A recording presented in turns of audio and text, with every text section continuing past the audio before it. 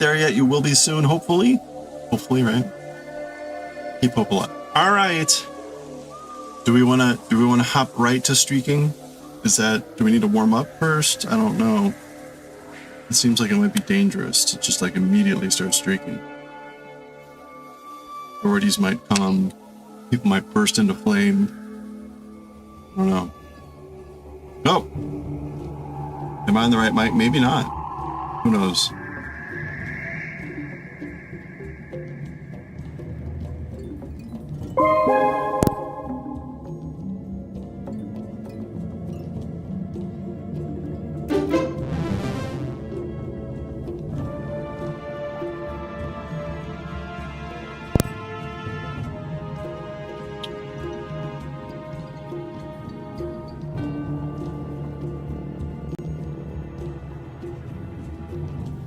Alright, let's give it a sec here.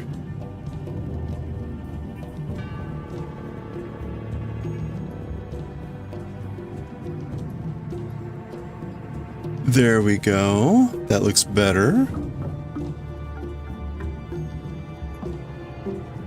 Okay, I think that should be good. Does that sound better? Yeah, thank you. I had my usual hiccup. The settings decided to reset to something else. Thank you. Streaking in this weather? Alright, let's get to it. Hey, Sephi, how are you doing? Well, hey, actually, let me say hi to everyone here. Semi, we'll get to your 50 here in a second. Chicken, thank you again. Goshi, Coffee, Sephi, hope you're all doing well. Alright, hold on, let's pause Diablo. Alright, we got a 50 stream streak. 50 stream streak. I gotta get right to it because, that's a lot of streakers. So let's celebrate the 50 stream streak for Semi. Let's go here. Let's go, streakers. Halfway there.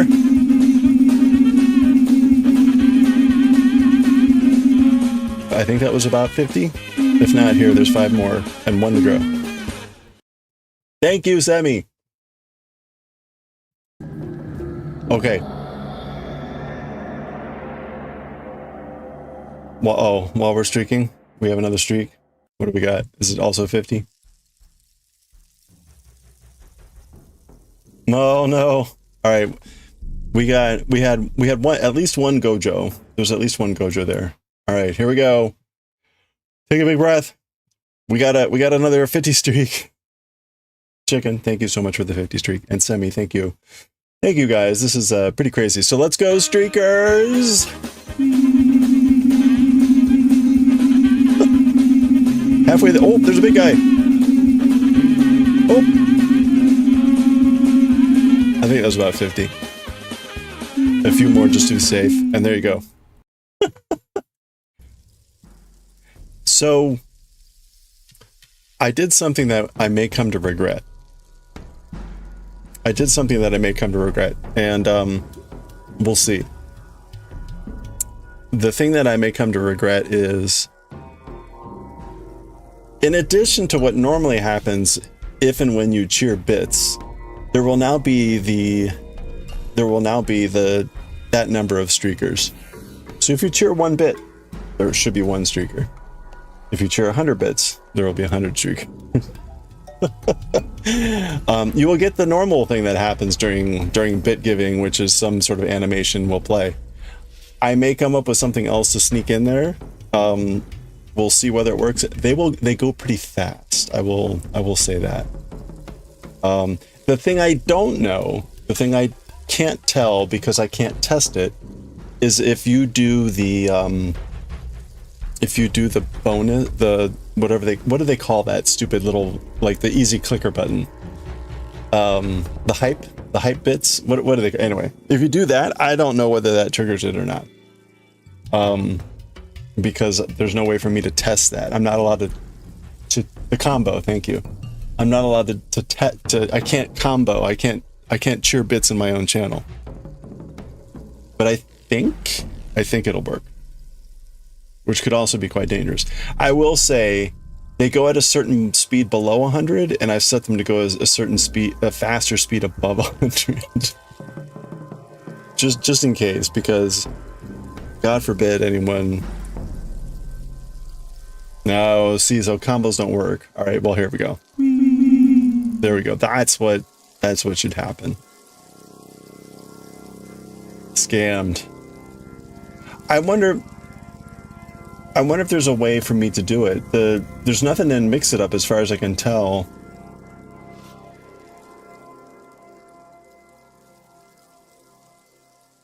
There's nothing in Mix It Up. It's just bits cheer. There's nothing to say like combo. Which is sad. They'll probably add that eventually.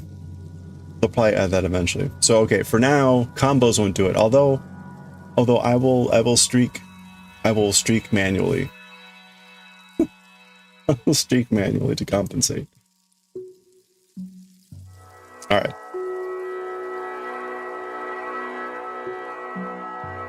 Well, thank you again, guys, for the large wand streaks. How are y'all doing? I hope you're having a good good start to your weekend.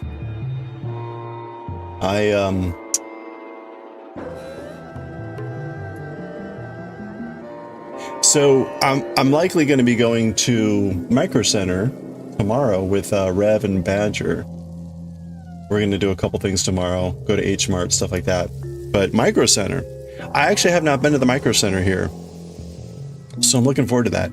I was thinking like, oh, now's a good time to like maybe look at upgrading my RAM or something on my computer, because in the past, what has happened is after a few years, RAM gets really cheap, and it's like, oh, I can add more RAM to my computer, and it's not that expensive. Yeah, no, that doesn't apparently happen anymore. Yeah, what the hell is up with RAM prices? I didn't realize, but yeah, I go to look at how much, like, so I currently have 32 gigs, which is fine. But I was like, okay, yeah, right, I'll add. I think I can go to 265 or 256.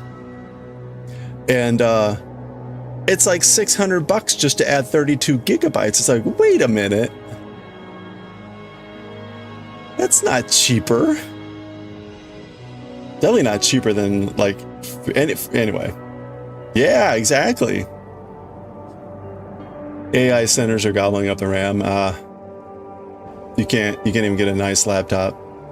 Yeah, well, I was shocked. Because again, this computer is now 3 years old.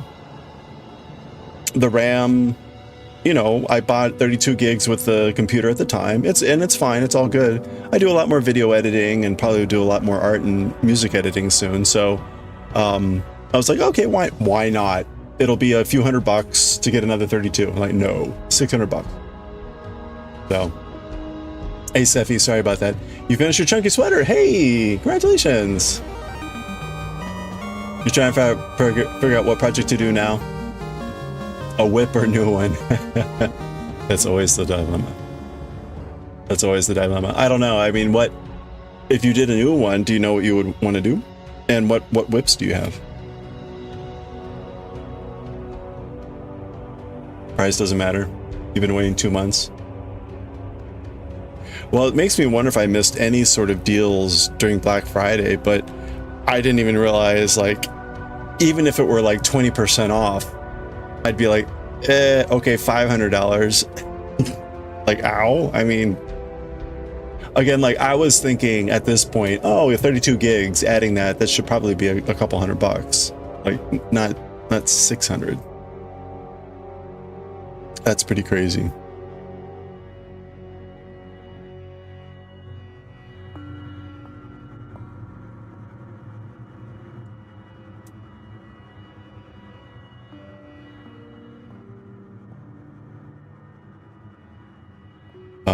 Okay, we're largely done with the B row at this point.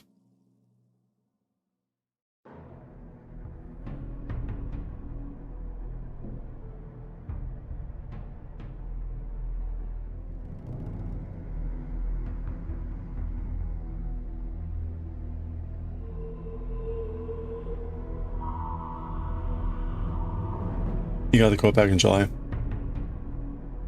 think it's way better for the company not to send you a laptop at the price they had quoted. Yeah, probably. I didn't realize things had really skyrocketed in the last couple months.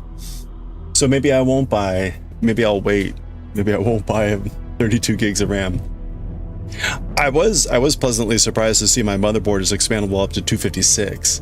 I doubt I will want to pay for that, but maybe if at some point, you know, when the AI market finally crashes. You have another sweater that needs one more sleeve to finish? You don't look forward to blocking to the color of the mohair coming off your hand? Oh no.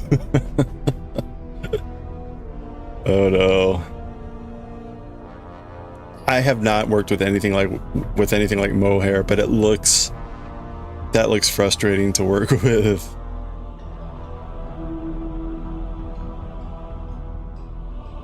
Just from all that fuzziness. We built a computer a few months ago. The 32 RAM was 130. Wow. Now I will say that was that's this like Kingston Fury RAM, or I don't know, right? It was some weird brand thing. But like 5200, whatever the number, the units are for whatever the numbers mean for RAM. Hertz? Is it Hertz? No. Flops? Whatever the 4-digit number is. Oh, or 5600. Mine's, I think, 5600. Anyway. I did see... I went to Newegg, and there was a version that ships from Taiwan, and it was called Budget RAM. And it was maybe like 230? But I think that was just for a 116 gigabit chip. And I was like, man, I don't know that I want to go with Budget RAM from Taiwan.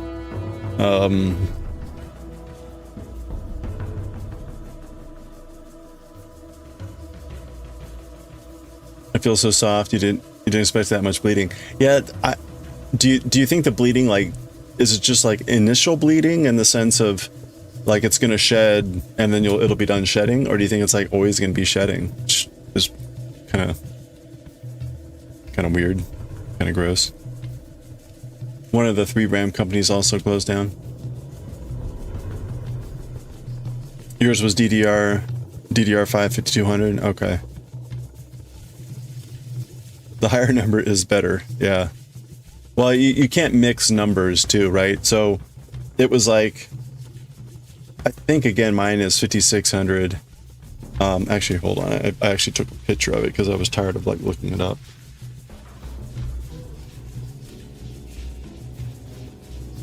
Yeah, I've got 5600 megahertz. But what that means is, right, you can't, I don't believe you can add in 6000. I've got to add in 5600s. There's something new besides, yeah, I have no idea, but I've got DDR5, so I've got to stick with that. You've got some old DDR4 sticks sitting around. Sell them! Sell now! So, I guess the message I'm hearing is now is not the right time to buy RAM, which is sad. But okay, whatever. Again, like I haven't noticed any. My computer's been doing fine. Whatever. It was. I'm gonna go to Micro Center, so why not? Right? Like no. Okay, now's not the time.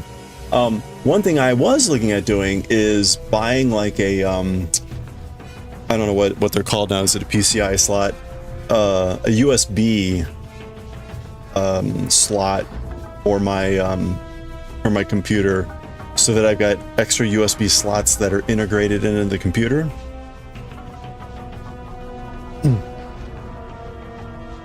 You also have memory sticks lying around. I forgot I had them. I forgot I had my memory sticks. It's old memory.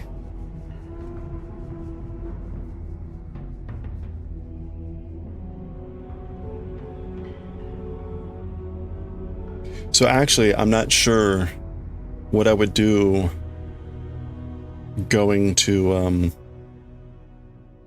Micro Center. Oh, no. So the USB expansion thing. Again, like I was looking, I still don't have a good sense of how you tell whether a USB slot is powered or not. I always kind of assumed that USB slots were powered by the system, but it doesn't seem like that's necessarily true, but I don't know how you tell the difference.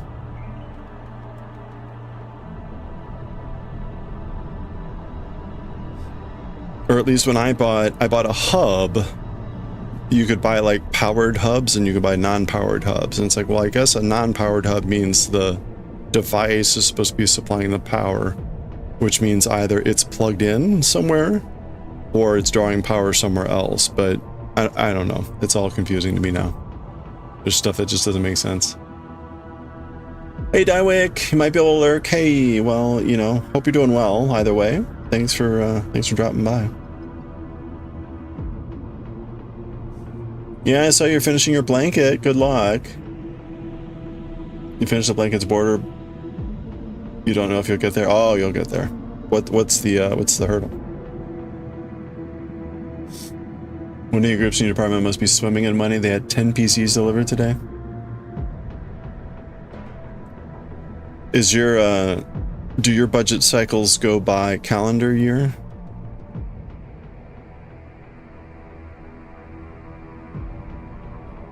If they go by calendar year, then they may just be trying to spend money before the year ends.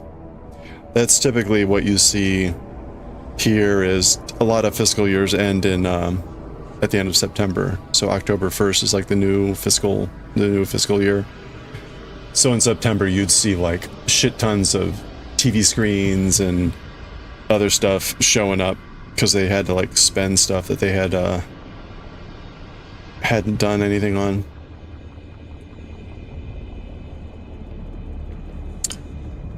You got a big evening thing ahead where you're doing stuff? You need to be at a restaurant in 7 minutes, I see. Well, hey. I hope you have a good evening.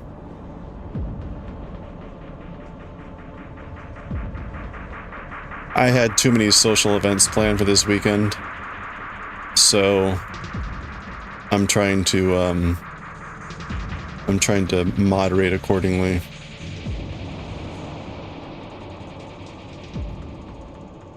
I don't do well when like the weekend is full of stuff.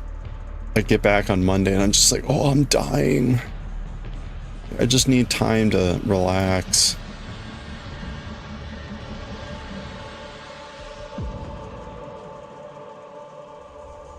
Like on Sunday, our choir director wants us to come back in the afternoon to sing with the kids for their practice.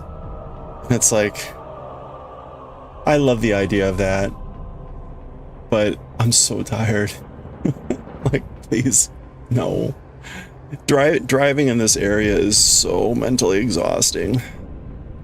And I'm going to be doing a lot of driving tomorrow, and I am not looking forward to it.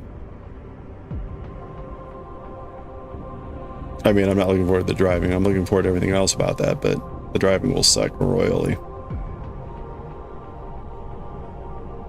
Not a lot of stack around right now. Maybe they hadn't delivered only now. Yeah, possibly. Maybe they ordered them in whenever. -9 Celsius. You're walking in the restaurant. Oh, pish. You'll be fine. You're young. You've got hot blood. You've got delicious, delicious hot blood. Just be careful of the vampires.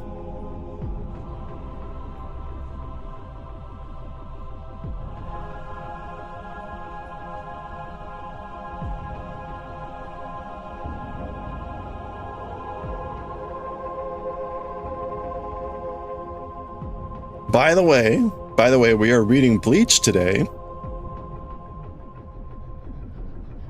Am I a vampire? No questions. By the way, we're reading Bleach today, and in honor of that, we will be meeting grown-up Nell. We'll be meeting grown-up Nell. So there she is, or at least as close as we could get to her by telling the AI to draw in Neliel. Nediaru.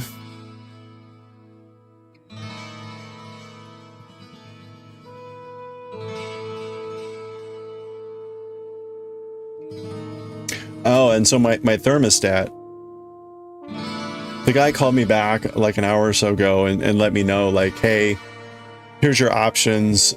It was kind of funny because he was saying, like, if you want, you can get the more modern thermostat that lets you, you know, control it through an app on your phone. And I was like, yeah, you know, I don't see any use in having that. I'm like, unless it's somehow the more recent thermostat that's like Wi-Fi enabled and has that integration is somehow like ridiculously cheaper. Like I find zero value in that, in even the concept of being able to control my thermostat from my phone. For a variety of reasons that I won't go into, because largely I'm going to insult people in a variety of ways by what I say, so I won't.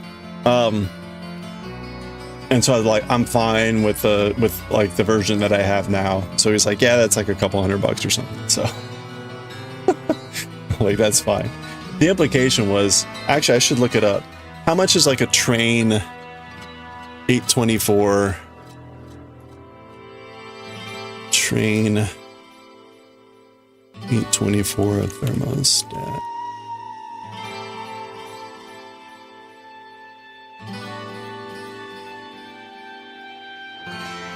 Okay, maybe like 450, maybe like 350 if you go like eBay with a sketchy person selling something.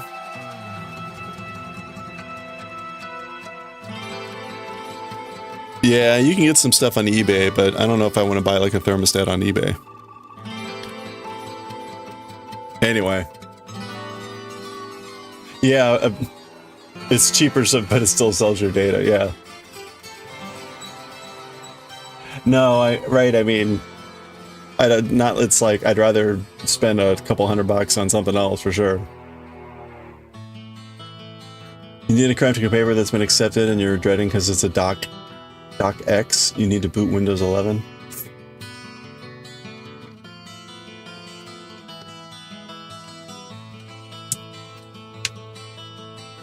Yeah, like sushi. That's a lot of sushi. Even like yarn. That's a lot of yarn. It's kind of sad when you're like, man, I could buy a lot of yarn for that. R.I.P. yarn. I never knew ye.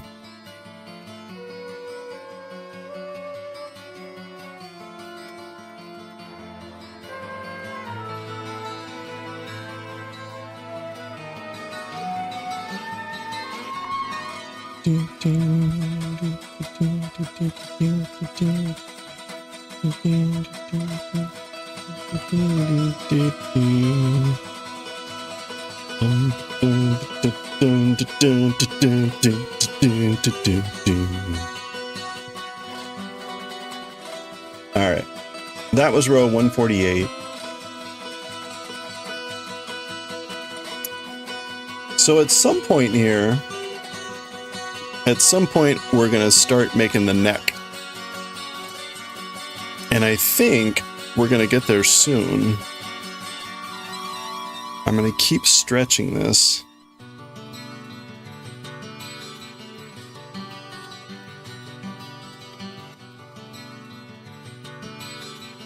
Woo!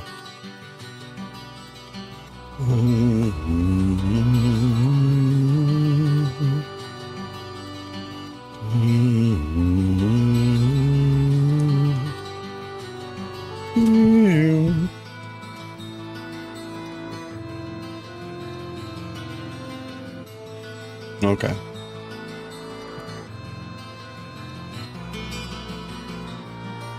We're now on row 149.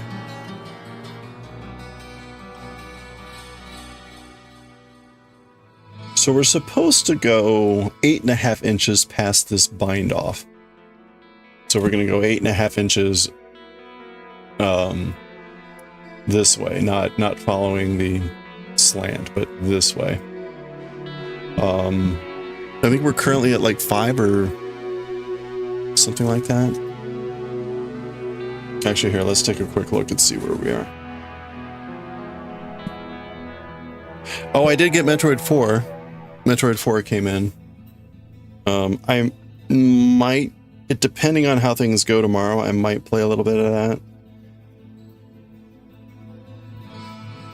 Okay. Do I guess you go from like here?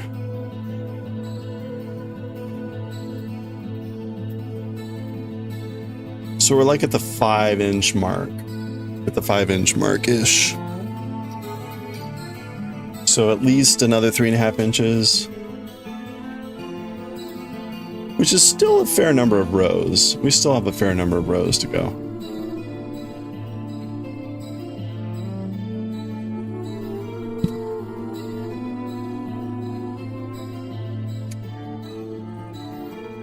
Yeah, you're right. I could also buy like some RAM. Or maybe I should think about like I could buy RAM for 3 thermostats. Maybe that's how I should be thinking about it. With 3 thermostats, I could be buying some RAM for my computer. Anyway, so is anyone knowledgeable about how USB slots work on computers? Actually, I also need to check and see whether I have a free slot.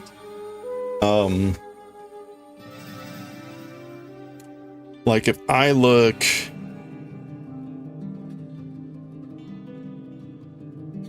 this motherboard,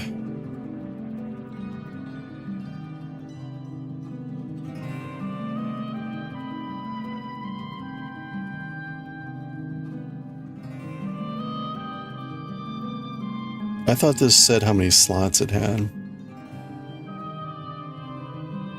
Oh, maybe not. I've got the graphics card. I've got a capture card. I think that's it. But you know how graphics cards are nowadays? They take up way too much space. So the graphics card kind of takes up 2 slots. So I don't know whether I really actually even have space for another card.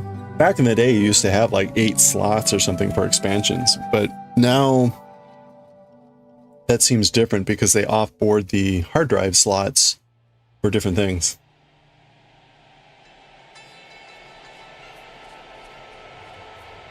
USB slots where there are little pins on the motherboard to connect USB like the ones coming from your desktop case. I don't know. Yeah. Motherboard layout. No, I don't know. Maybe there's a different way to expand the USB slots, and I've got, again, the motherboard is this, the motherboard is a Z690 Aorus Ultra. Hey Dill Guy, how are you doing? Not building, adding stuff. Adding stuff. Or thinking about it.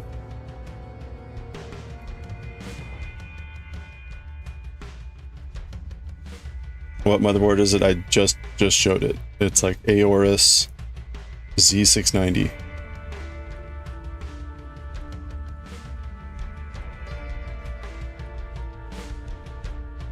You think most are designed to accommodate fat GPUs so the PCI slots are right next to each other? Yeah, I guess I wanted to look today. I just ran out of time to see how it's configured. But anyway, right, so the whole point is I'm going to Micro Center tomorrow with Rev and Badger. And the first option was to buy more RAM. That's out because RAM prices are apparently ridiculous right now. The second option was to look at expanding USB slots.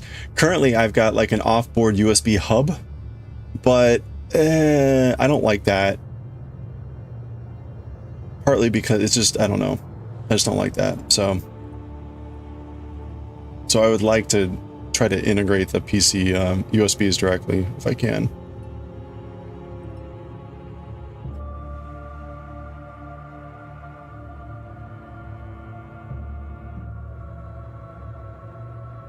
I've also been, like, I've got a fair number of USB slots on my computer, but I don't understand anymore about, like, which ones work with what, right? It's like, I had this problem with one of my one of my cameras at some point. Like it would work in certain slots but not others, but I had no idea why.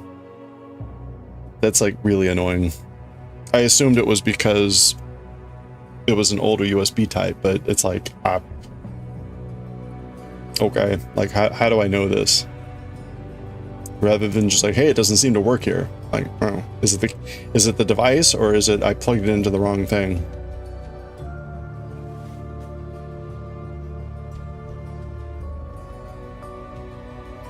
And cameras are like, have been ridiculously bad about being accurate about what they actually do. Like you used to remember I used to have all those problems with the one camera, like things would freeze and all that shit would happen. That was the Razor. I haven't used that now for a couple months. I got a different camera and I have had zero problems. So question is, was the camera faulty? Was I plugging it into the wrong thing? Was it somehow not properly supported because it was Razor? Was it just because the drivers were always out of date? Which is just ridiculous. Either way, I got rid of that camera and everything's fine. Which is a shame because I liked the camera when it worked. The problem was it was always glitching on me.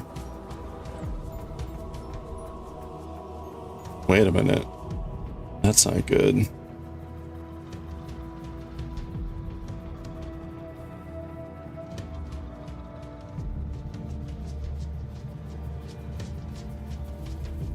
Microsoft is the Holy Land. Yeah, I've been to one ages ago, but I haven't been to the one in this area. Color of the port can sometimes indicate if it's 2 or 3. Yeah, but that doesn't help. That doesn't help me with anything. Right? That's just like, oh, okay.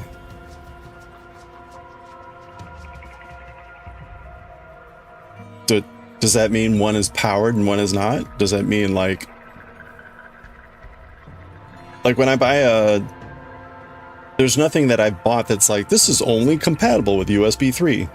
So like, what's the disadvantage of putting something on USB 2 versus 3.0?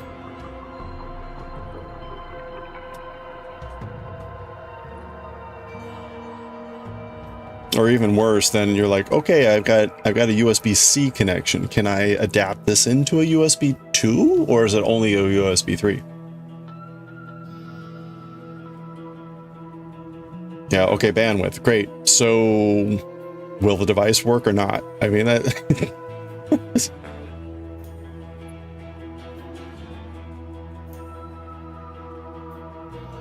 They're all backwards compatible. Yeah.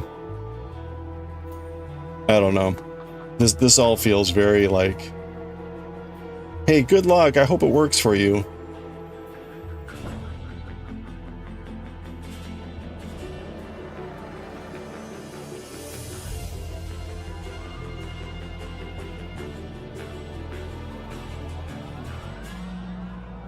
USB-C can be to receive, right? Okay, so it shouldn't matter.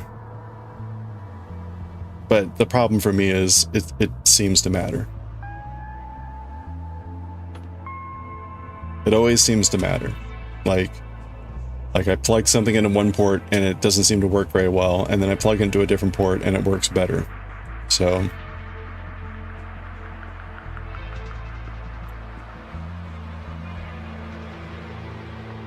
and the cable matters. Yeah. Yeah, that's what I thought.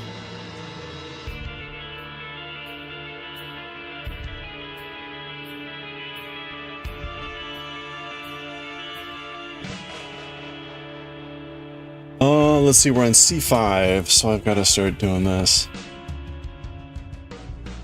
USB-C is better, it has more power capability. So if I've got a camera or something, that's probably better to be putting on USB-C. I've got my main camera and main microphone on a USB 3 that's on the top of my case. And this camera is on the USB-C. Those three seem to be generally reliable and working. It's the ones on the back of my case that I'm like, I don't know if this is working right.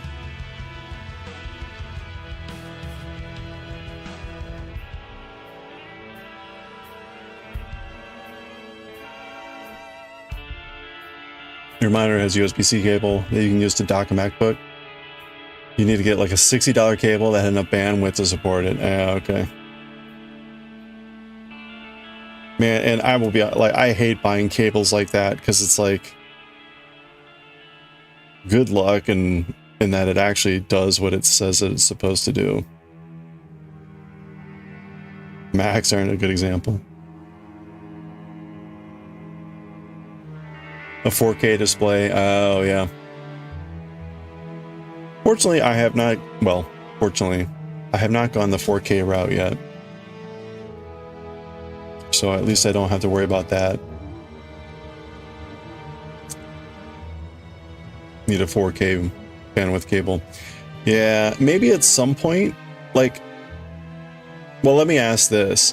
I think Twitch now has the ability to broadcast in 4K. Does anyone actually have like 4K monitors? I feel like I don't have anything that would warrant 4K streaming. Even when I play games, I'm not playing like games that like you would want to see in 4K. I mean, let's be honest, all the Switch games, like who the F cares? Switch 2? Nintendo is not pushing the boundaries when it comes to graphical limitations. Yeah, Bleach in 4K. I can see your fingerprints. I can see your fingerprints on the page. Lol. Ooh woo. It makes a difference. I'm sure it makes a difference. The question is, how many people have like the ability to view 4K? Like right now, are you watching on a 4K interface?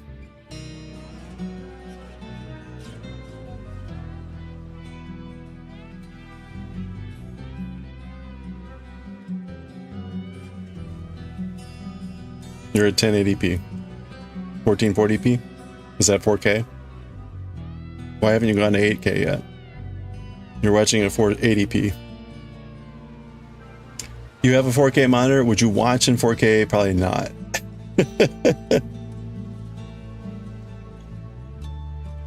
Oops, that should go back.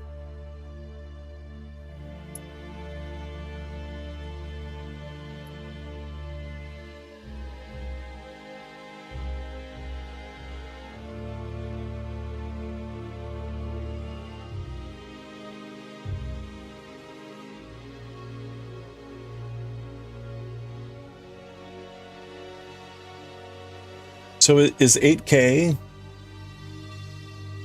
actually 2880p, 2880p, or is it a different scaling for the P's and the K's?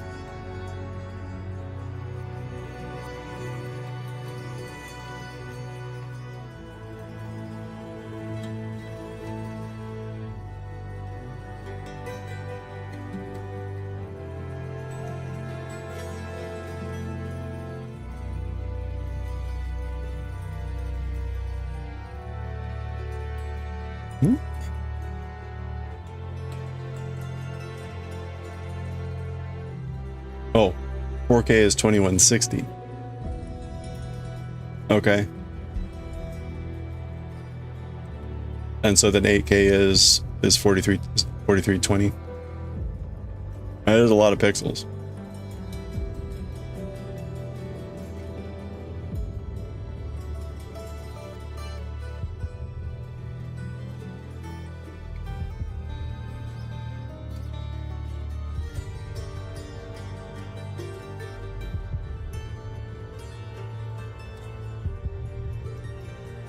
If I actually had an 8K monitor and had my setup in 8K, I would need to have something that downgrades it to at least 4K, right? If I were then broadcasting in 4K.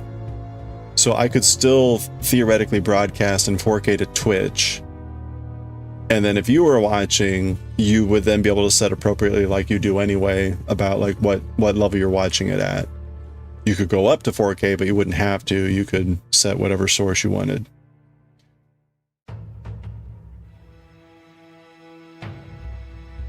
Downsampling is industry standard, but I mean that happens automatically, right? Like if I am at a higher level than say Twitch, I would be able to do that through OBS or whatever.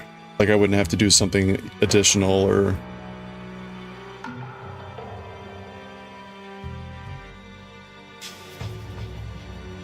like that wouldn't require additional processing on my end. I'm largely just curious from like the CPU usage standpoint. Like with the current setup, I use very little of my CPU, which is fine by me.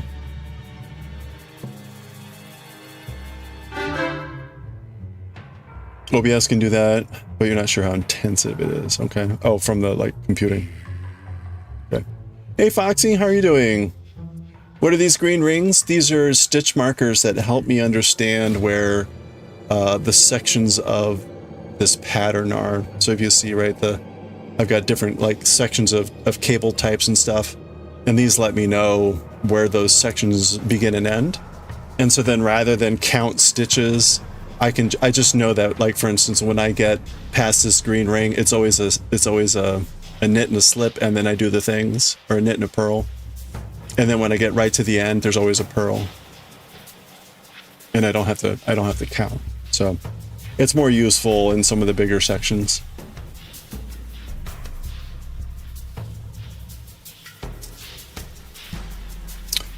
Welcome though. Hope you're doing well. Happy weekend, or I hope you're having a start to your weekend. They're cool. Yeah, thank you. I mean, these came with different colors and sizes. These came with I think these came with the needles that I bought. These are Chiogu needles. I bought these. They came with like the set. You're doing great. Hey, glad to hear it. Are you getting what? Depending, I guess it depends where you are. We got snow today. We actually got a couple inches, but it was pretty wet out. So on the roads, it's fortunately the roads are all clear.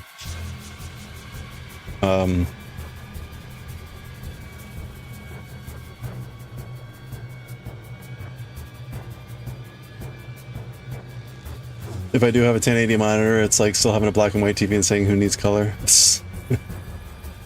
You want snow? Oh. Will you get snow at all, or are you in a snowless environment? This is the view outside this is very early on, so we probably got twice that on the banister. Yeah, snowless environment. So, okay, I need to look at my setup. I've got a 3080 graphics card. You can have monitors at different resolutions, right? Like if I get one monitor at 4K, I can keep my Luddite monitors that are only 1080, right? Depends every year how cold it gets. Okay. I'm over in the Washington DC area of the US, and so we usually get snow. Not often a lot, but sometimes we get a lot, so it really depends.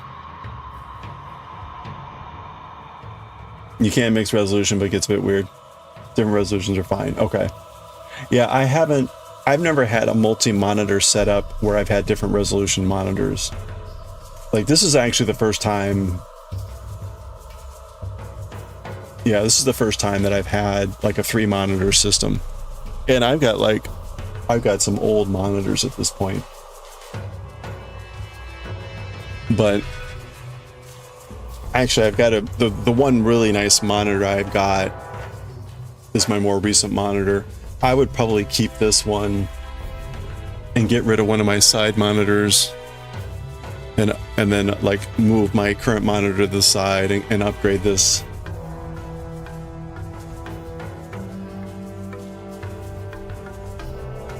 Yeah, sorry, we're also talking computer stuff because I'm visiting Micro Center tomorrow and trying to plan ahead about what I should be looking at.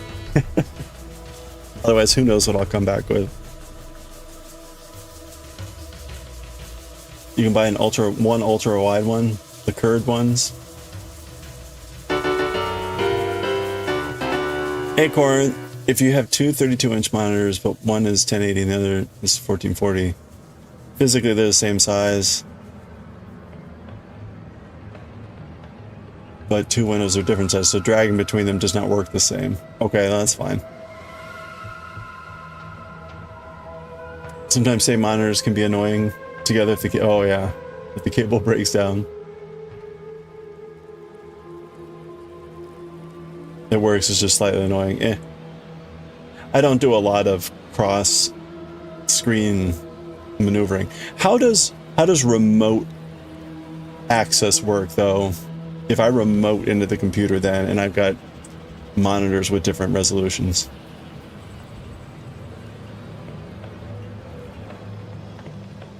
Go headless? Wait, how would that work?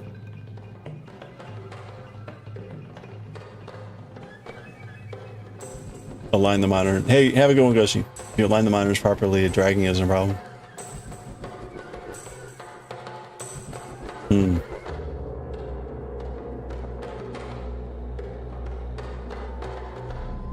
It's so complicated.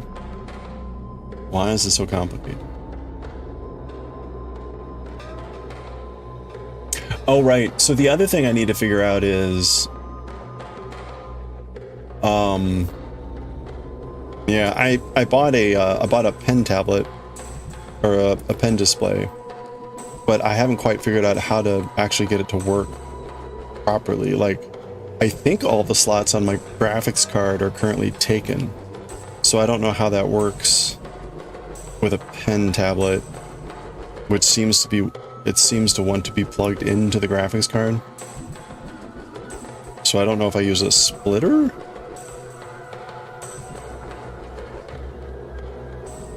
And how that would work anyway, because you wouldn't... Yeah, I don't know. I don't understand how it works yet.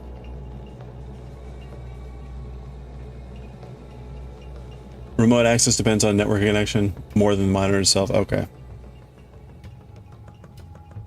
Dragging never a problem. It just works. Visually, it's better if the bottom edges are aligned so you move your mouse more organically. Okay, right. So it's like I'm moving across and it's still at the same position rather than suddenly like jumping down or up because they're not aligned. That's gonna get gross. What, with the pen tablet?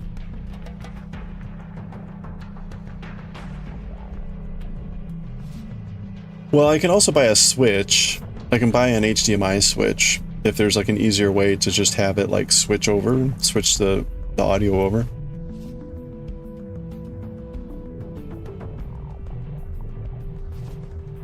Get the right drivers and need a graphics card slot.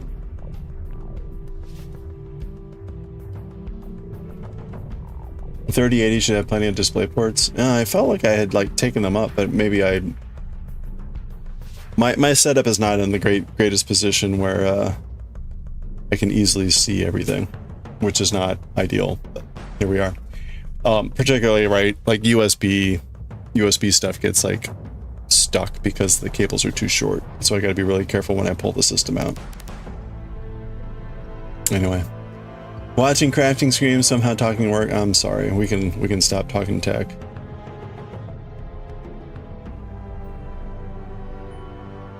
For the tablet, I need a capture card. Well, I've got a capture card. I tried plugging it into the capture card. It didn't seem to like that.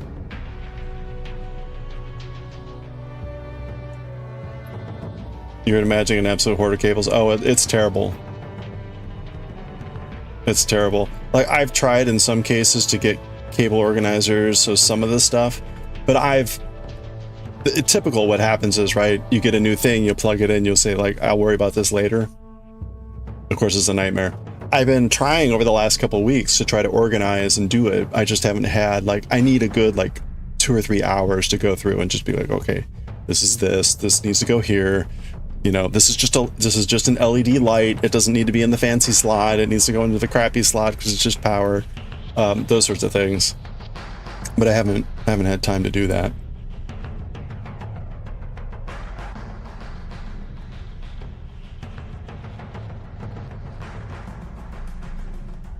And again, my PC, it's on the ground in a corner where I can't get to the back easily anymore.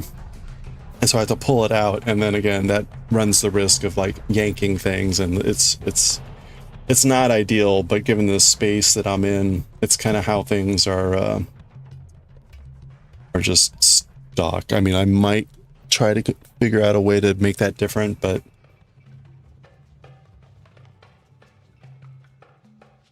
actually, come to think of it,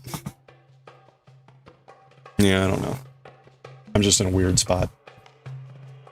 It's fine. It's funny, yeah. We're actually thinking of building a new computer. Oh, nice. PC's on the ground, yeah. Oh, it's fine down there. I've got it actually like on a plank, but it's just on the ground. I've got a tile floor.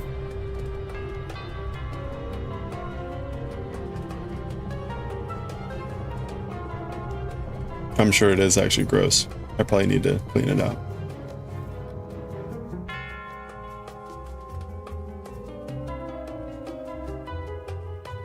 There's probably like a spider web in there. Pretend.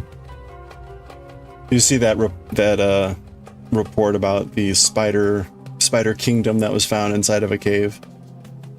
Like the largest clustering of spider webs ever. That's actually in my PC. PC needs dust bunny friends, exactly.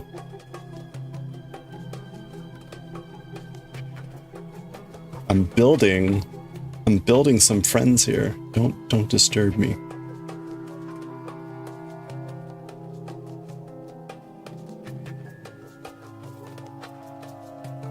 Sit in the corner to cry. Don't worry, he's just being funny. Totally not serious. Very serious. Yeah, so I'm going to Micro Center with Rev and Badger tomorrow, and I haven't been to the Micro Center here before, so I was trying to figure out ahead of time. Yeah, there's all the soot everywhere. I was trying to figure out ahead of time like what I should be looking for. And earlier I was saying like, oh, it's been a few years since I got this PC. I should get some RAM. Yeah, I should upgrade my RAM, right? I've got 32 RAM. I'm like, yeah, sure. RAM will be cheaper now. I'll just get another 32 gigs. And it's like $600. It's like apparently the worst time to get RAM. So I'm like, okay, cross that off the list. Buy whatever looks cool. Yeah, that too. As long as it doesn't need a USB slot. Oops. As long as it doesn't need a USB slot.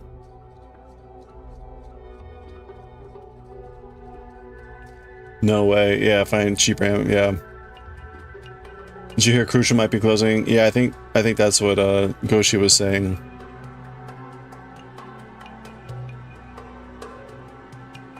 That timing does not seem to be good. The good news is RAM USB lights, just get a powered USB hub that plugs in a wall. Well, that's I do have the powered USB hub. That's what I need to like reorganize to make sure that the lights are going into that.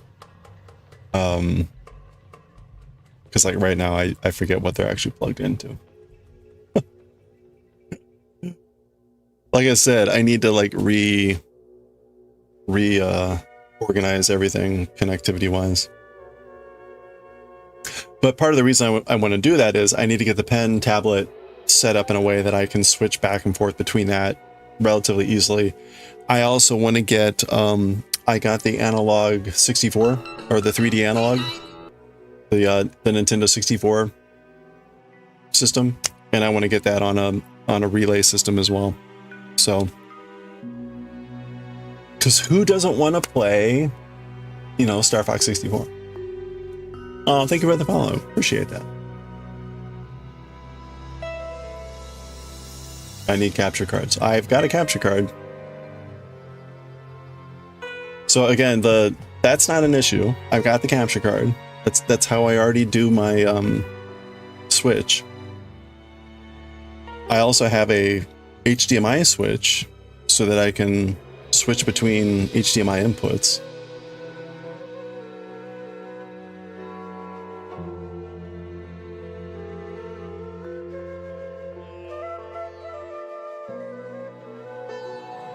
If I want to swap all the devices, I might need another one. No, that's what the HDMI switch is for.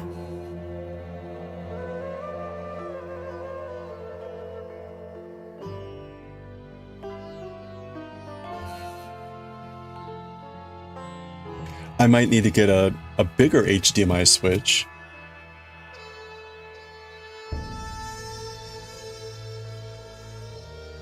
Because the capture card is definitely limited on the it's only got one input and one output, I think.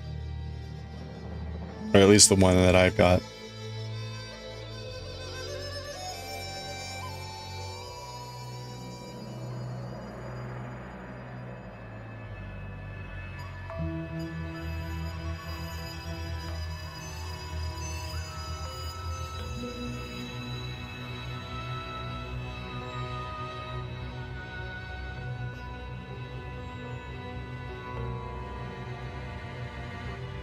Yeah,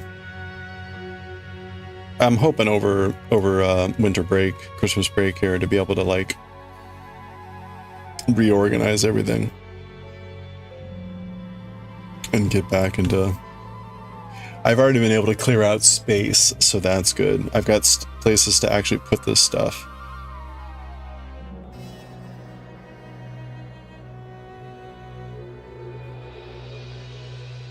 Space is at a premium in this little corner that I have.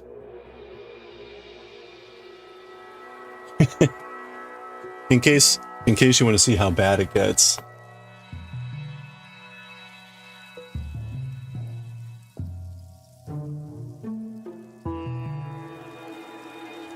There you go. That's in the corner above me. Is that? I think those are GameCube games over there. And those are Wii games, and here's a bunch of Switch games and stuff. So there you go. And that's just the corner of the room over there.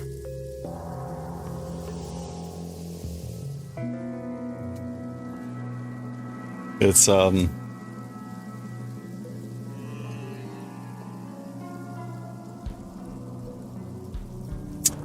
the Wii games, yeah, all the Wii games.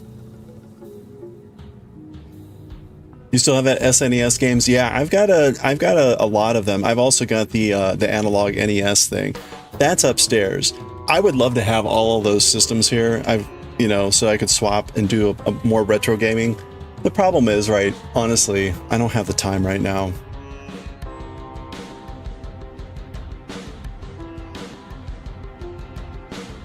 Like, even if I had all this set up, I don't. Right, we spend half of our time knitting and crocheting and doing other crafts like chainmail, but and we spend the other half reading Japanese manga, and like video games is kind of like an ancillary thing until I retire. When I retire, that's when I'll actually get to play video games again. So yeah, we'll be reading Bleach later. By the way, in case you guys missed it, it turned out that little Nell grew up. Little Nell grew up. So that's what we're going to see today.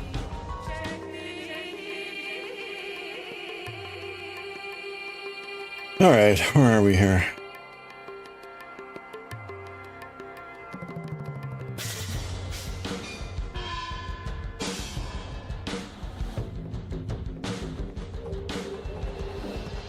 Speaking of time, yeah, no, thank you for the follow. I appreciate that, Foxy. Yeah, have a good one. we'll be around for a while here, but thanks for swinging by and chatting. Have a good one.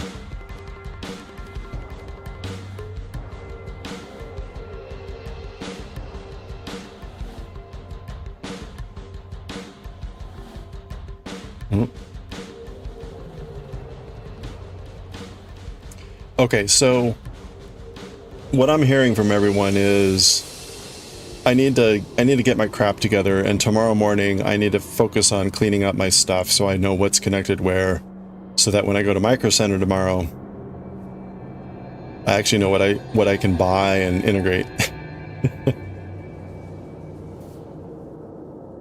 I'm still not convinced about the pen tablet. I did try putting it into the capture card, but it said it had no signal. So I don't know. Something seems weird there.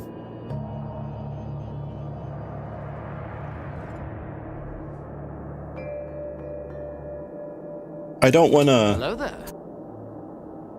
I'm not looking to capture from the pen tablet. I'm looking to display to the pen tablet. So it seems like it would be more likely that you would plug it into an output, not to an input, right?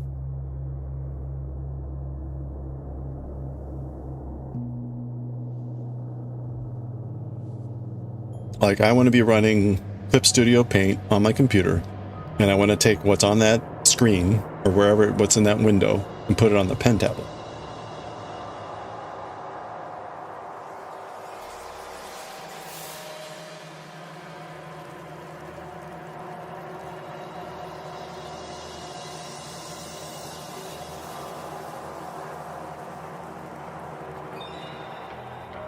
Or I guess I should call it a pen display.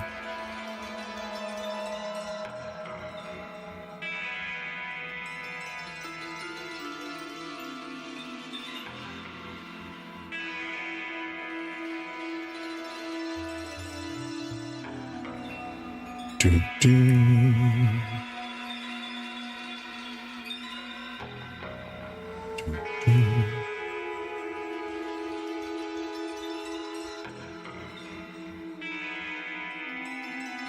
It's very insistent with that 5-1 or 4-1. 4-1.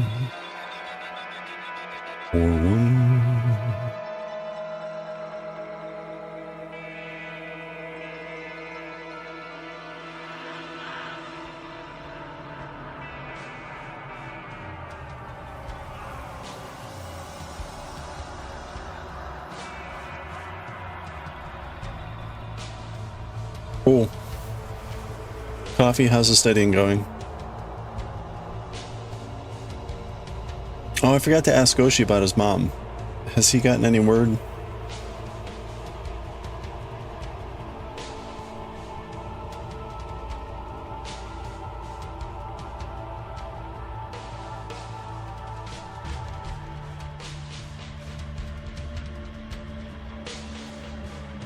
Got all self-absorbed in my computer.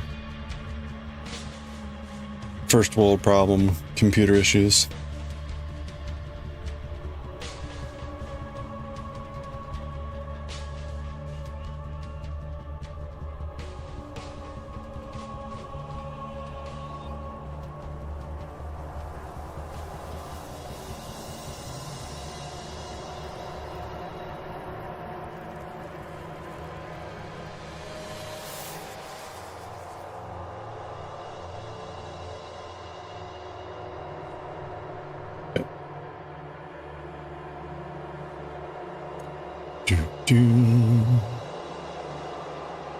Oops.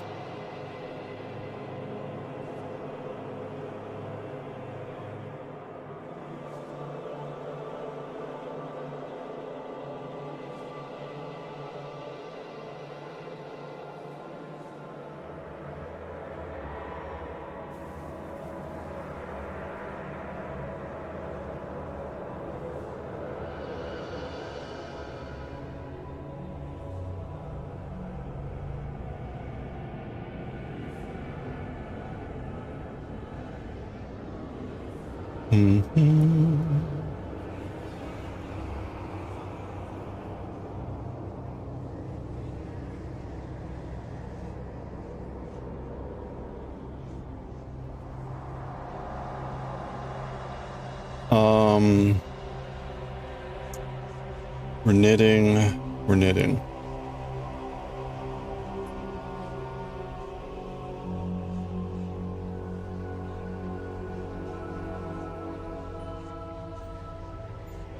All right. Okay.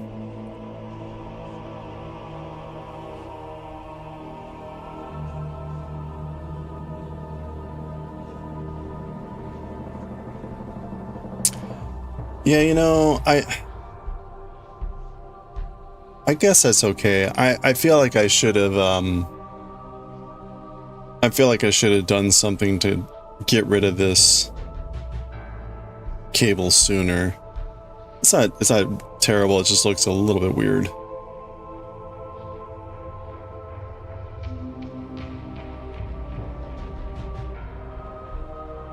Like I could have swung that away.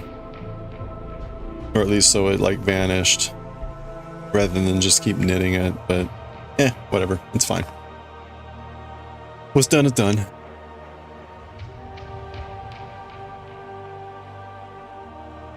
Okay.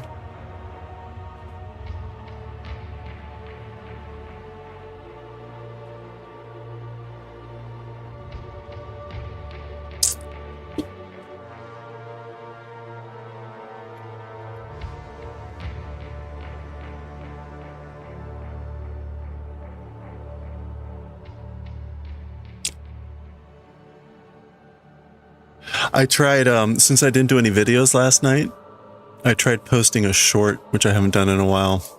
It was the typical, it's kind of my usual incense related short.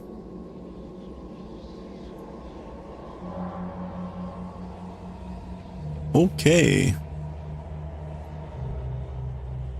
Oh, okay. It's just glitching. Well, oh, here we go.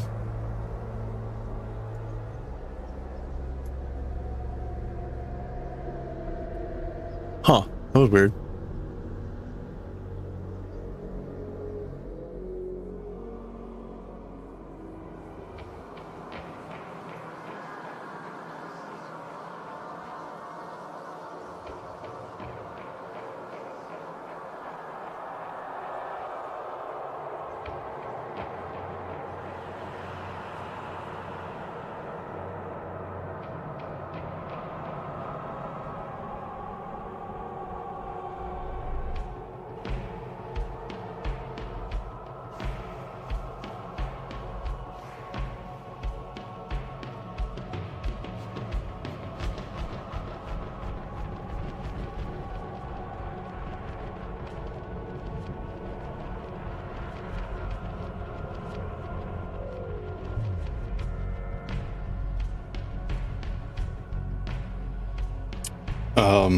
It was interesting.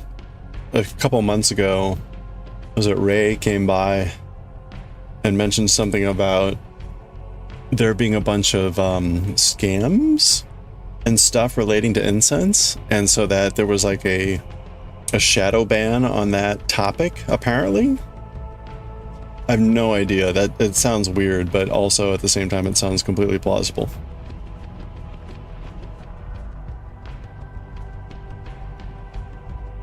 I guess there was some weird, like, I don't know what it would even be, an incense scam going on. But anyway, it would explain why, like, the incense videos just suddenly tanked.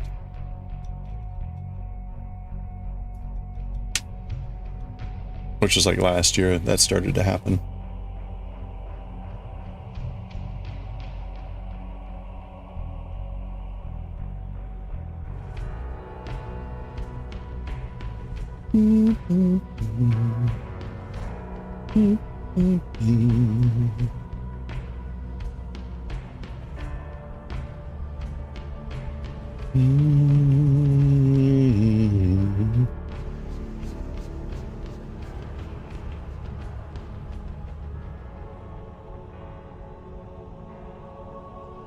All right.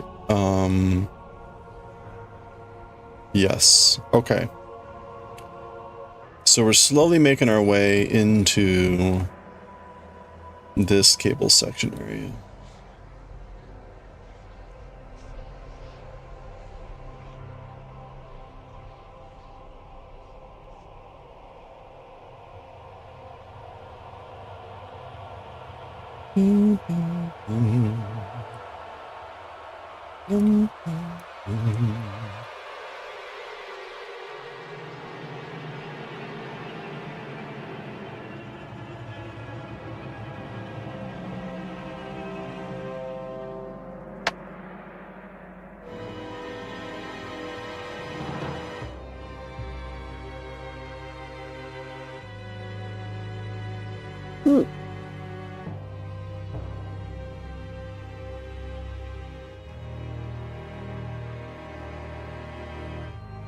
Whoa.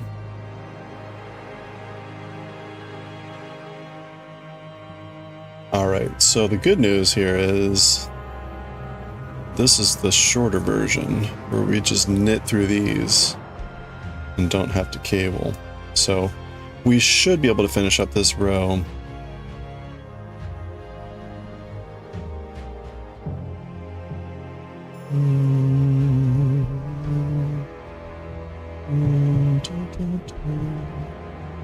In enough time. I think Bleach will be short. And Azumanga is usually on the short side, so I think we'll be able to get back to knitting pretty quickly, which is good. I want to get to the point where we're finishing up this piece by Sunday. I think we can get there. I think.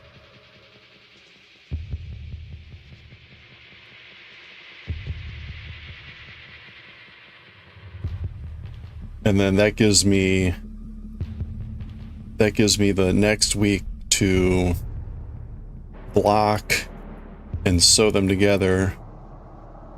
And then I've got to knit the neck itself, the collar, and do final blocking, and it's done.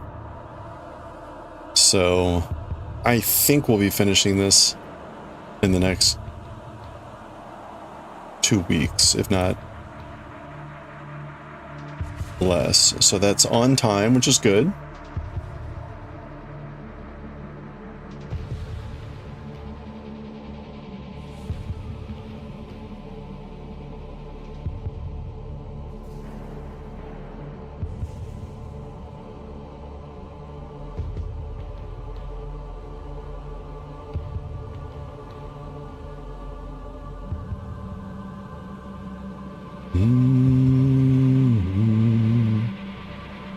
Alright, we're just knitting through here again.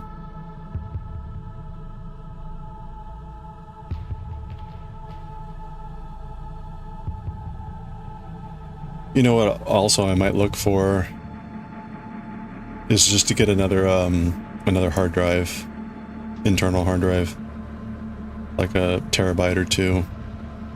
How much do those run nowadays? Those should be relatively cheap, right?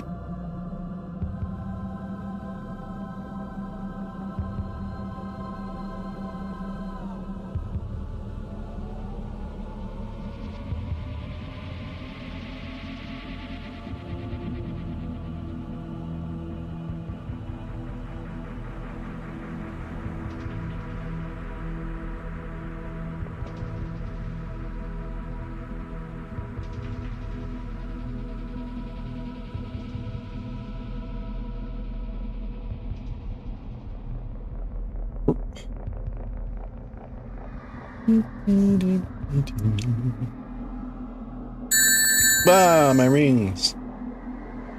Hey, Jura. Pancake.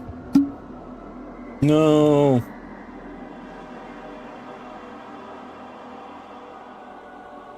Hitting all the buttons.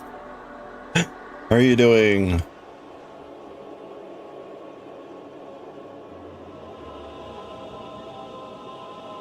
Hope you've been enjoying your Hades runs. It looks like you've been having a good time.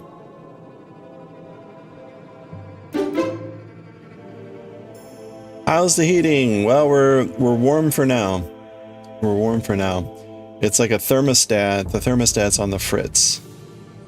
A buggy thermostat. So I'll be getting a new thermostat on Monday for just a couple $100.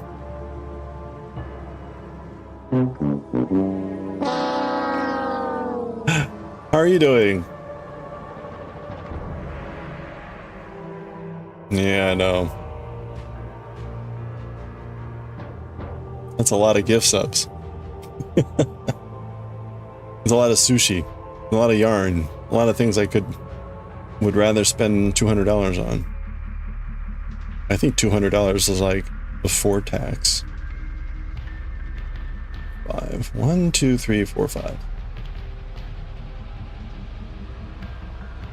You're okay? Bit tired, but it's the weekend! Yay! You got any big plans? Or is it going to be like a quiet, relaxing weekend? We did have snow. We did snow today. That was exciting.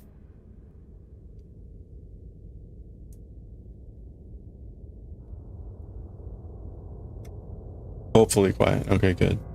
Yeah, I'm planning on I'm gonna go out to the computer store, local computer store here with Rev Brucifer, and Pew Pew Badger. We're gonna meet up tomorrow, do some shopping. H Mart, the Korean Mart, go to a retro gaming store. So that'll be fun. Yeah, I was trying to figure out earlier like what to get and what not to get. As I discovered, RAM is really expensive nowadays for some reason. Apparently like data centers or something. I don't know. So I'm not getting RAM. No, it's just I'm not. It was more target of opportunity, and yeah, which is good. I don't need to be fixing or replacing anything. Yeah, I'm just dreading the driving. Driving in this area sucks. So, like blech.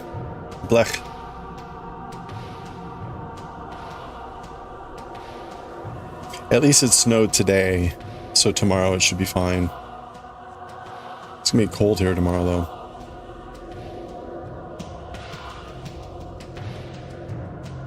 I also found out, and this makes sense, I have a heat pump.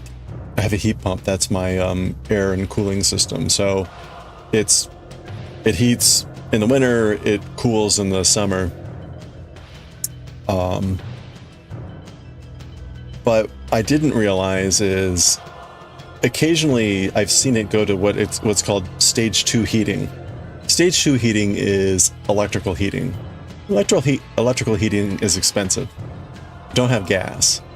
And so I saw that last time that happened, I thought the system was broken, and it turned out it was. But I equated those two things. So when I saw it happen again, I was like, oh crap.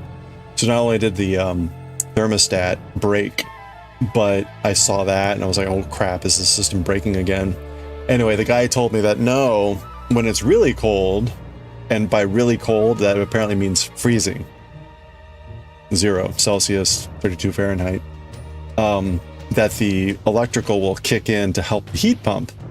And I was like, yeah, but it routinely gets below freezing here. So like you're basically telling me heating will always be expensive because it will always be kicking on the electric.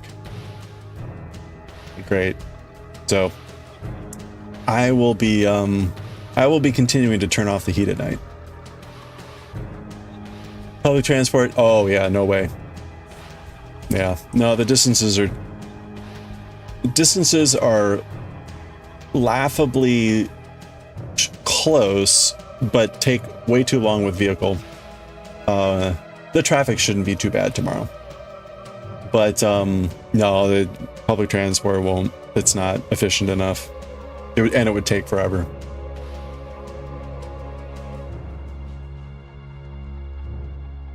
The places that we're going are all out, kind of more in the suburbs area. So it's much more not connected, and further apart. Yeah.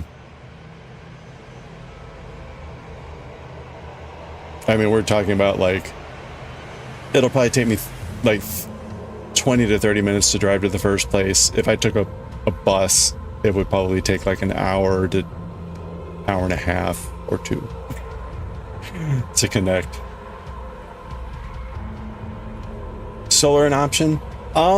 I guess there is an option of like doing solar installation. I just haven't looked into it. Solar is still a little bit goofy here, depending.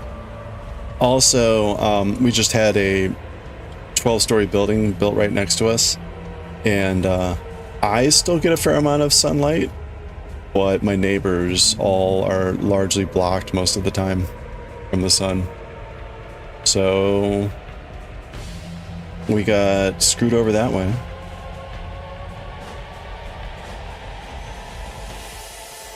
Yeah. Yep.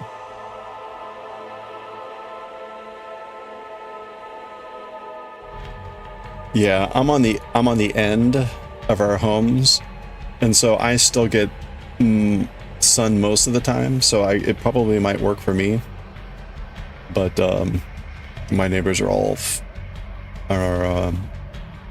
less fortunate than I.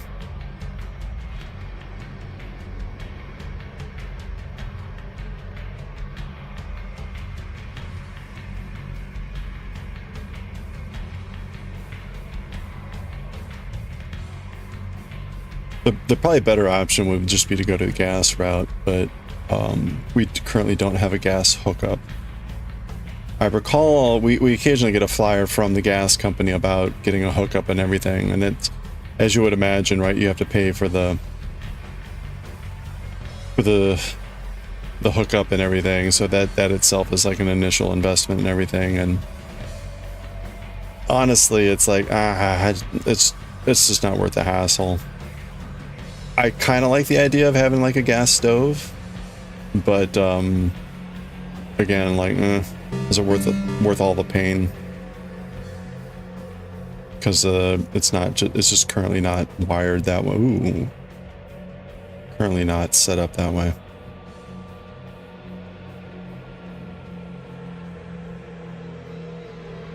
You're looking at solar panels for heat pump? Probably costs an arm and a leg, yeah.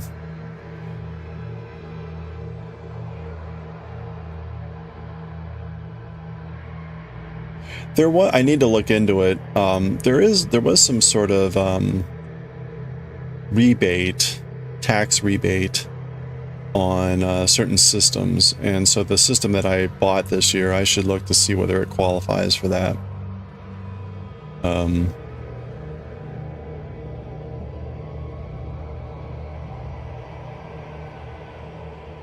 It would be maybe like 15% of the cost that I paid for the system, but at this point, like, I'll take it.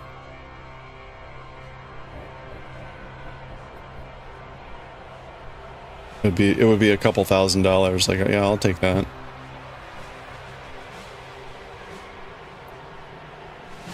You have a heat pump. Outside unit has an electrical heater's backup. The warm fluid from the inside isn't enough to defrost it. At least that's how we understood it worked. Yeah. Solar in Germany.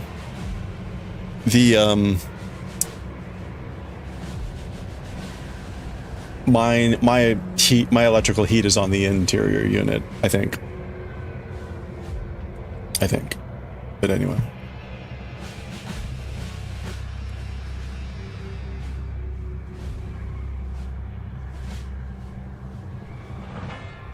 Get some juice for the AC in the summer. Some cloud juice. Wait, what?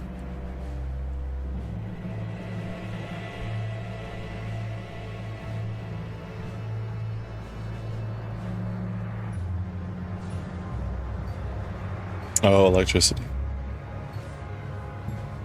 That's a form of cloud juice.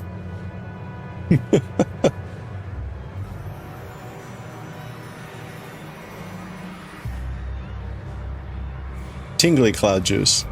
There we go. That's it. There you go, Jura. If you ever do like lemon water, you could call that like electricity. Tingly cloud juice.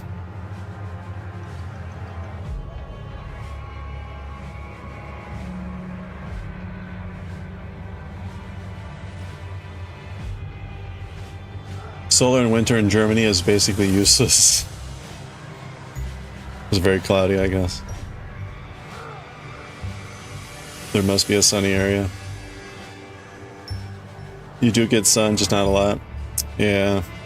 When I was in upstate New York, talk about an area that did not get a lot of sun, period. I think half of the days, more than half the days were cloudy.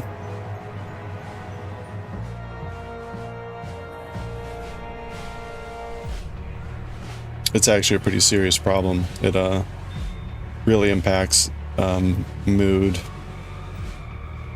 And at the university in particular, it combines in really bad ways. So.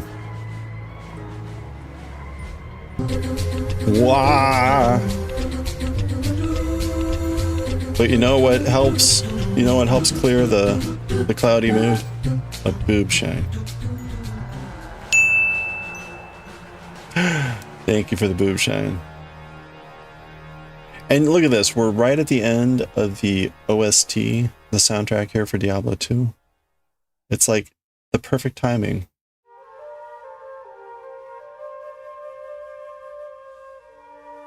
It's Kismet.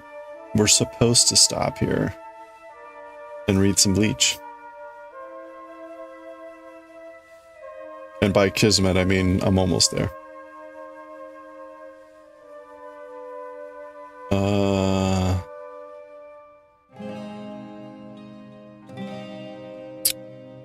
How far do I reckon with the jumper here? So we're close. I think we'll finish in the next 2 or 3 days. Where we go? Yeah. Well, at least we'll finish this piece. We'll finish this piece, and then we got to put it all together. But so we're starting the decreases. And we need to go 8.5 inches beyond this part where we started to cut in. And we're currently at like 5.5. We're about 5.5. We need to go like 8.5. And then what happens is this is the front of the piece, so we have to account for the neck hole. So in about another couple inches, I put a marker here.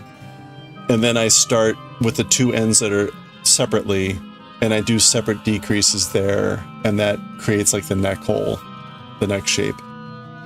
At least that's how it looks from the instructions. But we're probably a day away from starting that, and then I presume like that it will take a day or 2. So if you miss the rest of it. Yeah, I mean, so we've done the other pieces. All the other pieces are done. We've done the sleeves and the back. And so this is the front. This is the last one.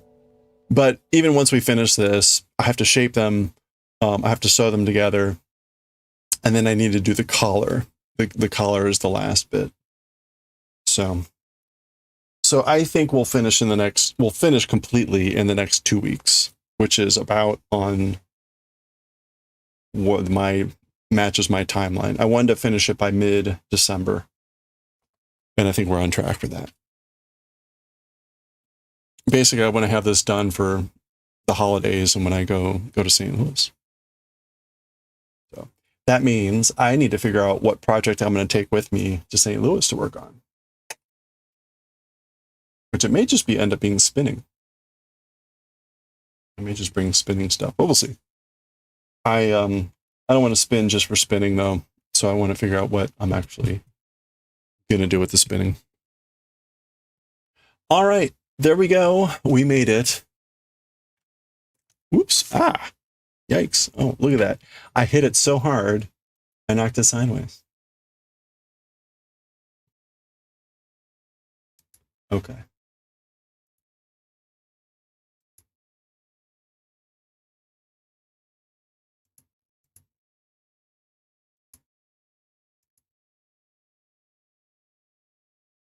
All right, give me 1 second here. We're gonna do Bleach here in a second.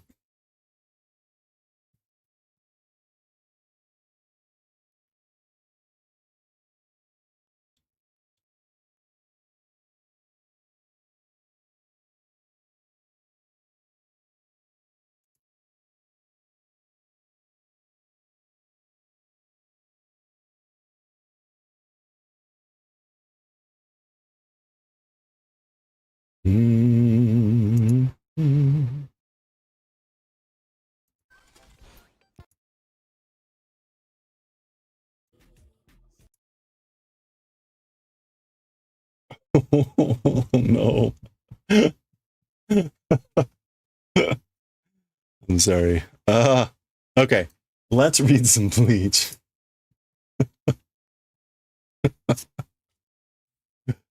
Very cool. Okay.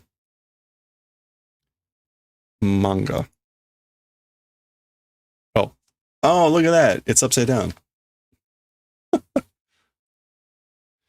Funny. Haha.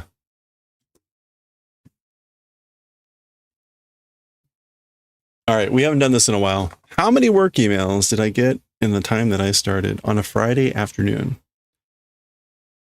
How many work emails did I get?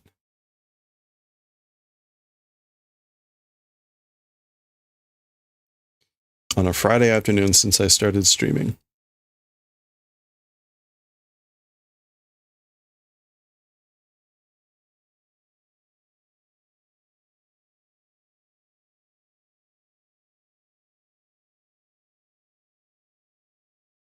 Six threads? 8? It looked like only 5 with probably 4 threads, which is pretty damned impressive. Of course, the day's not over, so I'm sure I'll still get more. That's pretty good. I'll take it.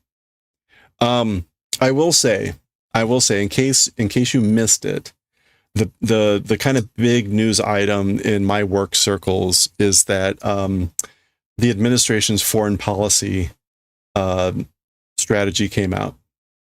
And so, especially to my European friends, stand by. We may want to discuss it in polite quarters at some point, but it's gonna cause a lot of waves. So if you haven't already heard about it, but stand by. All right. Yeah, it's you already read about it, yeah. The wait for all the reactions. Wait for all the reactions. That will be the it is in the newspapers, okay. Yeah. Okay. Let's see. In the meantime, let's read some Bleach. What am I looking for here? I want to change over the stream info so that people are not deluded to thinking that we're knitting anymore. We will be knitting, but after we read through Bleach and Azumanga. Japanese Bleach and Azumanga now. More knitting next. Akira later. So get this. We've been watching Julia Child, right? I did get a copyright flag on one of the things, but guess what it was? It was that little short that we watched on the French fries. It was just that. So for some reason, that little segment where she talks about the different types of frites got flagged. None of the other episodes we've been watching, just that one little short segment. I don't know what to make of that. That seems weird, and it also got flagged like 3 days after.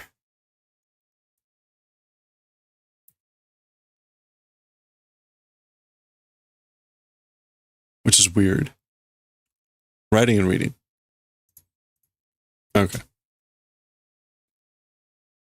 That's right.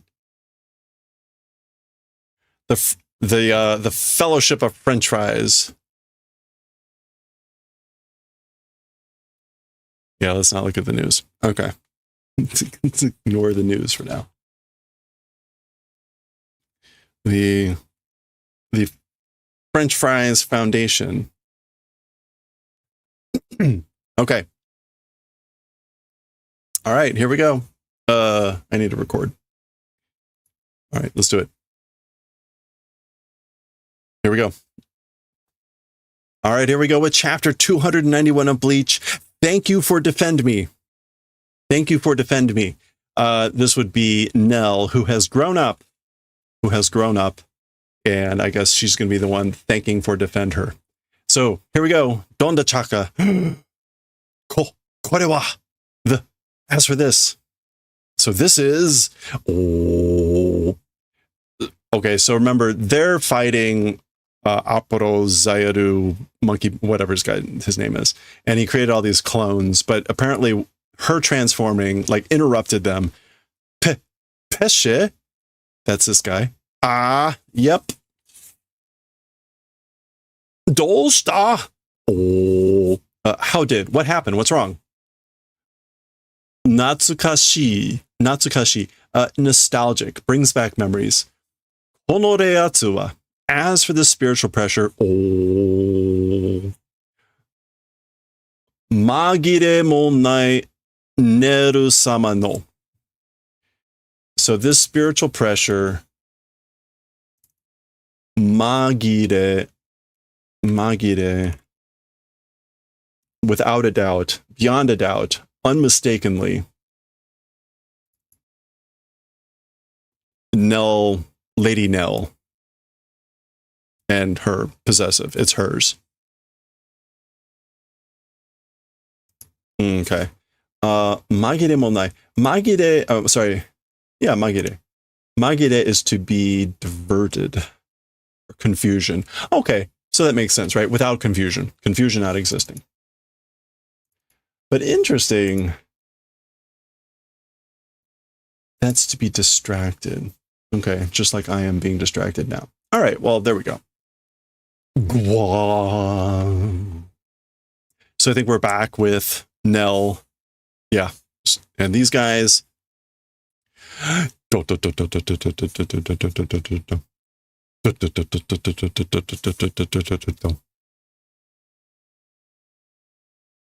Neru? No. Oh. There we go. We get a whole page. Thank you for defend me. They grow up so fast.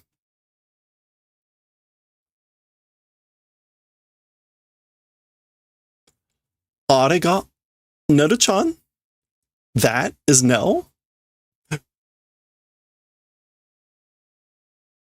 That's not, I don't think that's an actual exclamation point. I think that's on this guy's clothes, right? It kind of, anyway. Okay. They're watching this.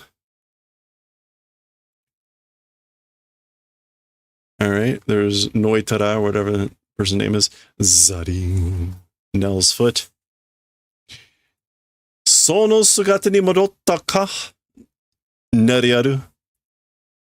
To that shape, to that form, returned? Question mark. Nariaru. So you've returned to that shape, that form now. Remember, her full name is Neriaru, and there's a bunch of other crap.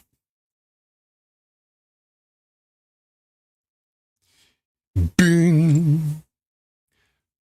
Exclamation point. Okay, boon usually either means like someone missing or something moving so fast that it kind of fades out, which appears to be more what happens here with she's moving or doing something.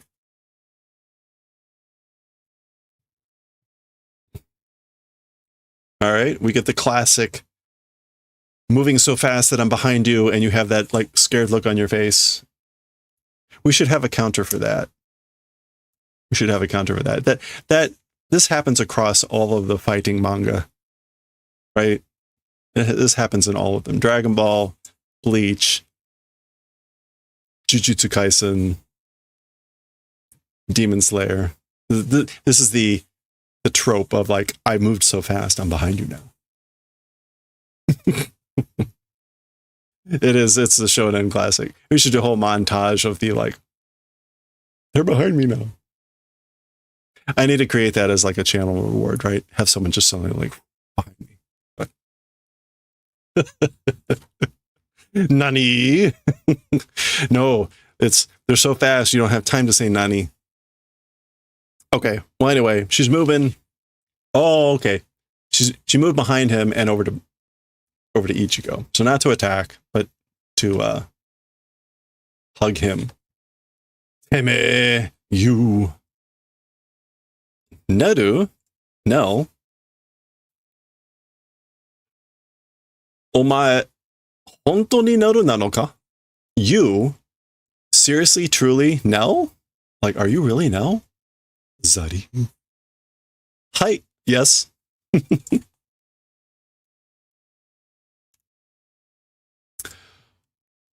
Ichigo no okage de,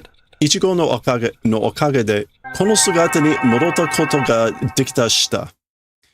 Okay, let me do that again. Sorry.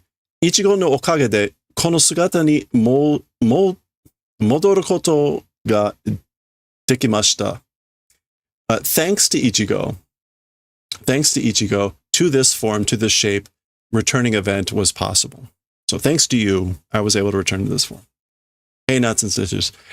Ichigo ga chisana watashi o zutto mamori nagara koko made tsurete kite kureta okage desu. Ichigo is the one, small me, continuously while protecting to this place, doing that favor, thanks. So she just kind of reiterates what she says here. Thanks to you, I've been able to return this form. It's because of Ichigo. It's thanks to you doing the favor of bringing me to this place while protecting me all along, me who was small. Skosh jitto shitete kurasai. A little bit jitto, do please. So she's telling him to jitto. Jitto means to be like motionless, to watch steadily, or be patient, firmly restrained. A little bit, please do jitto. So like basically be patient, don't move, be motionless, please, for a little bit. Ore ga shitai no. Thanks, want to do. So I want to do gratitude. I want to do thanks. I want to thank you. Ore ga shitai no. No is they're explaining what she wants to do. Za.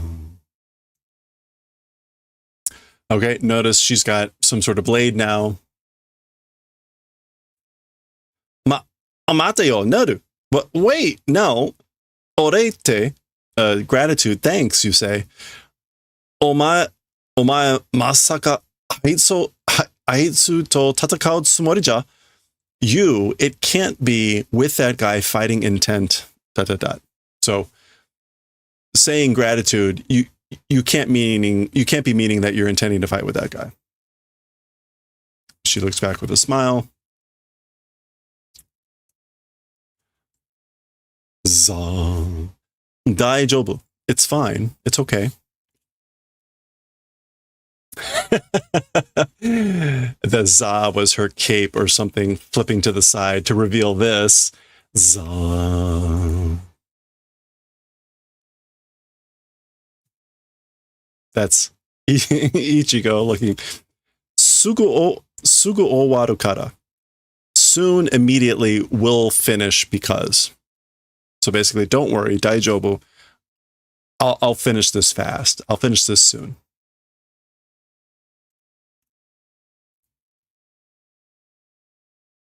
Guam. All right, so she's moving in. And again, she's got her sword in her hand. Oh, and that's the ah. So the gwa, the ah kind of looks like a strike, but boom.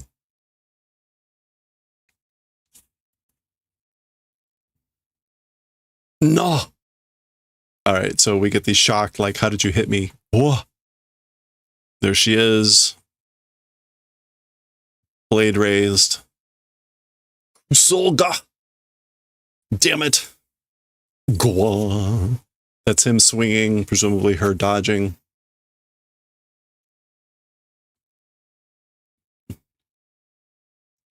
Gun. All right, she's flipping in the air, doing something. Gun is usually a strike, but it's not quite clear what she's hitting here. There she is in the air. Go. Boom. All right. Gun. That's him sliding back. Oh, damn it. Remember, he's only number 5.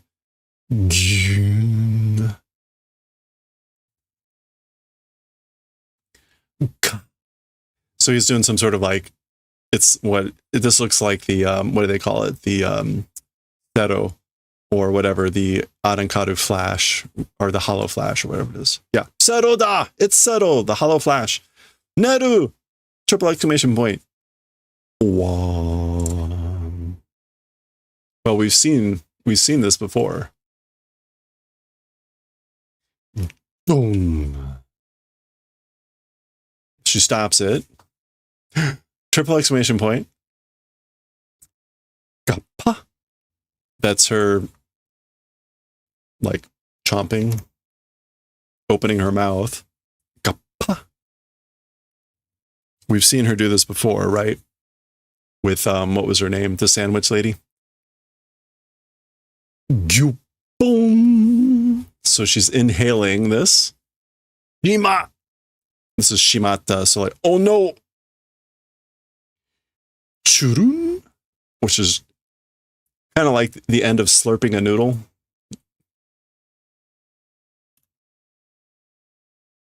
That would be the sound, like the little noodle as it comes in, flipping around as you suck it in at the last minute. That's kind of a churun.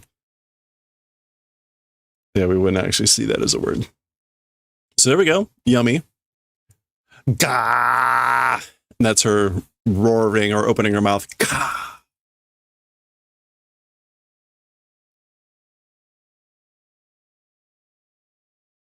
Zun.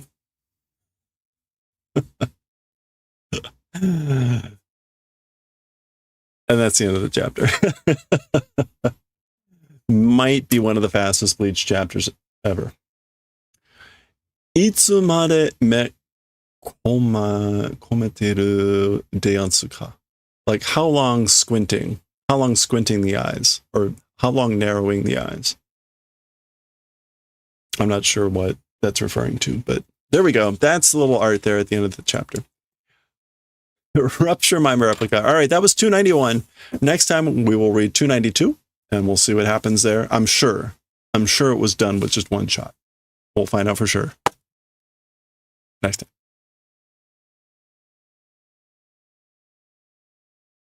Okay. Wow. So fast. I mean, that was like 12 minutes.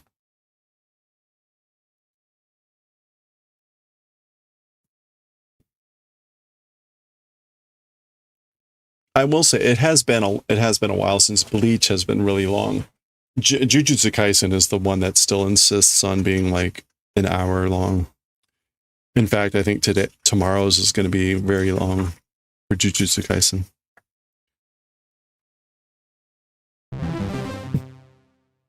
Hey, Mimi, how are you? Have you arrived? How are things going?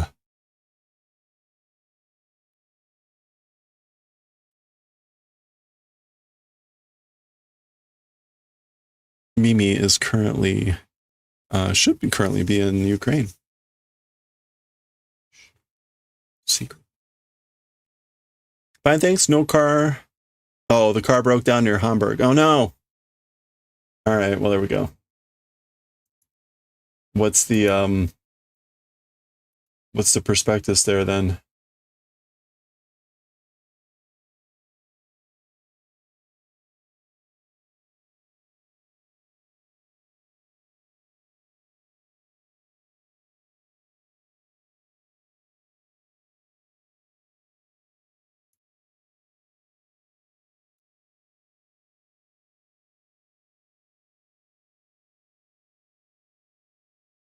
Oh, so I don't know if I mentioned this.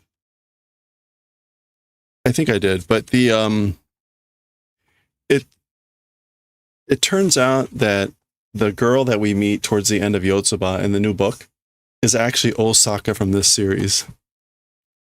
We there's a gym teacher that they meet, and that whole sequence is actually Osaka. I didn't put those two together. I mean, I had read this so long ago. There's no way I would have remembered that or recognized who that was.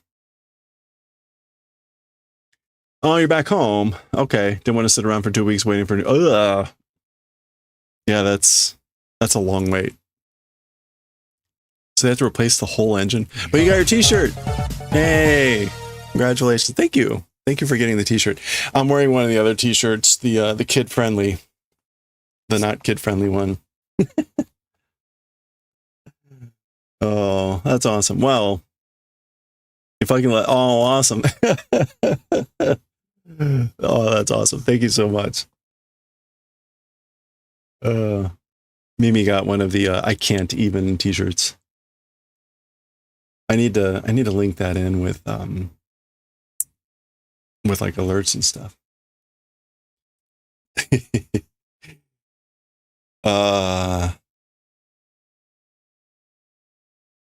Let's see. What am I looking for? We need to change bleach to Azumanga. Oh, and I can stop recording and start recording. Well, so are you, given the timing, are you just going to wait for the repairs and then go? Because you were also looking at going back like in early January, so that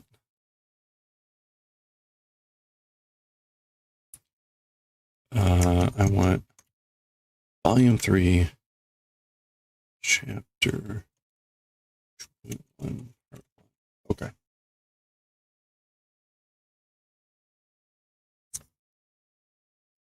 All right, I think we've got almost everything here. 2 more t-shirts. Oh ho. Hey, you know, I also wanted to ask what's the status of the Stitch the Stitch doll?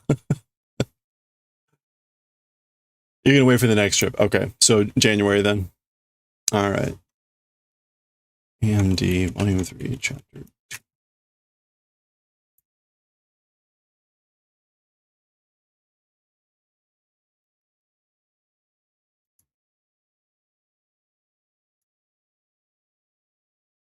Yeah, it's very, the monster is back. Yeah, I'm sorry.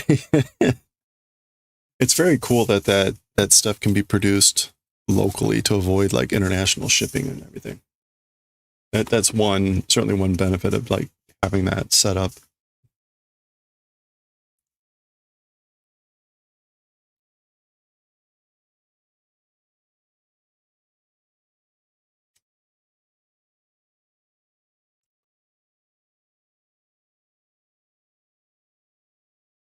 Okay.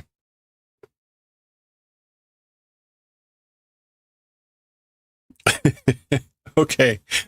Are we ready for this? Yeah, I wish you all the best in coping with Stitch. All right, here we go. I think we're all set. Let me get this ready to go. Okay, here we go. Welcome back. You went out to the garage so you wouldn't have to listen to it? Wow, that's I'm sorry. I'm sorry.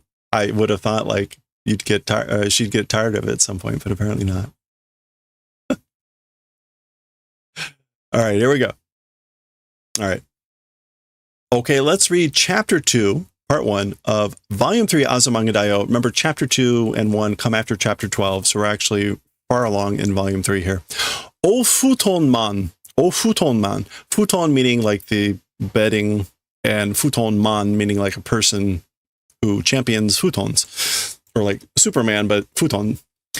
Samu yamete. It's cold. Cold. Stop. Soldana. Yeah, you know. Oh, hayaku 校に行かないかな? 着かないかな? Ugh. Quickly to school will not arrive, I wonder. Basically, like, are we going to get to school soon, I hope? Hayaku. Yeah, like, will not arrive at school quickly, I guess. そうだ! 布団かぶって、上校に、no, we're going to come back to this. 校則違反かな? Okay. This is something about like, that's right. Wearing a futon, so kabutte meaning to wear, and the futon. Whatever this is, I wonder if it's a violation of school rules. So this is like,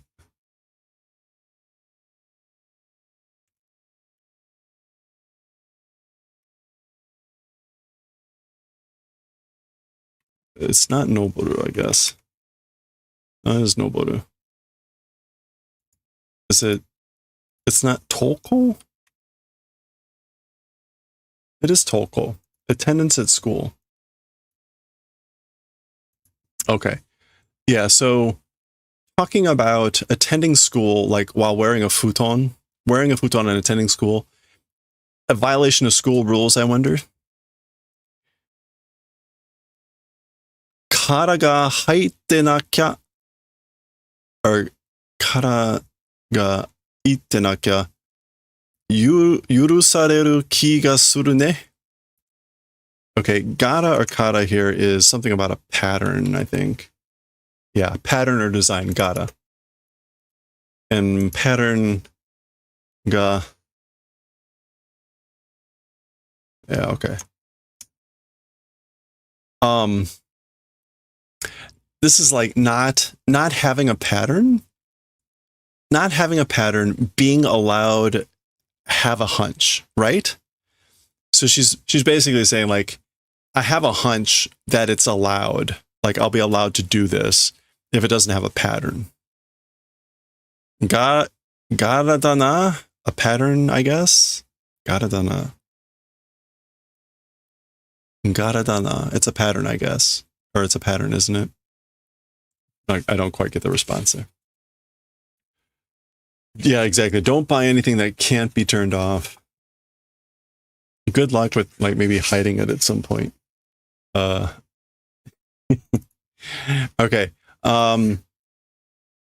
This is like a plan. A scheme.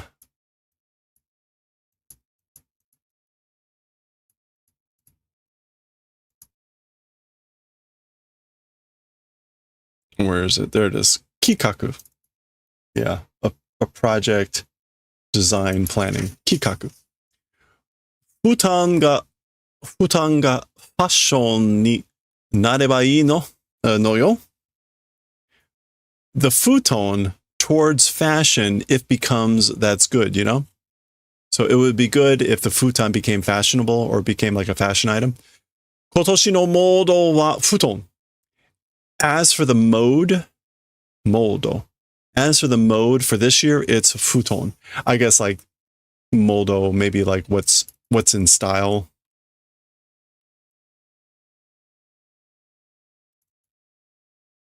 Yeah, fashion. It is mode, but as for this year's fashion, it's futon. Futon no standard ni. I mean, towards a standard, the futon. Like, let's make a futon a standard. Okay, so she doesn't want it just to be like fashionable, like a fad. She wants it to become a standard. Dare ni nanimeba ii? Tanomeba? By whom, if aiding or if requesting help is good? Like, who should I ask for help? Tanomeba?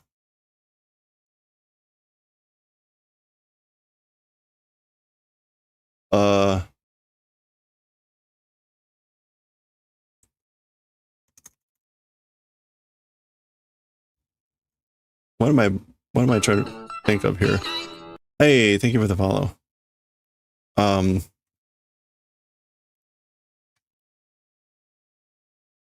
tanomeba. That's it. Of course, like I remember it when I type in the verb. Yeah. So, to whom if ask is good? Like, who should I ask about this? Uniqlo. Uniqlo. That's the Uniqlo. The store, the shop, whatever. Uniqlo dana. I guess it is Uniqlo, I guess. But Yomi clearly is just going along with whatever she's saying here. Nine shokuji shokuhin mo ii kamo. Nine, oh no, mooing without seal.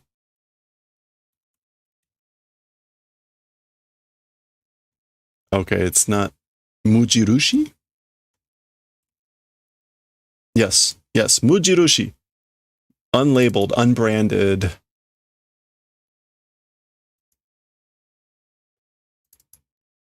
Okay, so normally you would say mujirishi shohin.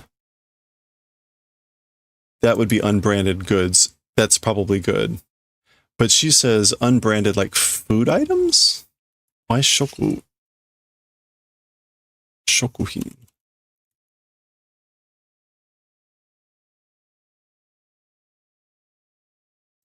I guess shokuhin can just mean commodity. Anyway, either way, she's saying like even if it's unbranded, that would be good, right? Probably. Right? Ne? Samui no ni genki da na, tomo wa. Even though it's cold, you're robust or energetic, aren't you? As for Tomo. So, Tomo, like, even though it's cold, you're pretty energetic. You're pretty robust. Okiro kaorin. Okiro kaorin. I guess that's wake up. Okiro kaorin. Wake up, kaorin. This is the one girl that I couldn't remember the name of, so her name's Kaorin.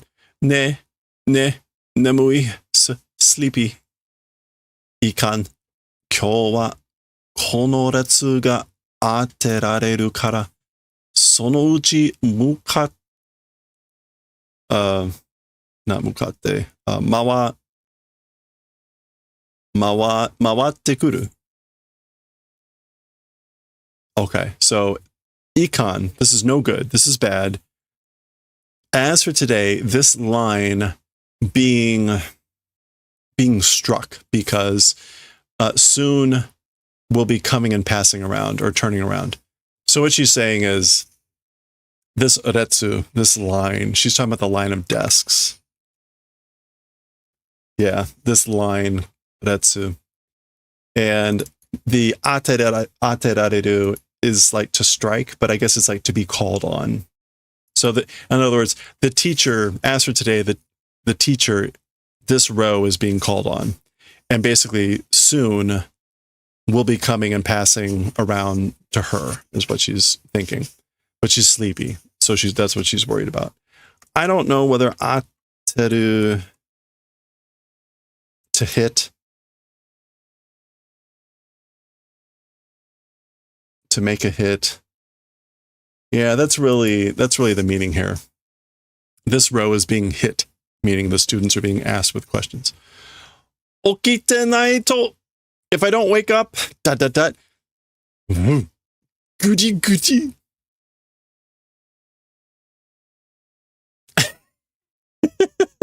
Ooh.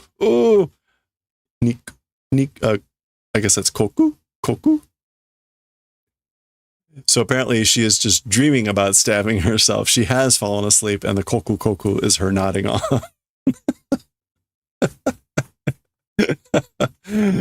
Oh, anyway. Sharpen no saki. Sharpen, like sharpen? The end or the tip of a sharpen. Oh, a mechanical pencil, automatic pencil. So the tip of a mechanical pencil. Oi, kaori tsugi ataru zo. Hey, kaori, tsugi ataru. I guess like you're next. Fun fun ku. So that's her sleeping.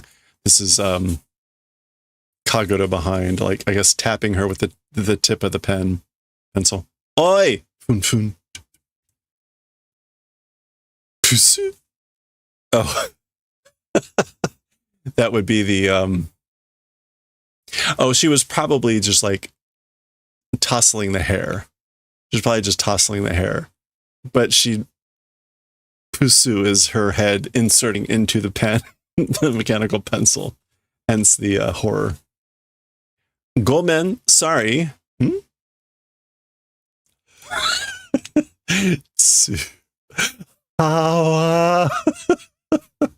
She's bleeding. She's bleeding. Okay. Gomen, I'm sorry. Buruma. Bloomers? Buruma. As we know from Dragon Ball, Bulma is bloomers, which is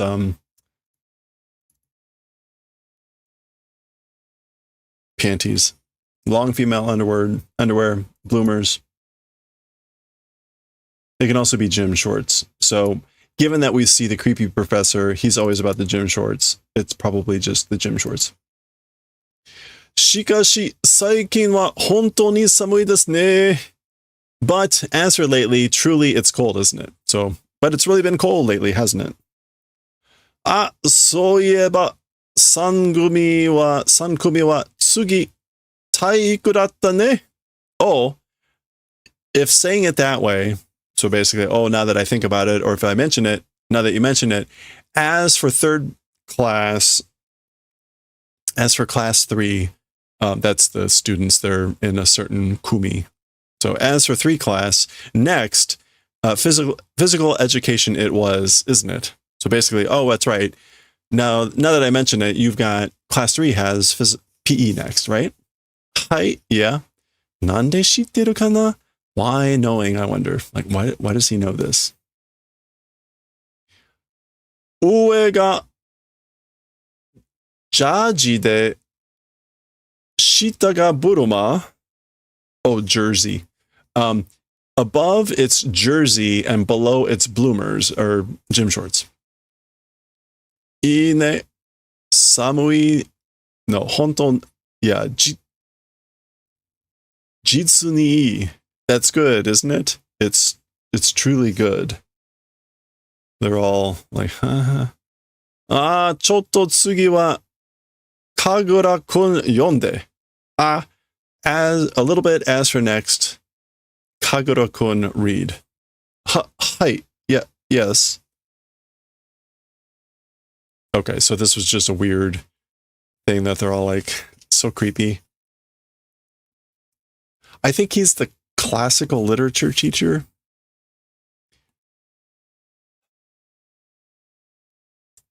Iki no kokoro, nama no kokoro. This is sort of, if it's nama, it's like raw kokoro.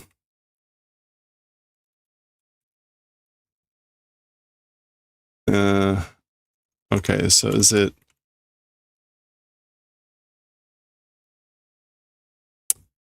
Okay, so I don't know if this is nama no kokoro or iki no kokoro. It has a feeling of like the bare raw kokoro, heart, mind, and spirit. Like natural, unadorned. Okay, anyway. So there she is, suing something. Hi, sokomade. Yes, it's up until that place. Ah, kigai mitai na. Oh.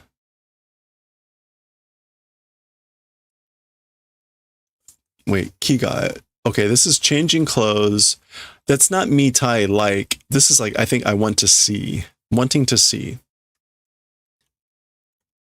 And kigai is changing clothes. Yeah, this is like I want to see changing clothes, you know? So unfortunately, mitai is one of these words that can mean to seem like something. Seem like whatever's before it, but it can also mean to want to see. And I think that makes more sense here. Unfortunately. More. That's just like gross, unfortunate. Otto hanashi ga sessen shite shimatta ne. Whoops. The story did dasen. Escaping the line, getting off track. Hello there. Yeah, derailment, digression. We know dasen from Galaxy Express 39.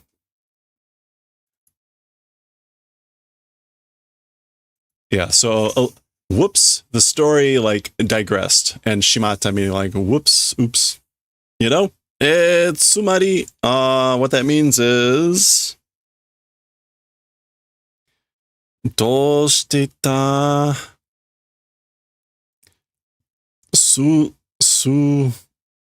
wait, is that sunao?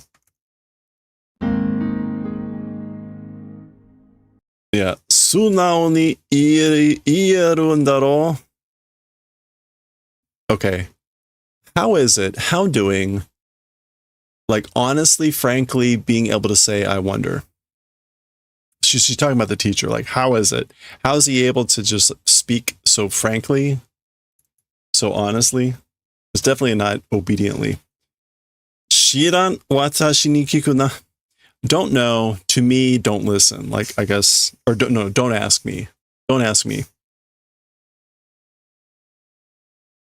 I don't know, and don't ask me. Okay. And I guess that's what it was supposed to be, like, you know, frank from the heart or whatever. It's supposed to be actually him. He just blurts out stuff like this. And it's always awkward. Okay, that is the end of, well, it's a halfway point for Chapter 2, Part 1. We will continue and finish off Chapter 2. And unfortunately, maybe there's just one more creepy professor thing. So we'll see that next time.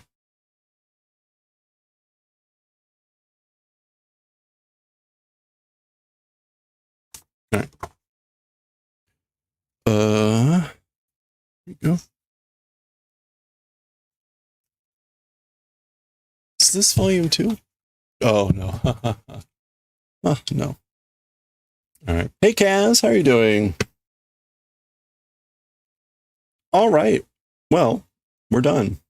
Let's get back to some knitting. We're going to pull up some Julia Child, too.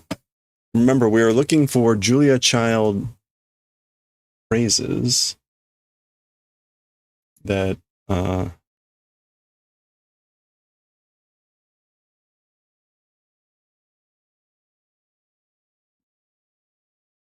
might work as sound bites.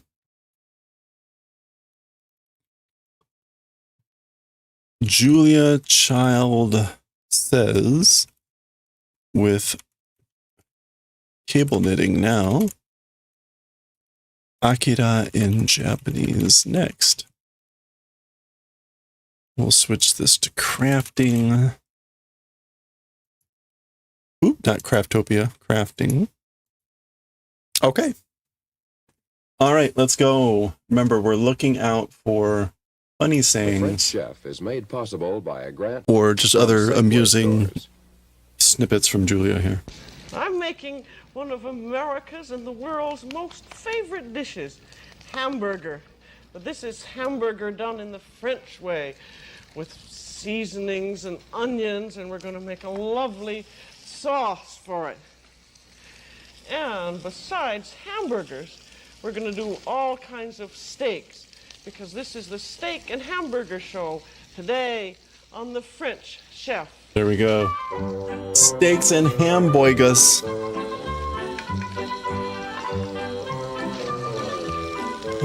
Oh, crap.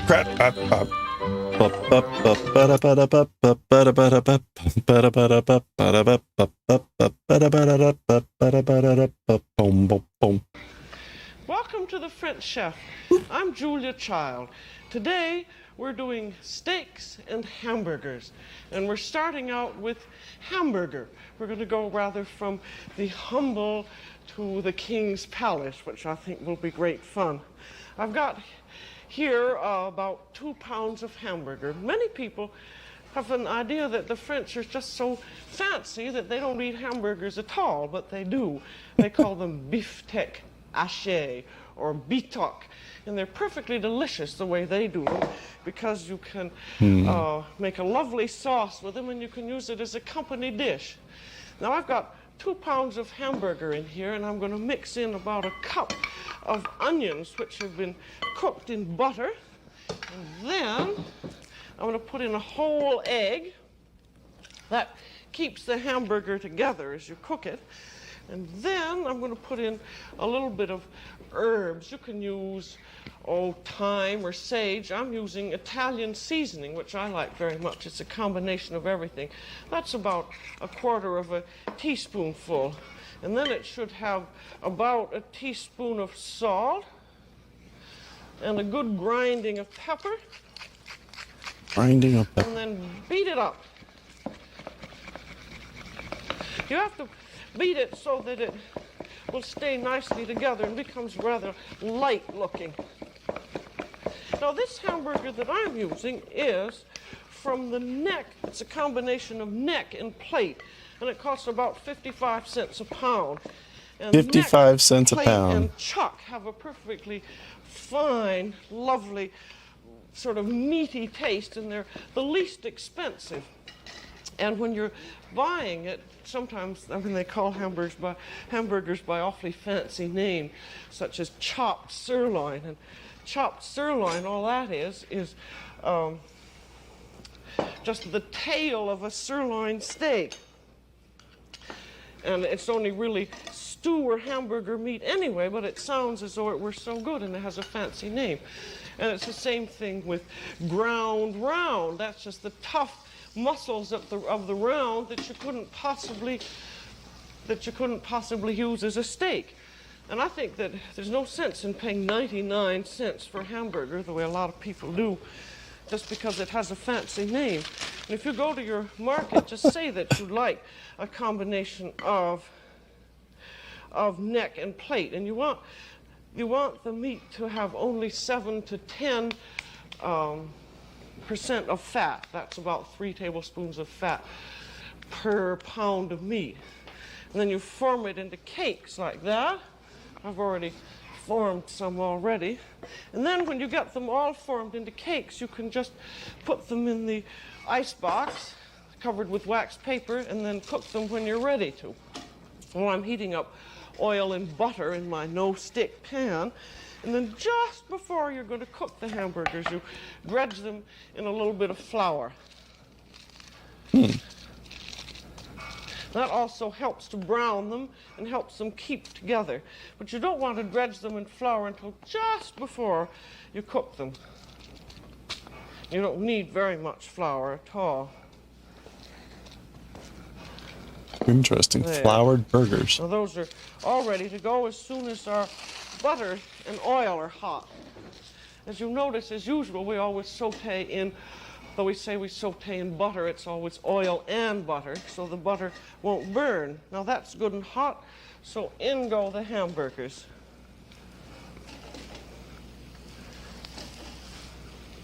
This mixture of onions just makes an awfully good hamburger. Much more interesting than just sort of plain meat.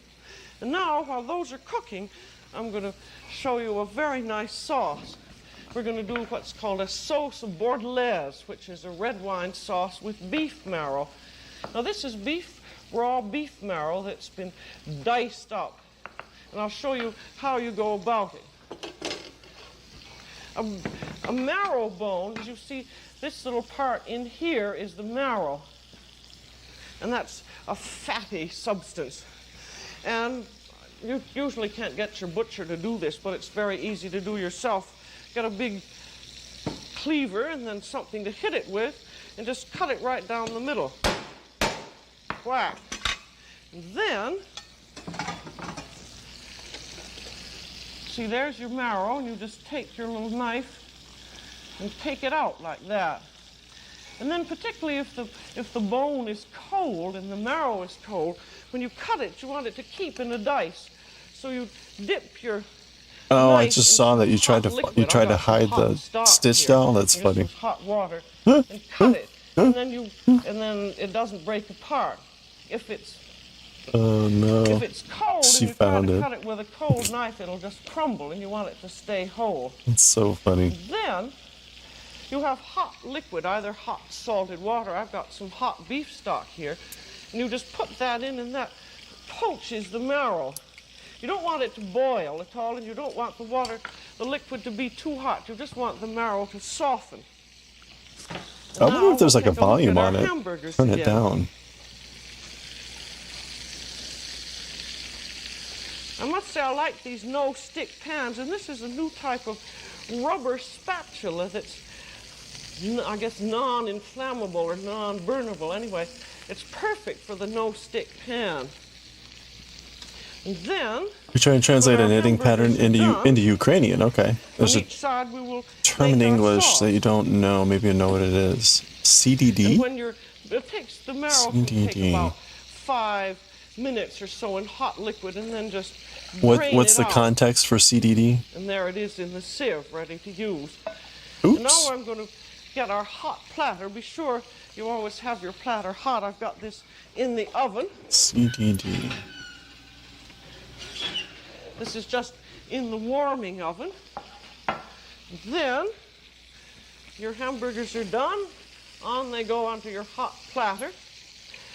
I think it's hard to say how long to cook hamburgers, because some people like them very rare and some people like them well done. This is just in a line of instructions. I think CDD. that's something that you can't give any rules for because it's so personal. And now here's our hamburger pan, and it still has a little bit of butter in it, and it also has these nice little coagulated juices. And we're going to deglaze the pan. This is a little bit of our beef stock. I'll put in about 1/4 of a cup. A central double And then decrease. We have our red wine. This Hey, is Alpaca. California mountain wine. How's it going? You just let that boil down. And then we're going to Decrease give it a 3 little stitches bit of into thickening one, with cornstarch. causing a gonna neat put in straight about center line without 1/2 leaning. tablespoon, and then add a little bit more red wine to that. Yeah, I guess that's what it is. You think you've only done it once. Okay. Apparently it's used in shaping garment crowns or in lace, involving slipping 2 stitches together, knitting the next, and then passing the slip stitches over the knit one. So it's like slip 2, knit, and then pass 2.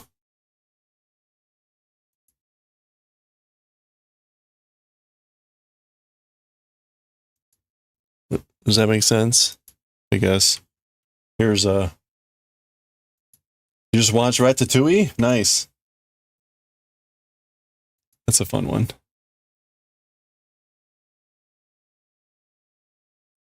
Of course, that's a knitwise, but presumably you can. Yeah, okay. Oh, that's interesting. I have not done anything like that before. But I have not done much.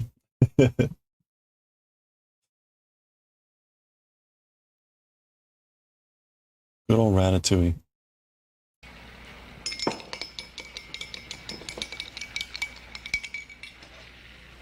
And then pour it in. You want to let it cook for about a moment. Cook for a moment. Okay. And then you take it off the heat and fold in the marrow. And you can put in a little bit of chopped parsley too. You're getting a Remy tattoo next week? Hey, oh, that's awesome. Hamburgers. The same place where you got your other tattoo? Now that really makes hamburgers go on to heaven. And then you can put a little parsley in there to Boy, decorate it. that is There you fancy. are. And now I'm going to show you about steaks. That's going from the 55-cent hamburger to a porterhouse steak. That's a 4-pound porterhouse steak, and it costs $6. Oh, you're gonna tattoo. Whoa. It comes from a prime Nice. carcass. It's about the best. Will this be your first porterhouse self-tattoo? I've ever seen in my life. It comes from right here, the loin. And this, we made She's a got a beef map, chart a beef for you chart. so that you could see, get some Hey, idea DMF, of yeah, where the $6, meat cuts right? come from. See, this is the head of the beef right here, and there's his neck, and there's his shoulder blade, and his front leg, and there are all of his ribs. There's his backbone, and his pelvic bone, and there's his back Oh, leg. I meant the And same you'd be place, very meaning wise the same studio, the same studio, not get yourself the same just as location on your familiar body. with beef cuts as possible, because you can save yourself That's a funny. lot of money Got and it. a lot of disappointment. Now, I'll show you some more from that. I've got like fancy some area. USB disconnecting That's and the loin reconnecting, strip and I don't know steak. what it is. That is the loin part of the porterhouse steak, and that costs about $2 a pound if it's a prime carcass. This is And annoying. that comes from up here in the loin also. I don't know Now, what. another, if you're in the money, another expensive steak is from the sirloin. Oh, you are going to go to The a different. Okay. sirloin is right here. That has this great big pelvic bone in there, and that's sometimes called sirloin rump. Some butchers don't make any distinction between it. Yeah, DMF earlier, she was talking about using ground beef at 55 cents a pound, and thought people were crazy for using 90 cents a pound for burgers. And this is a hip steak that I had here, and that costs about $1.89 a pound. And now to get these two sections here, the loin and the sirloin, are the most expensive. That's the most expensive. But you don't have to go into all that money to get yourself a good Where steak. did I put my time machine? We have here, this is a blade steak that comes from the shoulder. It comes from right up here at the end of the shoulder blade, and you can always see a little bit of cartilage from the blade in the steak. And that costs about $1.19 a pound, and it's a very good steak. Now $1.19. here is something that you want to watch out for. You'd say, oh, goody, if you saw this enormous piece of meat for about $2.19 for 4 pounds. And what this is a chuck steak. And they often have it in a market Cheap on beef. display for the unwary. You have here, sort of hard to hold, but you have this part and this part here, which are just stewing meat, and that's no good for a steak. The only good part of this steak is from here up into there. That's really like part of your rib, like the roast beef. That would be a very good steak boned out, and that would All right. cost you 89 cents a pound. What is happening here? And we have that chuck steak comes from up in here. And we have now a flank steak. And that costs about 99 cents a pound. And when you buy one, be sure you get a good thick one. And it's always good to marinate it in a little red wine and herbs, and then you just broil it like an ordinary steak, and you cut it on the slant that way, and it makes a very nice, tasty steak. And that one comes from right here. That's 99 cents a pound. And let's see if I think I have another one here. Yep. Now that again is a Searching shoulder device. I steak. don't. And Nothing. this is There's a no warning or delicious information steak we had popping from up. I don't know last what it night. is. It You can stopped. always tell it's a shoulder if you're good at meat cuts, because there's this little And piece nothing- of gristle right in Nothing there. seemed to be disconnecting. And So that comes from in this area too. And that is $1.19 a pound. So as you see, you can get very good steaks without spending a fortune for them. The important thing is to know your butcher and begin learning your meat cuts. And now I'm going to show you one of the most expensive. I think it's nice to go from the least expensive to the most. Now this here is a filet of beef. the pile of meat off screen That is probably a that's big the pile. tenderloin section of your It's stopped, but I guess porterhouse. And that's I'll open in up the device loin, manager right, this anyway, and part we'll here. see if there's. After the hip and before the rib, and that's the filet or tenderloin. And then there's Well, this that's not gonna part, help. Absolutely, the whole thing. You'd have this other part down here, which is called the sirloin butt, and that's not as tender as the rest of the steak, and not considered quite as good in that if you buy a hip or sirloin steak, you get a bit in there of that. And this tenderloin, this piece cost $13. That was from a prime carcass. Prime means that's the first grade and best of beef.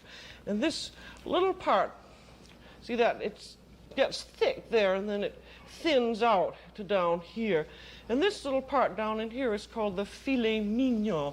Mignon means little. And so when you get a filet mignon, it's cut from a small part down there, and sometimes they're only that big around. And this Seems is the awfully heart, fatty. the central part. And if you get a great big steak cut from there that's about like that, that's called a chateaubriand. And it's usually about 2 inches thick, and it's always broiled. And then smaller steaks from this region that would be about 1 inch thick are called filet steaks or tournedos. And you can roast this whole More thing. fat, the better, but Delicious. the It doesn't fillet, have the as much mignons flavor or as the fillets are loin typically strip not very of the fatty. chuck, but it is an elegant piece of meat. And now here, I guess that's probably more the external there is fat. a steak just cut from the filet like that. And usually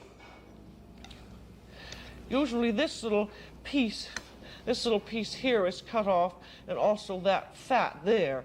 And if you have it trimmed so that's cut off, I don't know how much a pound that would be. It would be very expensive. But you cut off this fat part here. Probably, $12 a pound. It's supposed to have all the filament cut off as well. I think I'd better be a little $6 more a closely. pound. Now you notice that there's sort of a fatty and a filamenty part there, and that should also be removed. I didn't have this removed because I thought it was a good idea for you to see what it was all like.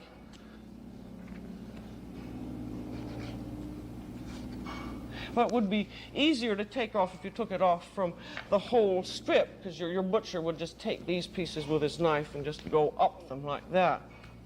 And that ends you up with just a little tiny, lovely nugget of meat. Now here's another one that hasn't had that little strip taken off.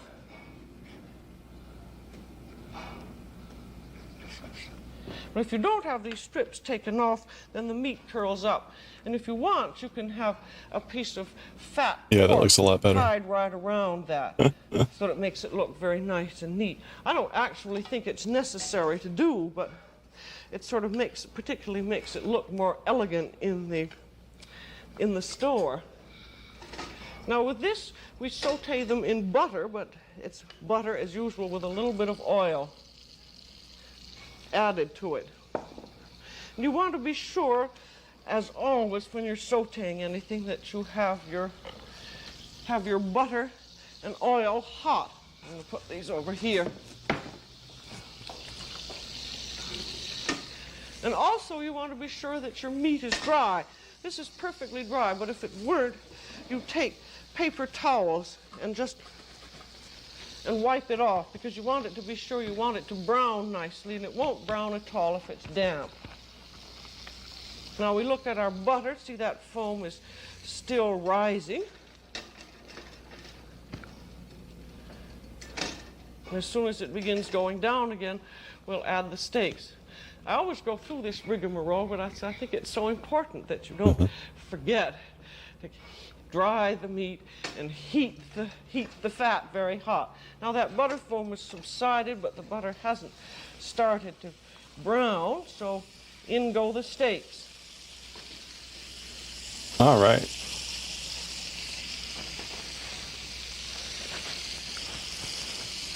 And we regulate the heat. We do not want the butter to brown, because we want to be able to use that also for the sauce that we're going to make. And now whenever you are doing something fancy that costs $2.50 a pound, you want to surround it with fine wines and truffles and anything else that's absolutely delicious. So, in general, food is 10 times cheaper than whatever it is today. Because, right, she said the ground beef was 55 cents a pound, right? Nowadays it's it's $5 to $8 depending on the fat content. Yeah, a nice, fine, expensive wine, $2 bottle. Hey, Palabruja. Welcome. We're making 55-cent per pound burgers and very expensive $2.50 per pound filet mignon steaks. So I'm going to get out what we have, and I'm going to first turn the steaks. In fact, hold on. Get out anything else that's funky. And now, whenever you are doing something fancy that costs $2.50 a pound. That I need to get this phrase. So we're collecting like amusing phrases and other funny things. This is going to be one of them. So steaks and hamburgers. Hey, Daioh. Yeah, I know. Can you imagine? And this was at what, like 19 minutes. Whenever fancy, $2.50 a pound. Okay. You want to surround it with fine wines and truffles. When you call Rhoda said, mechanic asked you anything valuable in the car, you said yes, a giraffe. Delicious. So I'm going to get out what we have, and I'm going to first turn the steaks. I'm not writing that to the Rhoda. They'll think I'm an idiot. Well, that probably was the most precious item. That's true. Either that or diapers, right? 50 years from now, people are going to watch old YouTube videos published a day like, oh yeah, absolutely. And I'm going to get out my hot steak platter. I mean, that's just inflation, right? In the warming oven. And for it, we're going to put these steaks on little toast. This is white bread with a crust sauce, which has been sautéed in butter until it gets to be a nice golden brown. Yeah, Teal's giraffe. Watch it carefully, not get your butter too hot. That's cute. And then just saute it until it gets Don't forget the brown, giraffe. keep it warm on the oven. The steaks will go on that. We also have here some béarnaise sauce. You remember we've done hollandaise sauce. This is exactly like hollandaise, except instead of having lemon juice in it, it has wine, vinegar, and shallots, and pepper, and tarragon, and you put in about quarter of a cup and boil it down until it's about 2 tablespoons, and then you proceed to make your hollandaise with that, and it's a lovely sauce and very good for steak. And now let's look at our steaks again. Now this again depends on whether you like them terribly rare or whether you like them what they call medium rare or pink in the middle. And when you press them with your finger, you can tell very much how they are. This finger test is very useful to know. If you press it down and it's soft and squashy, but browned on the outside, it's good and rare. But as soon as you see a little bit of pearling of pink juice come up, then it's medium rare. And I'm going to serve these fairly rare, so I'm going to consider them done. So we put them on our toast. Toast.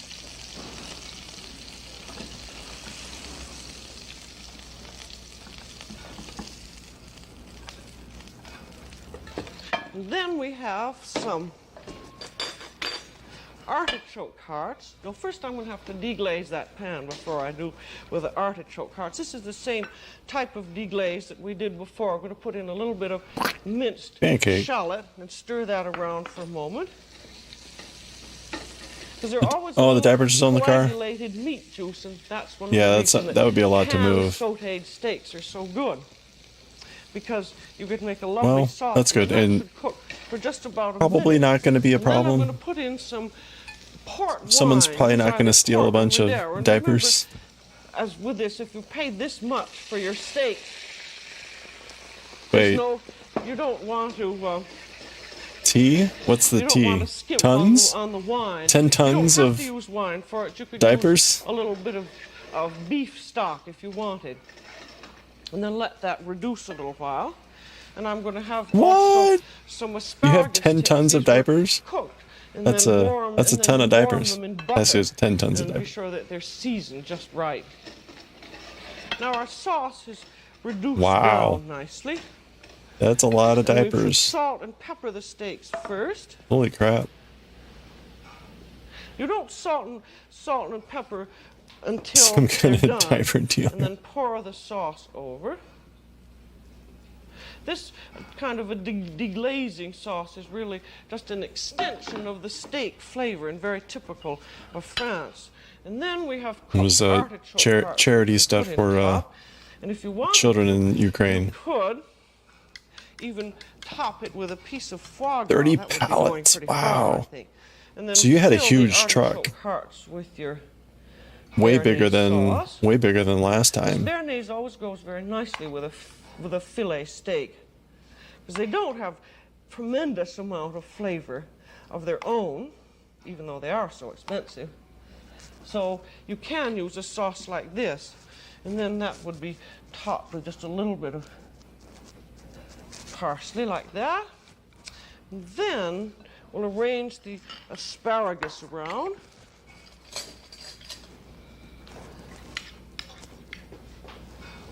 Three 18-wheelers. It seems like a lot. This dish is called filet tournedos Henri IV, or Henry IV. No, I wasn't very neat with that. If you didn't want to have artichoke hearts, you could have large mushroom hearts, which you broiled in the oven until they were just tender, and then put the sauce in that. And then we have some sautéed potatoes, and those can go in the middle. And then if you feel that people want a little bit more béarnaise sauce, you could pass the rest of it in a separate bowl.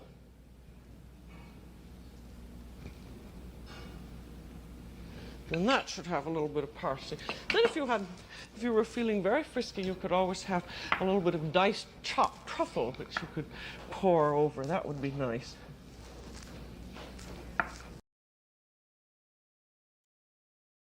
If you were feeling very frisky, you could always have...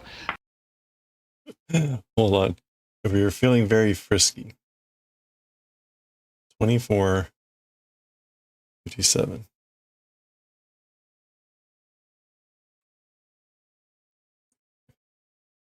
If you were feeling very frisky. Truffles. A little bit of diced chopped truffle, which you could pour over. That would be nice.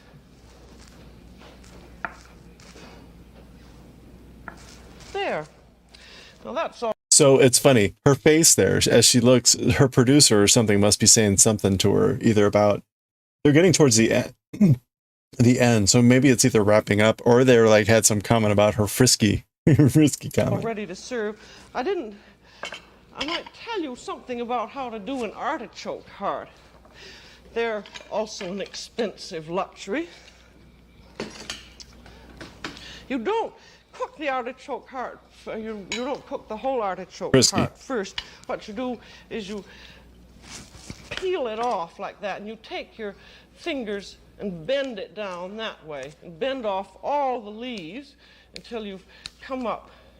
You see, by this bending and pulling movement, you're still keeping on the eatable part of the leaves, and when you've come up to about there, you cut it off. And then you trim off the bottom with your knife. You want to trim off all the little green parts. You just want to leave just purely white flesh, and that's what's tender. Anything that's green isn't tender. And then when you've finished with that and you keep rubbing it with lemon, you cook it in a mixture of flour, a little bit of flour and water and lemon juice and salt until it's tender. Now we have our most elegant filet steaks, tournedos Henri IV. And with this we have spared nothing but truffles, which we could have used. And with it we're going to serve a perfectly delicious red Bordeaux wine at room temperature. And again, you don't skimp on the wine if you're going to spend a lot of money on good meat. And we have then, turning from the sublime... That's a good one. Don't skimp on the wine if you're going to spend a lot of money on good meat. on good meat. I'm trying to serve a perfectly delicious red Bordeaux wine at room temperature. And again, you don't skimp on the wine if you're going to spend a lot of money on good meat. And we have then, turning from the sublime to the more humble, we have our hamburgers. And the hamburgers are served with this very nice sauce of red wine and marrow, and this you could perfectly well use as a company dish. You could serve it with sautéed potatoes, potato crepes, buttered peas, and then with it you wouldn't have to serve a very fancy Sending a wine. truck to Ukraine costs $7,000. Wow. Like a No one's willing to Beaujolais drive it. or a California No insurance Mountain covers it, Red, yeah. which would be very good indeed. And Bad wine for green good meat? salad No, and she said French don't bread. skimp on the wine. Now, the most important things about this steak and hamburger show is that you learn as much as you can about the quality of meat. And that means making a friend of your butcher. He's absolutely your best friend in the world as far as meat goes. And then also make every effort you can to learn about meat cuts, and you won't be disappointed. All right, hold on.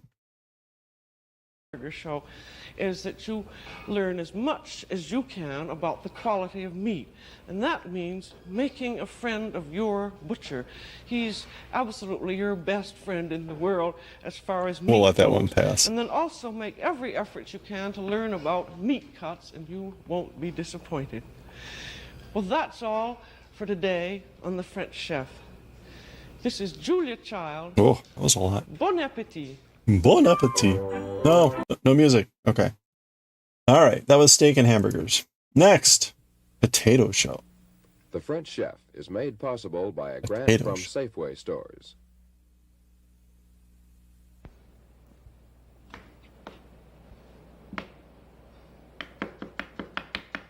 Put into the potatoes too.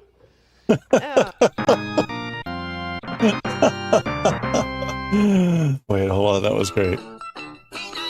Hey, well, thank you for the follow. Appreciate that. Welcome. But I like it just plain.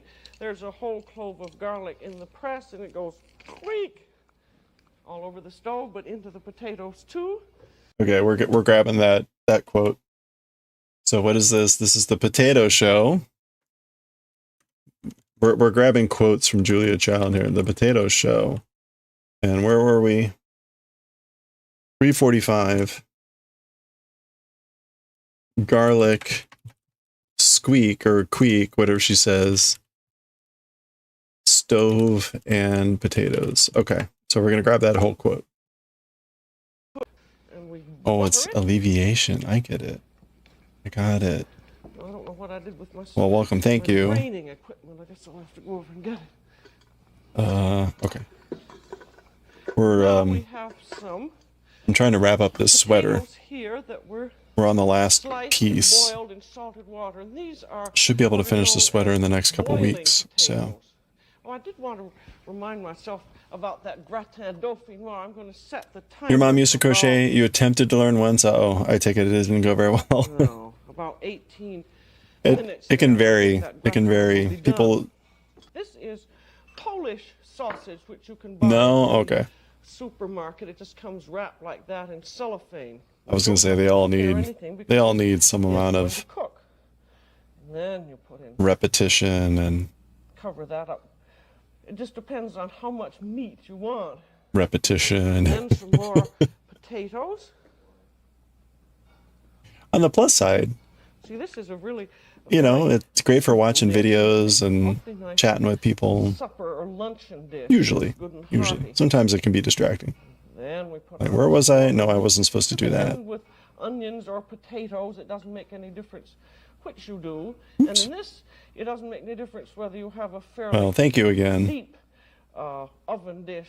I think this I will size is say, about just 2 to complete the inches is good. cuteness. And this is around 8 or 9 inches in diameter and about We 2 made a inches tiny version wide. of the hat.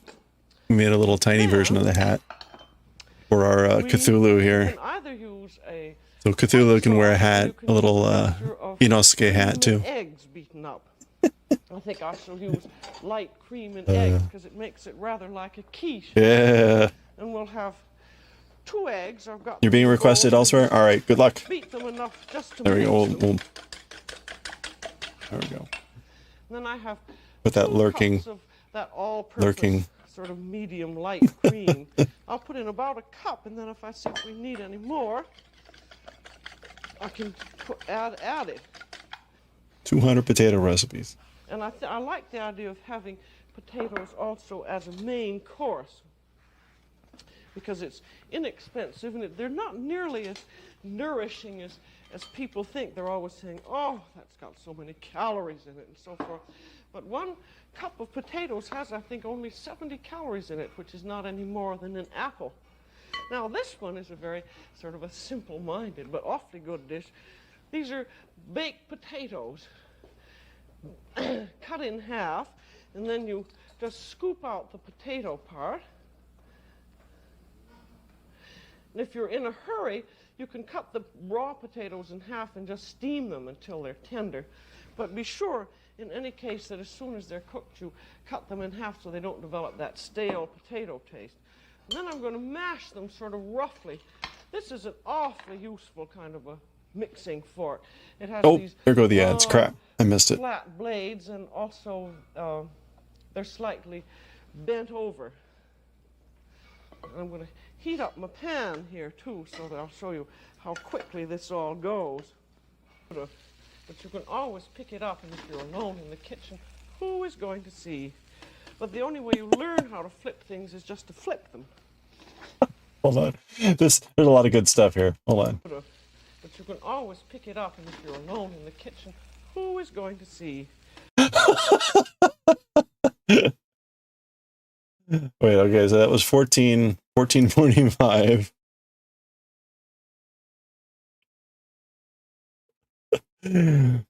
You can always pick it up if you're alone in the kitchen. Who is going to see?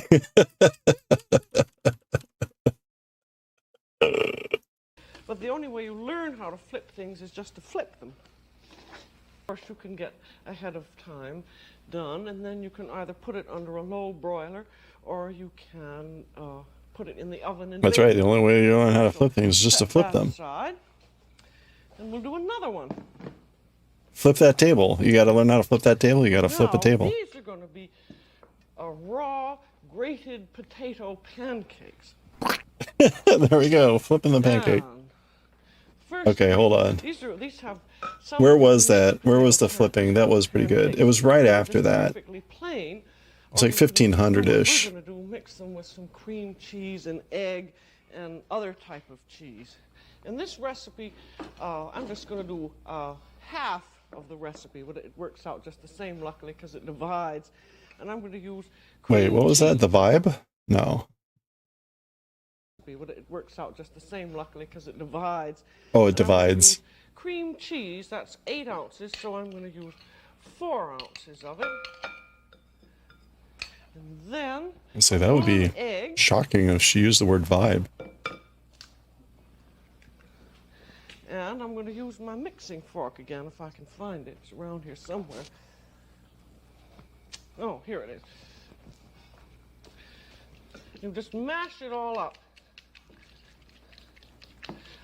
Now, this is a funny part to it, and very French. And I don't know, it's always, when we do something like this, and I'll show you the part that is considered odd, you take the coarse part of your grater and just grate it down.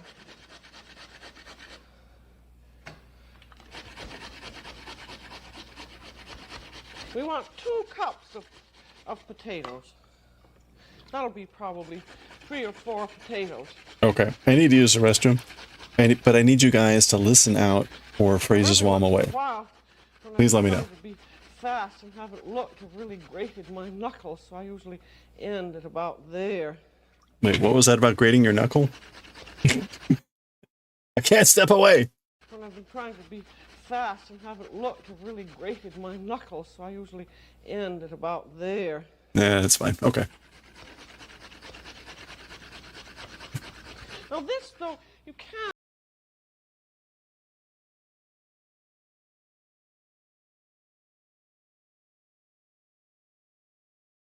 Oh, where was? Oh, 35 seconds ago. All right, hold on. Sour cream if you want. 3 add, and we add salt and pepper. I think I went too far back. And salt, that'll be, I'd say about. Wow. And we have here some diced ham, and so you can put that on.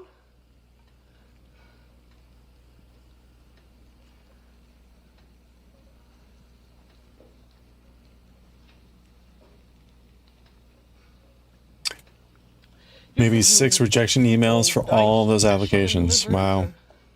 Whatever you want it on. Wow, wow, wow. And again, as with the Oops. bivon or Oops. the baked potato one. Oh wait, no, we're on the back side. Anything else you like in with the initial mixture. Now, I've still got some onions left, but I think I'll use some poached eggs. I just looked at the dauphinoise. It's coming along, but it isn't done yet. Oh, no, the music, stop! Okay. Alright. Hey, T-Pack! Possible by a grant from Safeway stores. We've infringed. Believe it or not, this is a souffle. Bet you didn't know you could make a souffle like this on a platter. It's going to rise right up just as pretty as can be, and we're going to do it today on the French chef. Oh. Boom, boom.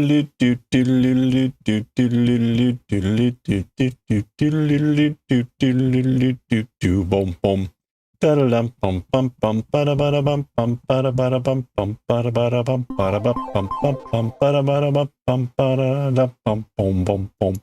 Welcome to the French chef. T-Back, how you doing? You had to heat up your dinner. Today we're going to do souffle on a platter. Sam, how are you doing? I might not have known that you could do a souffle on a platter, but you can. This is a lovely one called filet de poisson en souffle. I had it first in a little restaurant in Paris up near Montmartre. That's as loud as I can make it. Came out all puffed and browned. And this one's really soft. Delicious, and was served with a special creamy hollandaise sauce. I'm going to put this in the oven, and it's going to be ready, I hope, in about 20 minutes. And then we're going to go back and do it from the beginning. Still alive, barely? Ooh. Is simply and only a very thick sauce into which stiffly beaten egg whites are delicately Retro. folded. And if you can either You made chicken, bacon, leek, and mushroom pie. Ooh, that sounds like delicious. this, or you can spread it out on a platter, and when you bake it in the oven, it automatically puffs. It is just something that is automatic. And this one is automatic puff. Fish souffle, and it has a surprise underneath, and the surprise is that you'll have fish that's poached in white wine that's spread on the platter, and then the souffle mixture is spread on top of it. And you can make any kind of a souffle this way. I'm going to make a fish one just because it's so good. And here is our fish souffle. This is filet of sole or flounder. This happens to be a lemon sole, but you can use any kind of a fish with a delicate mien, such as sole or flounder, or a yeah, sorry, T-Back. We're listening for snippets. Flaky fish like hake or haddock, and to poach it in sayings wine, from Julia that we want to keep. You first put in a little bit of water, and then steak spice rice. Ooh. Some fish stock. You can 3 dipping sauce. Ooh, 3 cheese dipping sauce. Nice. A little bit of clam juice. Wait, 3 cheese. What were the cheeses? I'll put in about, say half a cup, because clam juice is rather strong. And then use dry white wine or dry white vermouth. I'm going to use about 2/3 of a cup of dry white vermouth. And then the fish just simply goes into the pan. We're going to serve 6 people, so I'm going to use about a pound of fish fillets. And then you want to put in enough water just to cover it, like that. And then you want to be very careful that the water just shivers. You don't want it actually to boil. And we're going to put in some salt. There was We've got parm and about others. water there, but we At also least have 2 other canned cheeses. which is salty. So I'm going to put in just about a little over a teaspoon, well, about 3/4 of a teaspoon of salt, and then we'll put in some chopped scallions. I'm going to put in about 2 tablespoons there. That always gives a nice little flavor. And then I'm going to put in a bay leaf. Uh-oh. And then parsley, but we only use the Wait a minute. stems of the parsley, because if you use the leaves, that turns the liquid a dark color, and we Wait a want to minute. keep it as light and pale as possible. And another thing, whenever you're cooking with Why did I wine, do that? be sure that you use an enameled or a stainless pan. Don't use aluminum, because aluminum in Oops. wine often turn something grayish. Oh, So okay, I'm gonna that's put at this least back parm, I on see. the back burner here, and then we're going to make our sauce base. And the sauce base is simply a thick bechamel. A bechamel, as you remember, is just flour and butter cooked together and milk. And we're going to use 3/4 of a cup of liquid. So I'm going to use about 2.5 tablespoons of butter and 3 tablespoons of flour. We always melt the butter first, and then when it's started to melt, then you can put in your flour. There's 1. That's a little bit hot. Tea parm says. There we go. 2, 3. There. And then you stir it around, and you want the flour and the butter to cook slowly together. And before in for corn about making 2 chili, minutes. child Whenever you says. are making a sauce, remember you always cook your flour and butter slowly together. And this is our souffle sauce base. Wait a That was minute. About 2.5 tablespoons of butter and 3 tablespoons of flour. And then, after you can tell when this has started cooking, because the flour and the butter are foaming together, then after it's cooked slowly for 2 minutes without turning more than just a buttery color. But if you have a bad piece of chicken, take it back to your market and complain and get all your friends to complain. That's the only way of getting good chicken. Milk.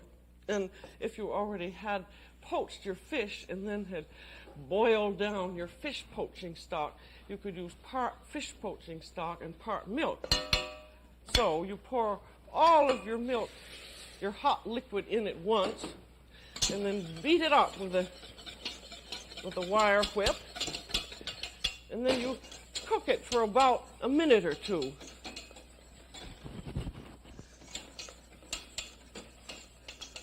That was for tea parm. And then as you see, that's a very thick base there, and it's all done. And then we beat in 1 egg yolk. You can tell how much quieter this episode is based on how loud that was. And you save your white for the rest of the souffle. You want to be very careful when you're breaking your eggs and you're going to use the whites to beat up, in that you don't get any egg yolk into the white. Beat it with a wire whip. Beaten in like that. And then Only if it's flavor, dead. We'll want about a teaspoon of salt and some pepper. I'm using white pepper here The tea part makes everything loud. Specks. And then a little bit of nutmeg, just a little tiny bit. There's going to be some cheese that goes into this. And nutmeg is always nice with cheese. Now that's all there is to the sauce base. If you want to do it ahead of time, you wouldn't put the egg yolk in until the very end, because if you let it get cold, it sort of gets awfully stiff. So if you did it ahead of time, you'd film the top with a little bit of butter, and then you'd heat it up again, and then beat in your egg yolk.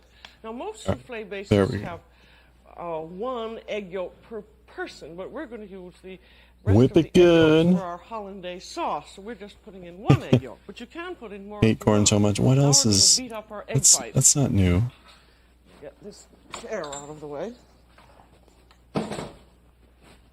Now, I've, as always, beat eggs by hand. I just find that it goes quicker and faster, but you can beat them any way you want as long as they rise 7 times their original volume. 7 times. I'm also using an unlined copper bowl, but you can use any kind you like. We have 4 egg whites there, and then we have the 1 egg white left over from the yolk that we use. So we have 5 egg whites.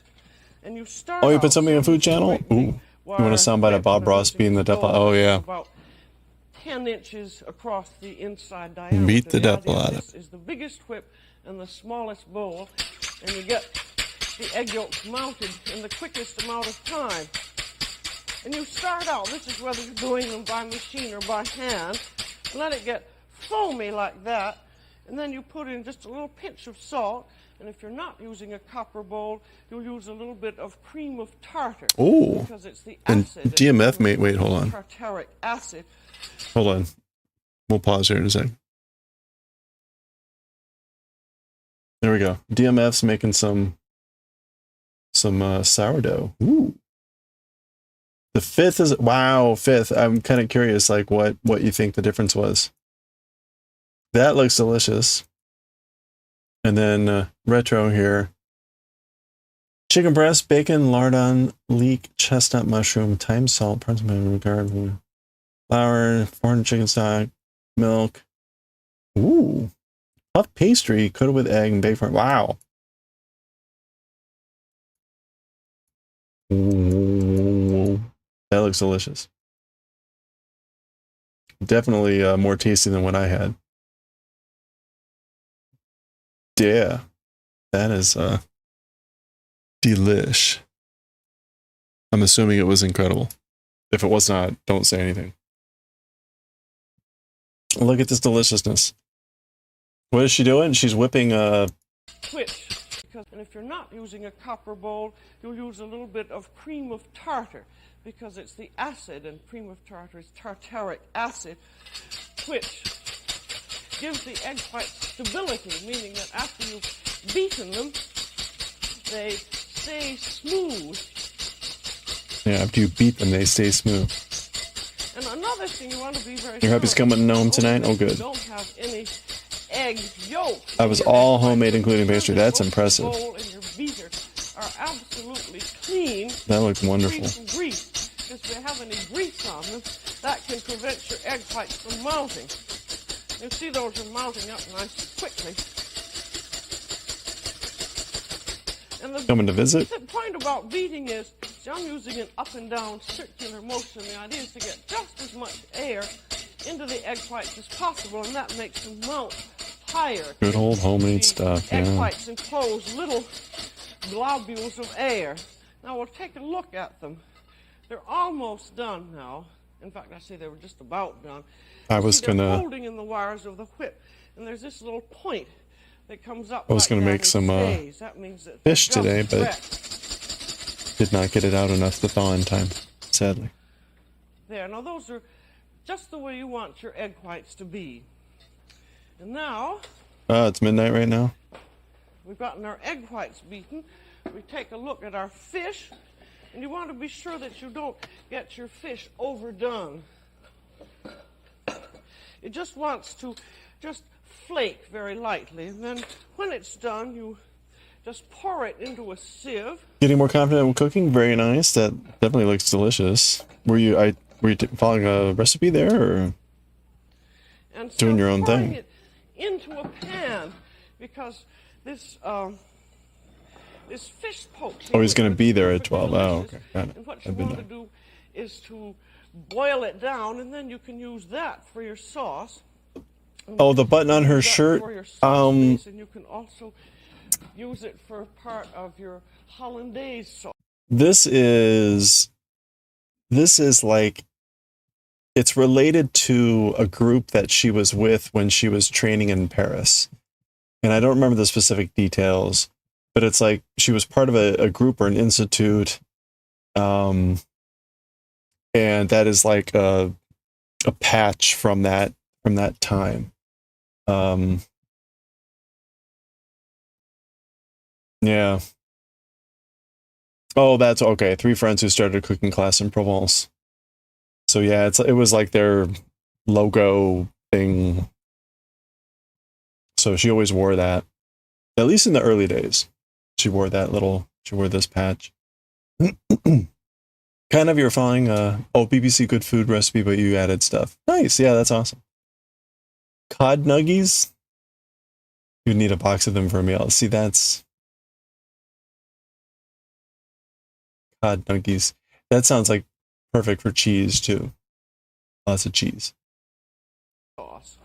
Yeah, that's Then, awesome. when you've drained it out, Sounds delicious. take a fork and flake it up just a little bit.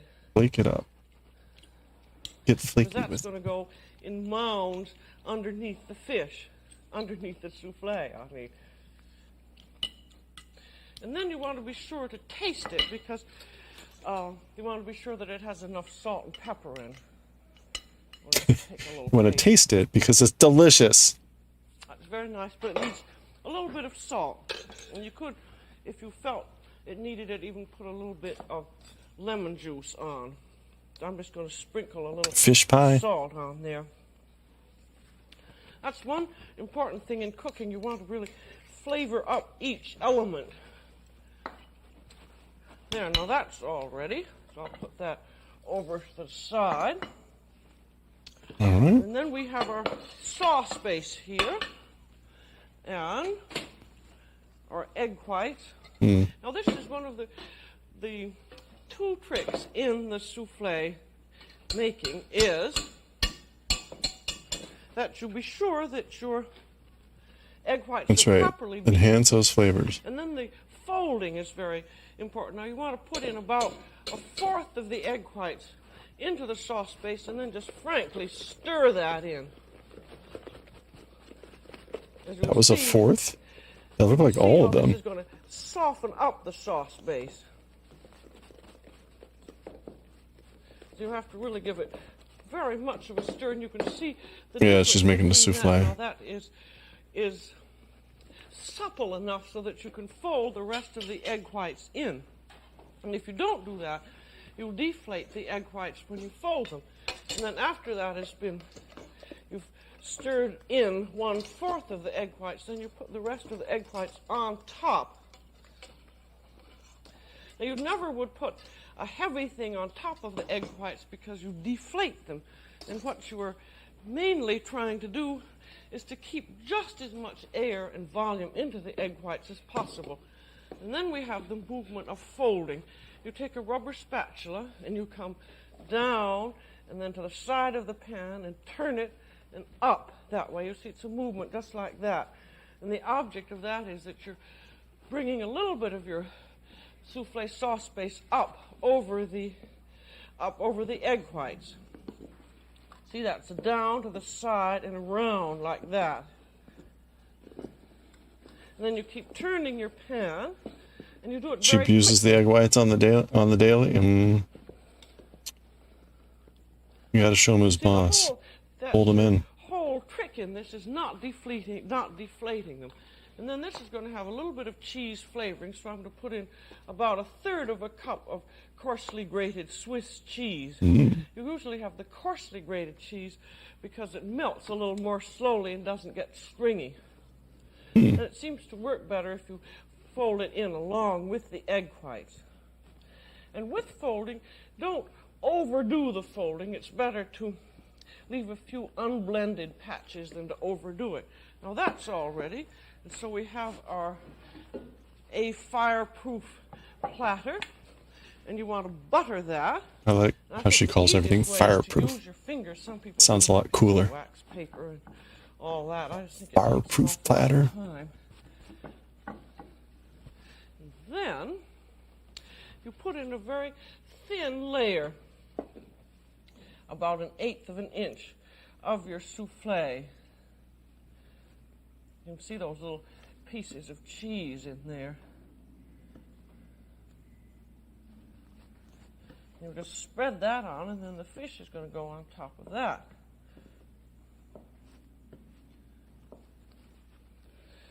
Then we're going to serve, I don't think this dish is bigger than to serve probably 4 people. So we'll put 4 distinct lumps of fish here. You could, if you wanted, you could spread the fish all Mashed potatoes. all Well, over everything the looks the platter. same, right? Sort of nice to make little lumps. That. Indistinct lumps of food. Smells good because that little bit of wine and then the chopped scallions are awfully nice.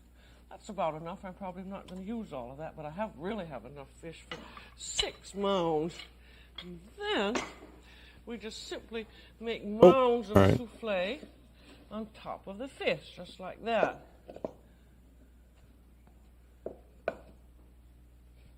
Just remember when I first saw this souffle, I just couldn't believe it.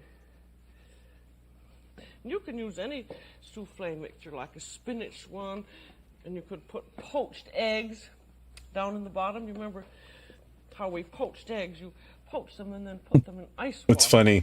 Bob Ross mentions when he's painting, he'll mention about how they scuff up the metal ferrules on the paintbrushes and other things because they catch the light of the studios. Otherwise, if they're shiny and aren't scuffed up, and you see that happen a lot here, right? The metal pan, there'll be that weird like black flash happen, where the shiny metal is catching the light of the studios. It's always kind of funny to see that. And then Looks all the same when you whip it for 2 hours. That's true. Toast in the bottom, and then you could put a little piece of ham or some chopped sautéed ham on top of that, and then your ice cold poached egg, and then your souffle mixture on. And by the souffle is done, the eggs are just heated through. It's an awfully nice. How am I only on 154? Then we sprinkle some cheese on the top. This again is grated Swiss cheese. I've not been going that fast here. Oh, recall the proportions for the souffle base again. Sad. That is 2.5 tablespoons of butter and 3 tablespoons of flour and 3/4 of a cup of hot liquid, and then 1 egg yolk beaten in and 5 egg whites. And then we put in 1/3 cup of cheese. You could put 1/3 cup of cooked chopped spinach. Oh. Now this is all ready for the oven, and it goes. You can either cook it in a 425 oven for about 15 or 18 minutes, or a 375 oven for 20 to 25 minutes. It doesn't seem to make much difference which one you use. Now let's take a look at this one that we first put in.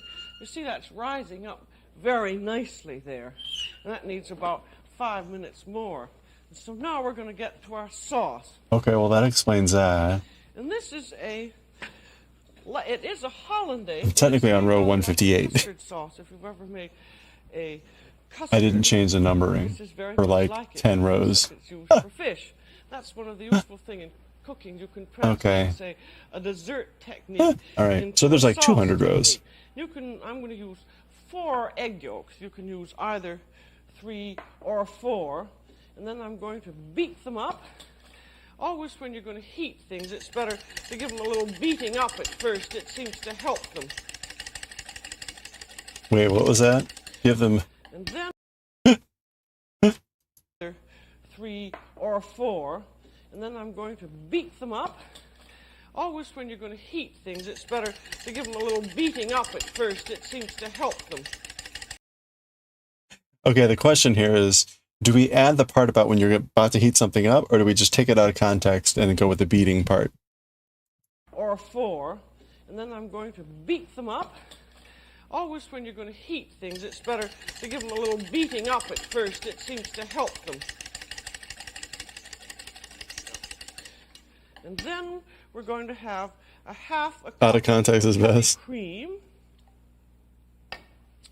And also we're going to have all of it? a cup of reduced fish stock. That would be the fish. Wait, like all of it from the like beat them up first, all the way back there? Up, either 3 or 4. And then I'm going to beat them up. Always when you're going to heat things, it's better to give them a little beating up at first. It seems to help them. All right, you know what? I think we just I'm going to beat them up. 4 egg yolks. You can use either 3 or 4. And then I'm going to beat them up. Okay, so that, and then I'm going to beat them up. And then I'm going to beat them up. And then right after that, it's...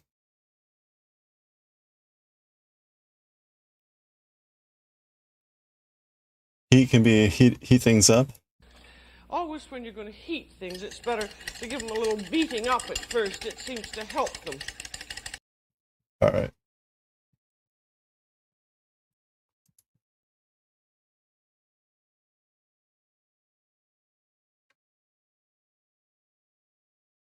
Seems to help them. Okay.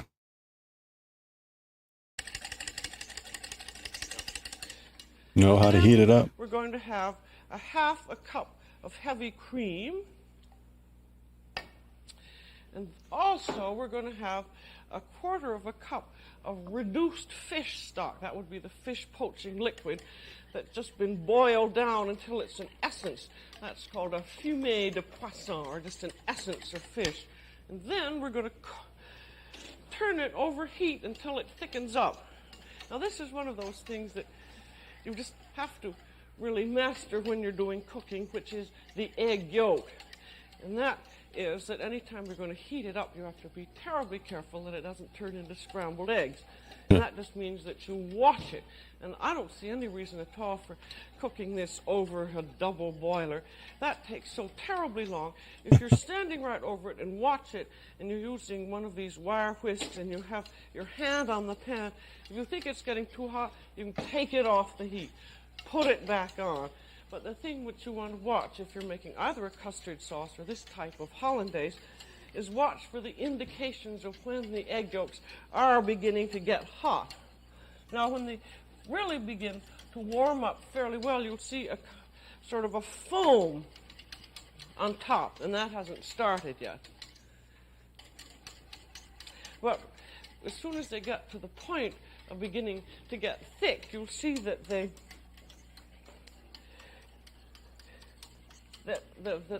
do it awfully quickly, and that's when you want to be terribly careful. Now, not much has happened here yet. It always takes 2 or 3 minutes. But when egg yolks will scramble at about 165 degrees. If you wanted to, you could put a thermometer in and just watch the thermometer and you know what was going to happen at about that moment. Now, as you can see, there's a little bit of foam starting there. And that's one indication that they're beginning to heat up. And then one of your very best indications is your finger. Take your finger and stick it in. And if you can hold your finger in. All right, take your finger and stick it in. Take your finger and stick it in. And if you can hold your finger in, it means that it hasn't heated up enough. Now, I think it's beginning to heat a bit. And another thing is, you can tell, if you watch it, there's a little bit of steam that begins to come up. She has a lot of good finger. And now that's suddenly... We've already got this one, right? But just get used to using your finger for all sorts of things. Quickly turning into a custard. So quickly, as soon as that happens, and particularly if you're using a heavy pan, you want to beat in a little bit of butter, and that'll stop the cooking. Or if you haven't done this very much and you get a little bit scared, yeah, the finger. Ice cubes right by you. This is particularly if you're using a heavy pan. This is sort of a medium weight of lamp. Finger is a good target for Automod. You noticed how quickly that suddenly turned to a custard, and you can see it is napping or coating the wires of the whip, and that's just the way you want it to be. Well, I said if it suddenly happened that way, that it just suddenly got thick, and you didn't happen to have your butter right near you, or you were just, well, you wouldn't have any ice cubes near anyway, but if you did have an ice cube near, you could just put that in, beat it around for 2 or 3 seconds, and then take it out again. But if you remember these things when you're making any kind of a custard, you won't have any trouble. And now, this has, you can put up to ½ a pound of butter into this if you want, but you put it in by tablespoonfuls. Wow. It's easy to have the butter often. So you can put, say, anything from five tablespoons to a half a pound. And that just depends on how much you want to have in. And also, this is exactly the same system for making a French buttercream frosting. That seems a very far cry, doesn't it, from a fish sauce. But there's one type that you make with an English custard cream exactly like this. And then you do beat in. Should have been sued in oblivion by now. More, and that makes this lovely buttercream People that burn their hands. chocolate in it. That would be nice chocolate and clam juice on a cake. Now, after you've beaten in as much butter as you want to taste it. It's because they didn't get used to using their finger for all sorts of things. Awfully good. I'm going to put a little bit of lemon juice in. Usually with anything, when you have a lot of butter and so forth or cream in, a little lemon juice just seems to cut the... I think we went awfully good. I'm going to put a little bit of... Awfully good. Yep. I'm going to put a little We bit want the of smack lemon juice and the in. awfully good. Usually with anything, when you have a lot of butter and so forth or cream in, a little lemon juice just seems to cut the heaviness of it. Hey, sure, misfire. That's right, people used to live Yeah, now dangerously. that's already Nowadays, If you're going wusses. to make it ahead of time, as with any kind of a sauce that has butter in it, you don't want to keep it too hot. You would just set this pan. How are you doing, in sure, tepid misfire? water, and just to keep it from congealing, and to heat it up again, you could say you were going to use, say, well, a quarter of a pound of butter. You'd start out the sauce with about 3/4 of that, and then you could heat the rest of the butter. And when you were going to serve it, you could just gradually beat that butter in, and that would heat up your sauce again. Or you could stir it over very gentle heat, but sometimes that's dangerous if you have all the butter that you can in the sauce. The thing to remember is with butter, as soon as it heats up, it turns liquid.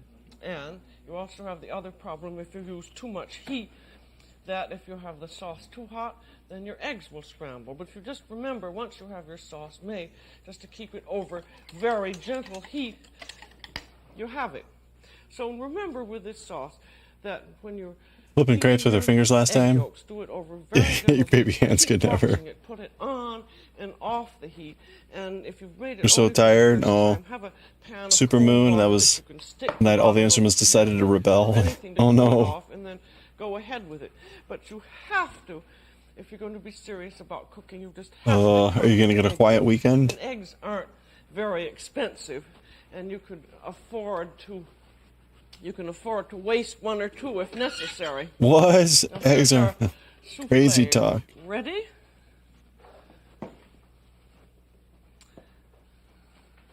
Now it just smells lovely and looks beautiful. It always creates Oh, look at that. tremendous effect. That's the fish souffle.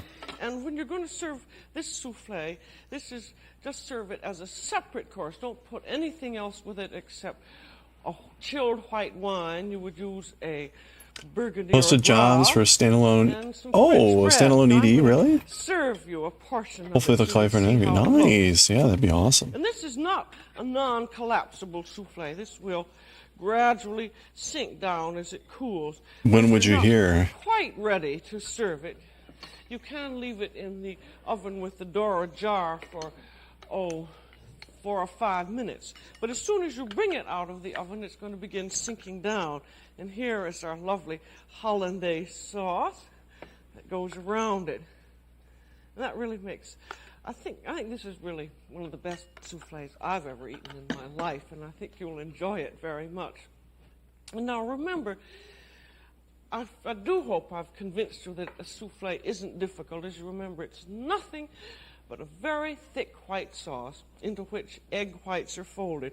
And once you have beaten your egg whites carefully so that they really melt and are filled with air, And if you're using an electric beater, hold it in your hand and circulate it around, getting just as much air in as possible. And then remember that very careful folding, that little trick of really beating in a quarter of the egg whites to loosen your sauce, and then very delicately folding in the rest. And if you do those two things, I don't think you'll have any trouble at all making a souffle. And you saw how quick it was. We had that whole thing done in really less than 20 minutes. And be sure that your oven is correct. If you haven't checked it with an oven thermometer, be sure to check it, because it has to cook at just the right amount of speed. And now if you've mastered the souffle and the egg yolk sauce, you're really a cook. So that's all for today. This is Julia Child. Bon appetit. Okay.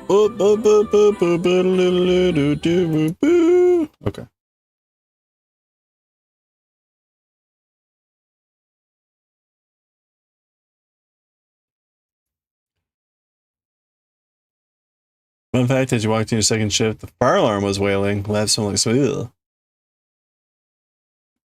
Firefighters just left, found no fire. Well, that's comforting, right? Ended up digging around where the smell was strong, found an open outlet next to a bunch of sawdust. Oh, nice. Yikes. Yeah, that's scary.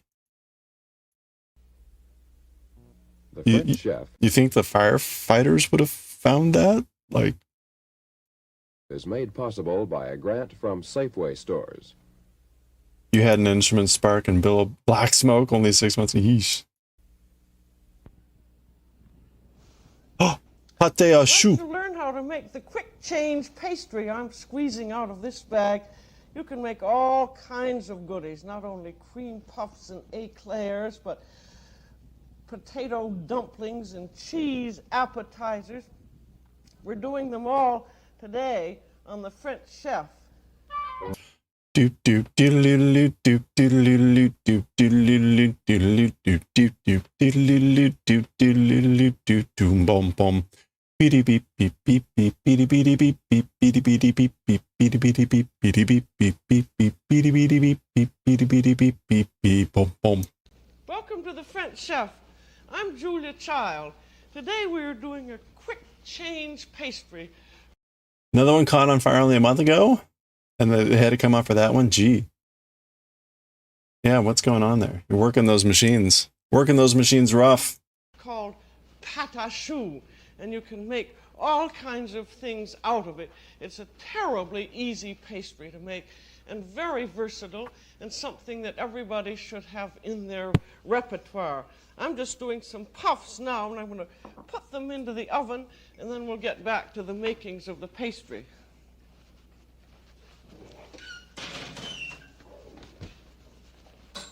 Now this pastry is called pâte à choux. It looks like this. It's just a thick yellow stuff. And all it is water, flour, and eggs. And it's terribly quick to make, as you're going to see. And when it comes out, when it's baked, it's just automatic because it has eggs in it. And when it's baked, it puffs like this. You just make a little blob of it on a pastry sheet, and then it puffs up. And the reason it's called pâte à choux, pâte means pastry, and choux means little cabbage. And you can see, if you use your imagination, that does look a little bit like a cabbage. And now, to make it, Just like a little cat. When you cat. make a pastry like this, be sure that you get all your things together. We're going to have butter and flour. Hope they use their thermal imaging cameras to check for hot spots. So you get them all out, and then you can get Seriously, go to the hospital one tomorrow. We're going to have 1 cup of water. It's just in line. They won't buy newer. Oh. And in that, we're going to put 6 tablespoons of butter. Say it louder for the cheap-ass CEO of the hospital. To cut it up so it'll melt quickly. Yikes. Yikes. 6 tablespoons of butter.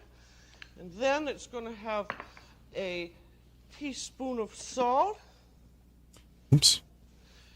And Okay, we're back to row 153 for the good third pepper, time. The fourth and a time. little bit of nutmeg. And then while it comes up to the boil, we will get our flour ready. And now when you're making this kind of pastry, you have to be sure that your measurements are right.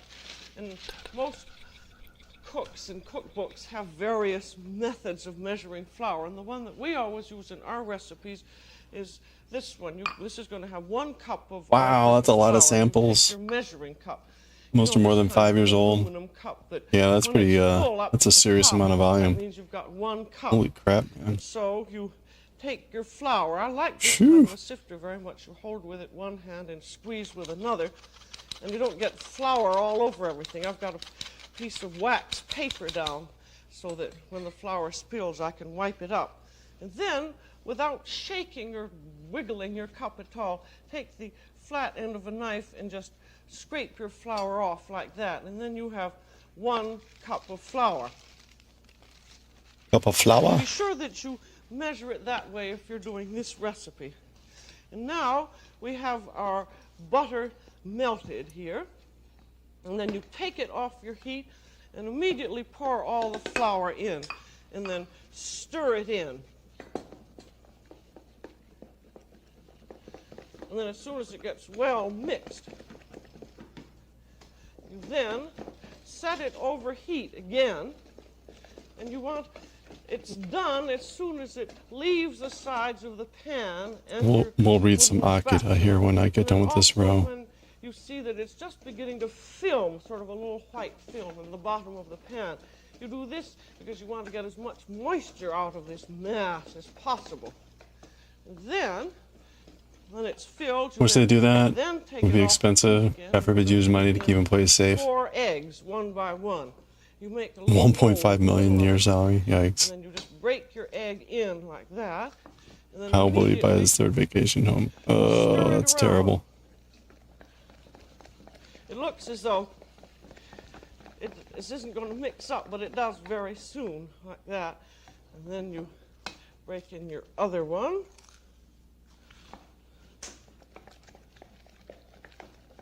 And the next 2 eggs that go in are going to look even slimier than this, but they all beat in nicely. See, that's all beaten in. And then in goes in our other 3rd egg.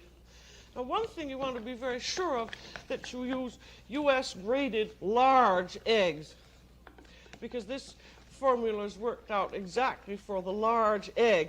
If you happen to have smaller ones, you'd have to maybe use another half egg. And if you use jumbo eggs, you'd have to use 1/2 less, so it's much easier to have just the right amount. And then there's our final egg. Oh yeah, no worries, no worries. That just sucks. Doesn't look as though it I hope you get a really chance mixed in, to it all does. relax and unwind this See, weekend. that's all come together again.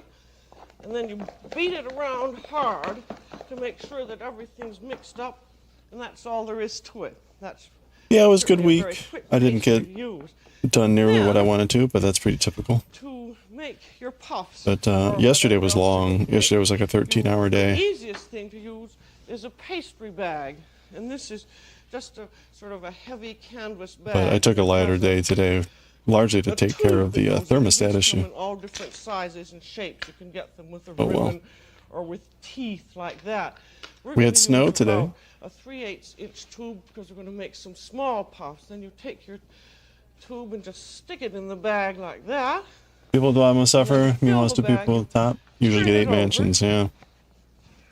And just, so you're turning it over one hand, then you put in the pastry and then squeeze with that hand. Hospital run by oh yeah. If you find it difficult to hold, you can put it into a quart measure. You work 12, 1 hour more Very sounds like torture. Easy to do, really. The last 5 were like basically hosting an off-site, well, Then you've got your bag hosting a meeting. filled, and then you twist it like So I just that. had to do introductions, and then I just sat and You listened hold- so and you participated hold with in your a discussion. right So hand like that. You're twisting it that way, and then you press it this way. And this hand, you I think it hold ended up being this like maybe way. 2 or 3 The inches, lower hand also presses, and then but it didn't you're gonna accumulate make on the little roads puffs. really. Just do like that, and then lift it up. And I just worked Yeah, from home squeezing today, really so I with didn't have both to go out hands, in it, which is turning nice. And lifting that way. But it'll probably still And then if stick you want a around at big least puff, a day or 2 here, use because a it'll be pretty cold tube that's tomorrow here. About, 5/8 of an inch. And then you press down that way, and then see you turning like that. And then for a long Wait, what? 120-kilometer wind? running What? out of pastry here. You press it down that way, and then turn up. Holy crap, man! And then you want to glaze it. Like a And you use this like is just hurricane a whole winds. egg that's been beaten with a teaspoon of water in a cup, and then you use a You always get a paintbrush or dandruff pastry amount. brush, and you wipe it off. Yeah, it was like nice to see. We don't normally side get of the something cup. like You don't that want this egg to drip down. this early. You have a So little thing that sticks up like that. You'll just flatten it down with your pastry brush. Now these are, see, I have salt in this mixture, and if you wanted to make sweet puffs for dessert, instead of a teaspoon of salt, you'd use a teaspoon of sugar and then just a pinch of I'm going to be salt. going out tomorrow Now, see, with that one, to there's do some little shopping things with to Rev press. Brucifer and Pew Pew Badger. Press That'll be that fun. down. And then these will go into a It's only a moderate nor'easter. 435 oven, Yeesh. and they're going to bake for about 20 or 30 minutes. And at My this pastry brush moment, needs to be we can returned. look at Those the are pretty puff we ratty. just put in just at the beginning. You see they're just puffing up, but they haven't browned yet. And then Oh, after about 20 minutes, you'll have your puffs, which will look about like these that I'm going to show you. Now these are small puffs. Now this is your trick about making puffs, that they'll be nice and brown and they'll seem hard, and you'll think, oh, they're all done and ready. But you take them out of the oven, and in about 10 minutes, if you don't do something to them, they'll begin to get soft. So you take your knife, a knife for the small puff, and just make a slit like that in the puff. And this lets the steam out, and then you put the small puffs back into the oven for about 10 minutes, and then turn the oven off and leave the door ajar for about 10 minutes, and that will dry them out. And then on the other hand, if you have a large puff like this, you do the same thing. You slit it, and then you turn the oven down to 375 and let them dry out for 10 or 15 minutes more. And then you take the puff out and you open up one of them just to see how it's going to be. Now you notice in here that there's a lot of Oops. uncooked. There's a lot of uncooked stuff in there, and that's the stuff. If you don't take it out, that's going to make your puff Stay Puft soggy. Marshmallow Man. So the thing to do is just open up the What puff, row are we on? Actually, I don't take all know, of that out, because I and just let realized I have a whole section stay where I repeated the numbers like cool. 8 times, I'll do another one. just the way I was writing it out. But that's really your only secret. You just got to get rid of that steam. So and then you won't have technically a we're soggy like on puff. row 160, but it's really out of now And I really 200-ish, think the question mark. safest way to do is to open them up this way. Because I also don't know when we're going to start to do the neck. Sits unopened is that it looks simply lovely for a while, and then this So I don't really know what the denominator wet, is. uncooked pastry sort of sends its wetness up through to the crust. More importantly, There. And now I'm going to show so you we've done over how 10 to rows today. Fill some of these puffs. More importantly, we're supposed to be 8.5 We're inches using these for appetizers past the or bind even off. for main So courses. this If you distance wanna have here is little supposed to be ones, 8.5 you can use inches. for appetizers, or even little smaller ones, which would be one bite So let's do a quick size. check. We were at like 5.5 They're is very, when we very started. nice if you're having cocktails. Now you can use as a filling, you can use any kind of a sort of a cream mixture. I have here just some canned clams which have been warmed with Okay, a we're little bit of about shallot 7.5. and vermouth, and then I've mixed them into a thick cream sauce. Or Yeah, you we can need about use 8.5 inches. That's how I like it. shrimp So or we got about an mushrooms inch to or go. anything you Maybe an want. inch and a You want half. to be sure, Maybe however, that you have a good another thick 10 sauce. rows. So we should get to the point. Now it's- we'll Hold first on, let me pause, Julia. But here's the thing. So,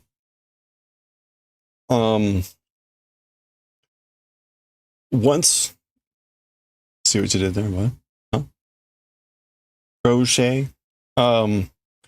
Once we get to the 8.5 inches, what happens is we start to make two separate sections that we decrease separately. So that creates the curve for the neck.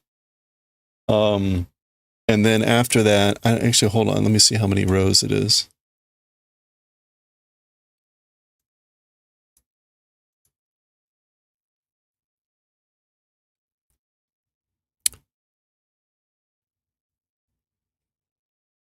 And then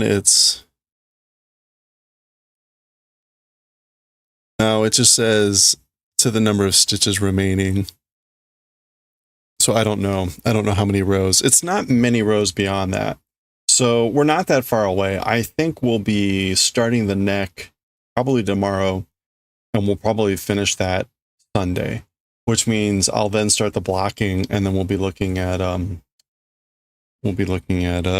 sewing it together soon. So I think we'll get to the blocking and the sewing together next week. And then even after that's all done, then I need to knit the collar. The collar is done last, final blocking and anything. And so that's the general plan there. You shade the crows. 3 degrees feels like -9. That's good. Fill a small puff. That's cold. Starting the neck. That's right. We do have a line here. What was it? Where was it? Hold on. Got a little more neck here than we need. That's where she lifts up the chicken and she slices the neck off. Put your mixture in, and then put the top on, and then if these are Effing cold. It is. It's pretty cold. Put them back into the oven. That is pretty cold. And let them heat through. I think I'll arrange them on a plate.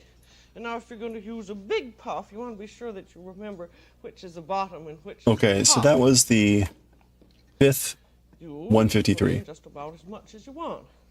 We'll put in a large amount there, and that would be very good as a main. So we're actually on like 150. Actually, we're on 160. If you have leftover, let me get rid of this. If you have it, you're going to go down to about 17. Here's something that you can do with it, which is very nice. You see, you wouldn't dare go in the house of shaking when probably -90 with wind chill. Stuff to have. Now this is for making little quick appetizers. Say that you've got that much left over. That's pretty negative. You just put it in feels the bowl, like -23. And then add a little bit of cream. Yikes. Stay warm. Say, just 2 or 3 tablespoons, just so that you mix I'm glad they were able to. The guy was able to come out today to look at my thermostat, because it's cold here, and then you can put but not that cold. But it was getting down to be about like 50 in my place. I'm like, I was wearing my fleece and a hat. Not this hat, but Swiss cheese. Anyway, okay, let's take a break. We'll get back to Julia here in a little bit. I'm feeling pretty good. So we're going to read some Akira, and then we're going to get back to doing some knitting. And we'll try to hang on until Chicken's around.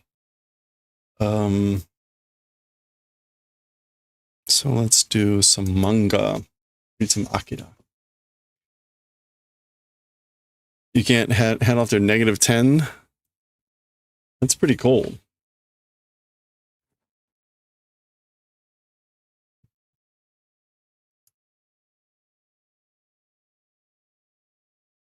Hold on.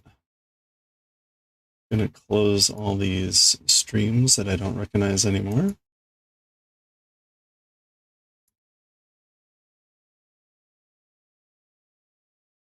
Oh. Open up a couple more that I do.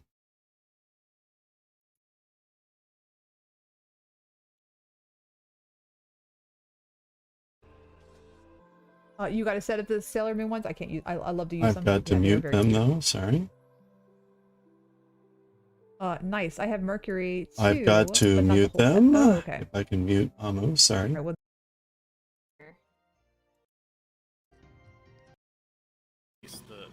Muting is still a difficult thing. I don't know why. Muting is still a difficult thing on tabs. It should be mapped to a shortcut. I don't understand why it isn't. There should be just a toggle button for Muting a tab. Not trying to click on the little thing.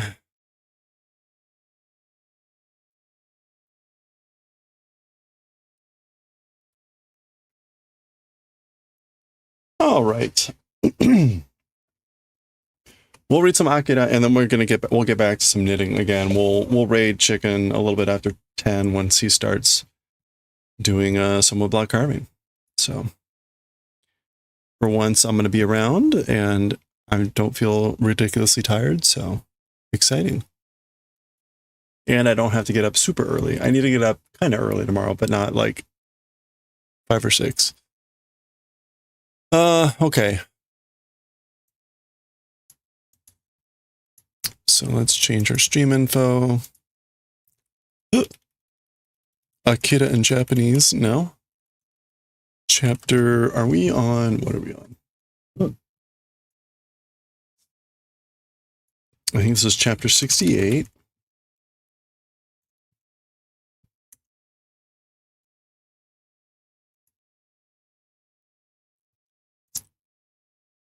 Okay. Hey, I've got like one dead, I think, LED. Is that possible to like just fix one LED on these keyboards? Like, how does that work? Anyone know? I should ask Ariella. Okay. Azumanga Daioh, Akira. Volume 4, Chapter 68. And I think that covers everything. Okay. All right, I think we're all set.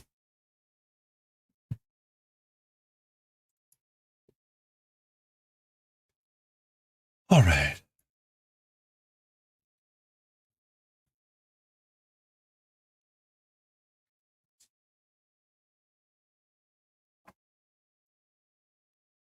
Remember.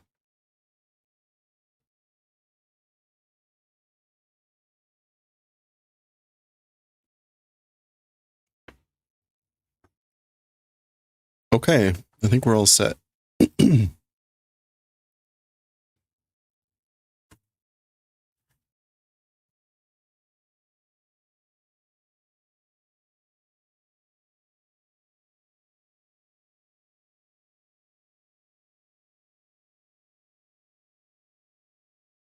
All right, what is that? Tanka? Let me look up one word ahead of time here. Like, have courage? No, a stretcher, a litter. Oh, right. Okay, that ton, not gallbladder ton. All right, there we go. Totally makes sense. All right. Okay, I think we are set for reals. Okay. All right, here we go. All right, let's read chapter 68 of Akira. When we finished chapter 69, Colonel was approaching Miyako's temple with Kyoko in that device. These guys were retreating, and these two were getting to know each other. I described previously about how the last few pages of their conversation were originally the start of this chapter. In the original publication, in this publication, that got pushed to the previous chapter, and it starts here with them heading into the temple. So there we go. Chapter 68, let's go. So there's, what was his name again? It was Kai. Kai and K. All right. Hayaku shouka shiro. Quickly extinguishing dew. So quickly dew extinguishing of the fire. So again, there people left in the temple are kind of trying to do damage control. Mizuwa maraka. As her water still, meaning like is there still no water? Tankao tanka o. Tanka is a litter or a stretcher. So tanka o, meaning like bring, implied a stretcher. Oh, ha, ha, ha. Don, very inappropriate. Okay. All right. So there's the right. Again, a lot of people have been wounded further and hurt further and killed. They're taking care of all that. Torewa naranu. As for that, will not become. So presumably this is Miyako, Lady Miyako, saying something in response to someone. And as for that, will not become. So like, that's no good. We won't do that, or that is no good. Washi wa koko o hanaretari wa sen. Yeah, so as for me, this place, as for departing, separating, will not do. So that's what she's saying is no good. It will not become that way, me leaving this place. And hanare, yeah, to be separated, to go away. And tari kind of suggests anything like that, or things like that, again, will not do, or will not allow. Hanareru wake ni wa yukan. Again, ikan is no good. So a reason for going away, as for to that, it's no good. So I can't go away.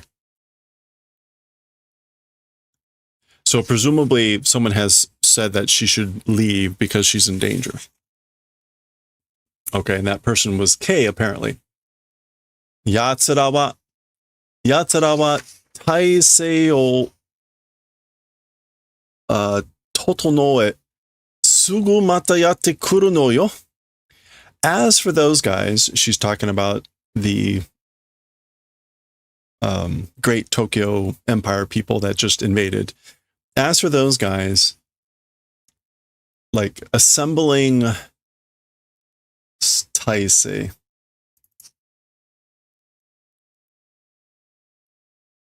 Organization. Oh, okay, yeah. So they're gonna get in order their organization. Totonoeru is to put in order or make preparations. So again, as for those guys, they're gonna prepare their organization. They're gonna get things in order. And then soon or immediately again, they will come and kill or come and do. So basically, those guys are going to get their crap together and come back here and do stuff. Mo karera to tatakaru dake no chikara wa nokotte nai wa. No longer with those guys, or with them, able to fight, just being able to fight strength. As for that, not remaining. So basically, you don't have any strength. There's no strength left to be able to fight with those guys remaining here. Yeah, just being able to fight strength with those guys no longer remaining. それに今度は鉄尾くんも来るわ. In addition, as for next time, or as for this time, but as for the next time, Tetsuo kun also will come. Shinja tachi wa muro no koto mi o yosete kita keganin ya byonin o sute do shite oashi dake yuku koto ga dekiyo zo. As for believers, muron. Well, like mochiron. Okay. Like, of course, naturally, self, yosete, letting draw near.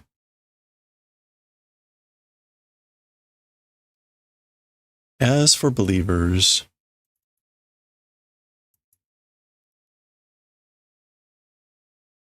yosete kita keganin.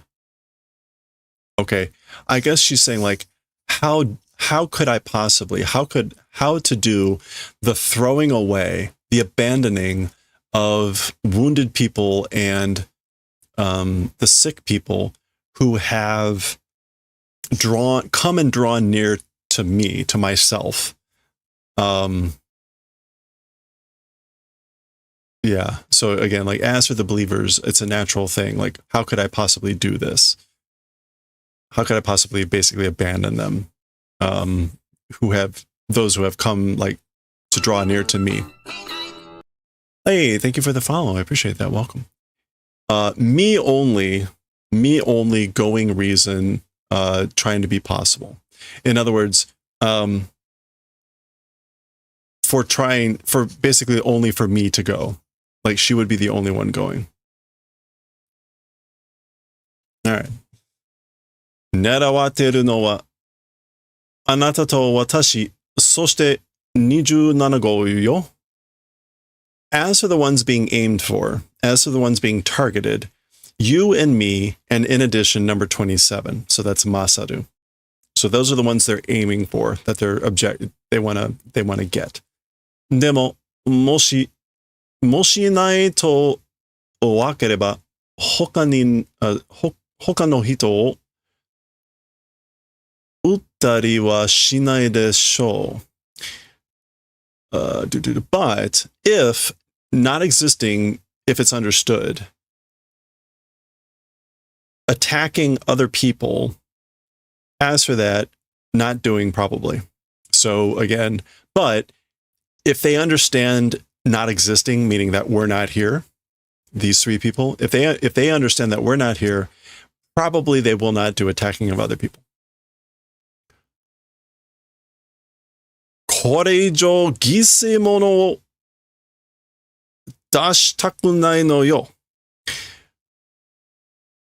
In addition, or more than this, sacrifices not wanting to put out. So this is basically don't want to put out, don't want to produce, don't want to send out sacrifices, people being slaughtered more than this. 犠牲者.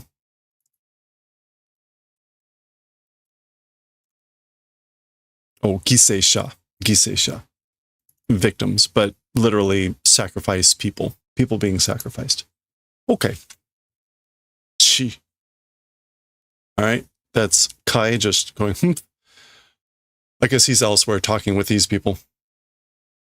なんで俺だけ、入れてこないんだよ? Okay.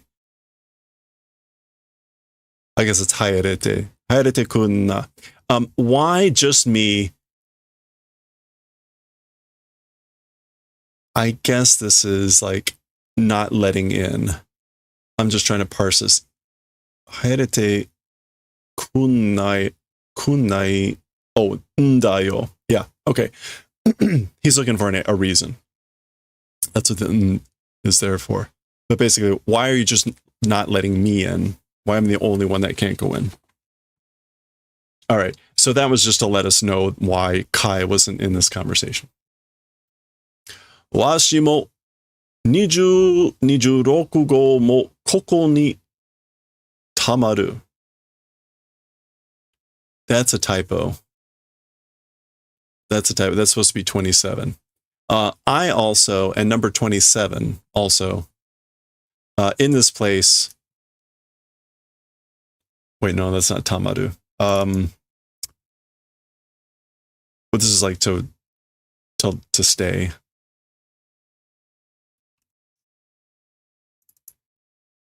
Tomaru.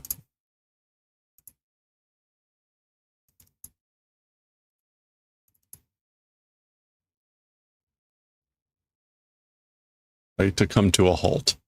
We will stop. We will come to a halt in this place, meaning we're going to stay here. So I also, and again, it's supposed to be number 27 because that's Masaru, as she says here.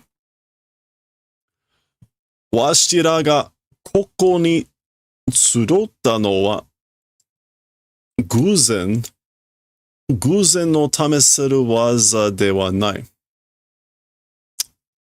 Okay, we, in this place, as for the ones, like, collected?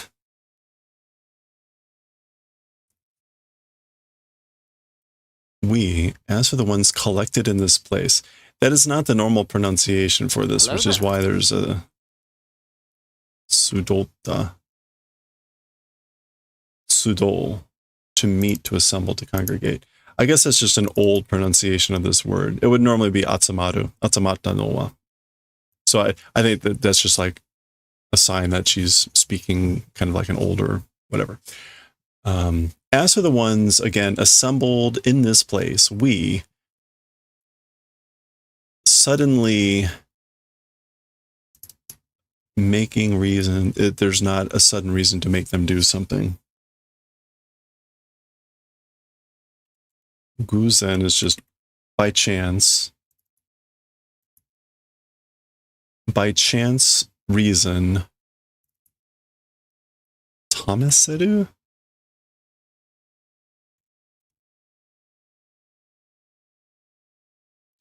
We want this tame.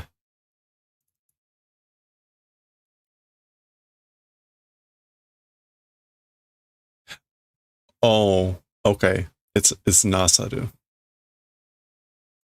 Naseru. Yeah, to make someone do something. Oh no, it's saseru.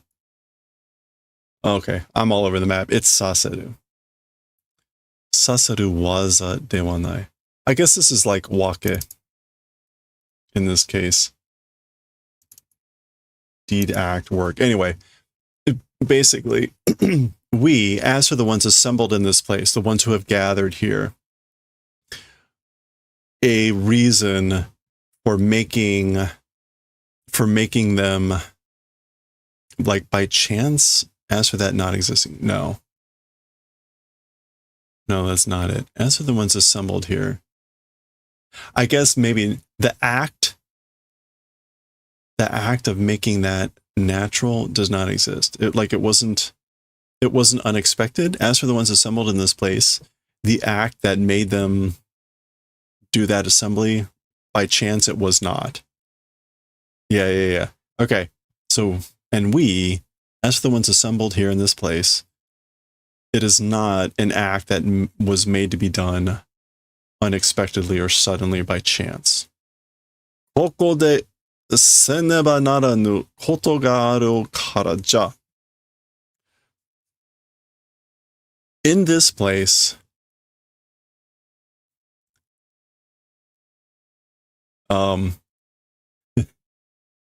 if don't allow will not become, must allow. In this place, must allow things existing because that's why. Because must allow things to happen in this place.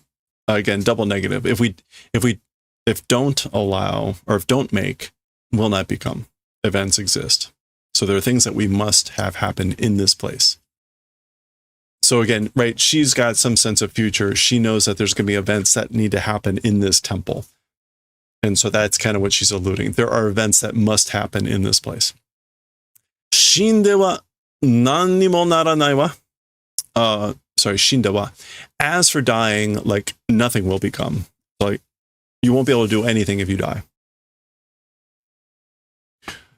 それは問題ではない.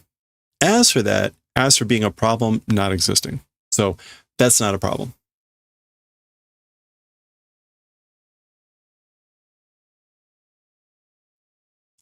Okay, there's Kai.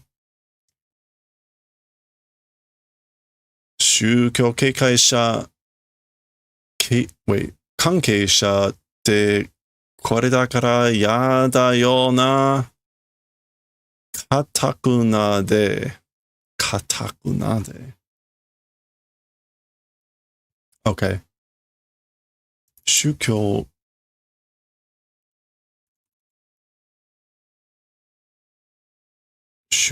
関係.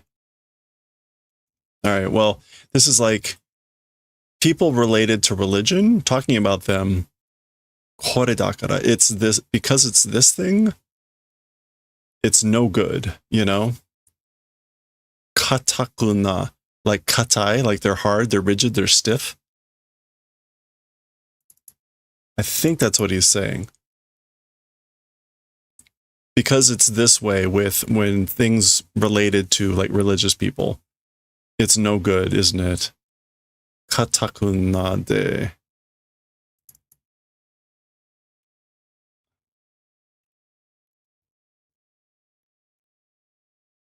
Oh no, katakuna is obstinate. Although it kind of comes from that sense of kataku. Okay. Anyway, but it is got kind of that sense of being rigid, stiff, obstinate. Huh? Okay, he's looking out, I guess. And this is the camps that surround. Ah! Arewa! Oh, as for that. Okay, he sees something out there. Maybe it's the colonel. Doyebai no? How if say is good? Basically, she's trying to say, like, how do I put this? How would it be good to say this? Because she's still trying to convince Miyako. Hey! Doshita no? How did? What happened? What's wrong? Yatsura hajime yagatta ze. Those guys have begun. Okay, no, so it's not the colonel. He's presumably talking about the invaders, the Great Tokyo Empire people. Those guys have started. And yagaru, meaning like contempt. How dare they? Those bastards. Okay, and they've started by apparently burning the camps and tents around here. Go! That's flames erupting here. Fujo da? Fujo kara hajimeru nda. Okay. Something about the wind rising? Fujo? No. Kaze ue? No.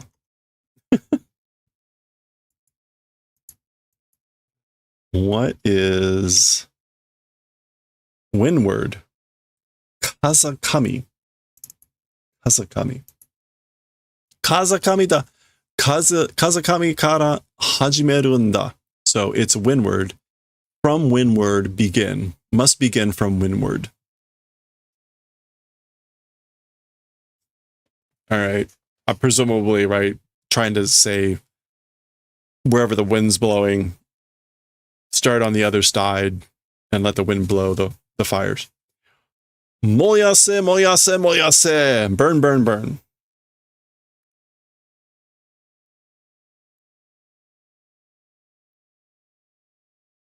Burn, burn, burn.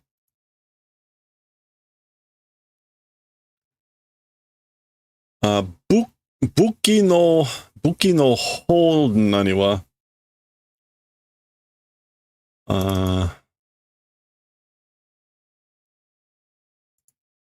Buki no hou nani? No hoju. Oh, replenishment. Buki no hoju wa? As for the resupply, the replenishment of weapons? Question mark? Meaning like, what's the status?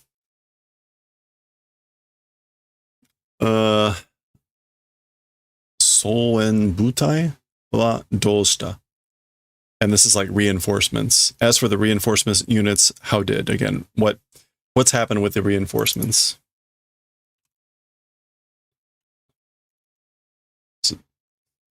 Yeah. Zoen butai wa doshita. Reinforcement unit, how did? What happened? Here's that psychic scout. Isoge, hurry. Isoge. Isoge yo. Heishi tachi, ima koso teikoku kikyu zombo no toki to shire. Okay, so he's yelling out, hurry, hurry, hurry, you warriors. Now in particular, the Empire's urgent emergency or endangerment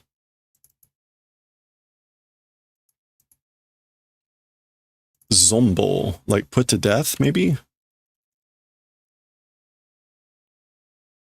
Okay, is it not zombo?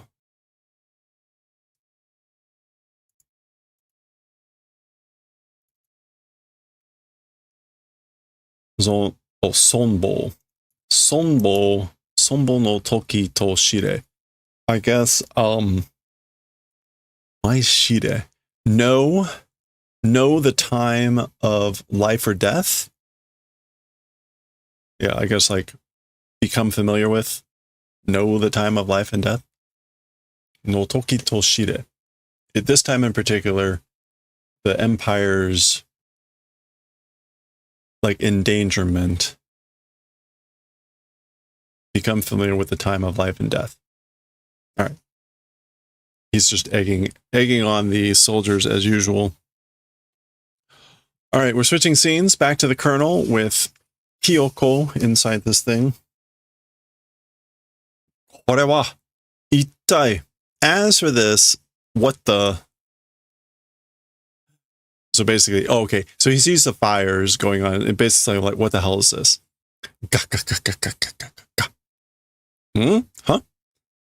So there's some vehicle coming along here. Bun, bun, bun. Okay. I think the bun, bun, bun is just the engine or something causing some noise. It's not like firing or anything. Daijoubu da. Ike, ike. It's okay. Go, go. Ga, ga, ga. All right. So yeah, the vehicle is hitting some stuff or something.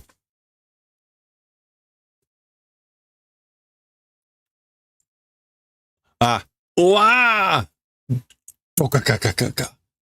So I guess actually the that's actually like a big drop or something. And so this guy's saying, it's fine, go, go. And then the vehicle's dropping, and then you get, right, it's braking here. And someone's getting... It's funny. Are they tossing these people out? Okay, this is still not quite clear. The truck itself has the mark of the Great Tokyo Empire Army. The Dai Tokyo Teikoku Gun. あれは41号の subordinates, underlings.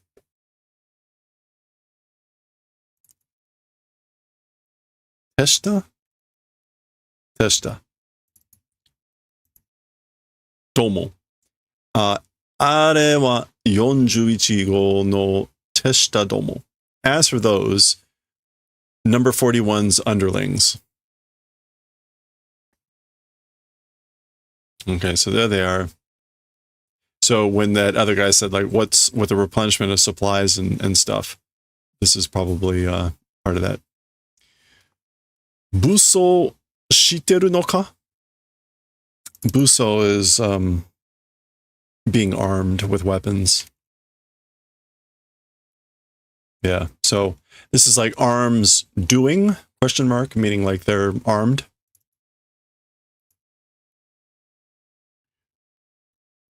All right. Ite! Ow! Oi! Hey! Mo chotto! A little more. Okay, presumably that's the same vehicle. So I guess...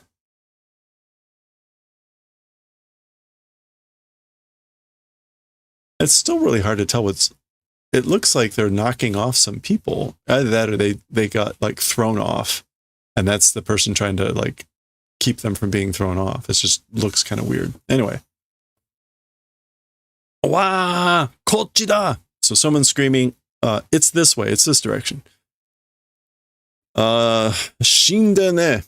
Shindene, to the temple.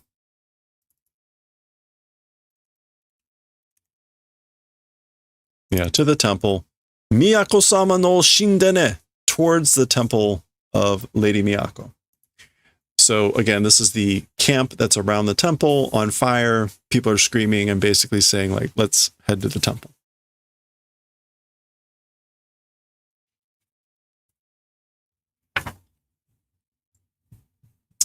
Miyako-sama! Lady Miyako!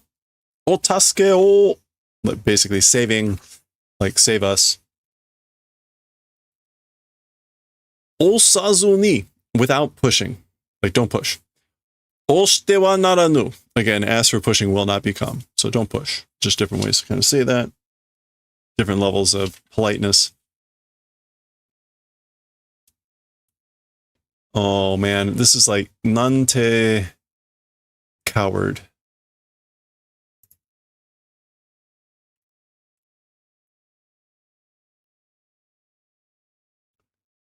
Hikyo.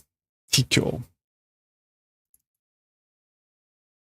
Nante hikyo na. What cowardice.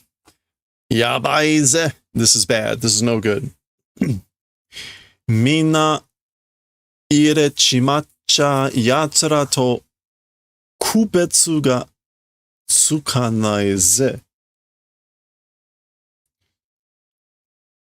Everyone, like, as for entering, with those guys, distinction, I guess this is like, will not be able to make. Won't be able to distinguish from those guys, meaning the great Tokyo Empire people, when everyone enters. So kubetsu again is like to distinguish. Oops. Meaning again, basically we're not going to be able to tell them apart. The good guys from the bad guys, in essence. Oh, there we go. Unable to tell apart. Kubetsu ga tsukanai. Exclamation point. Shimatta! Oh no! Yeah, so she's realizing that that's going to be a problem. So, oh no, shimatta. Modoroze. Let's go back. Okay, so they're going back. Doite! Doite, move. Doku. Doite, move. Get out of the way. Baka! Alright, we're switching scenes. That truck has arrived. They're throwing down a crate. It's full of weapons. That baka is the crate breaking. Kachi. Putting in the magazines, arming the guns, etc. Tama o tore. Take bullets. Take ammo. Kora ju no hako o nageru na. Hey now, don't throw the box of guns. Sore. Whoop. So he's throwing out ammo. Literally just throwing it out. Hashi ni wa nannin ka nokoshite kita no ka? As for at the bridge, how many people come to be remaining? So basically, how many people are left at the bridge? Hashi no mannaka ni bakuyaku gunpowder? Bakuyaku wo nanimi suicha o hitori.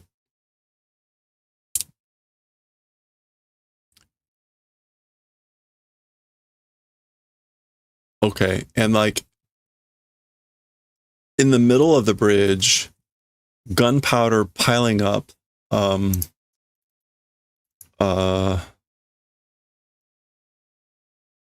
It's not tsutomu. To stockpile, to pile up.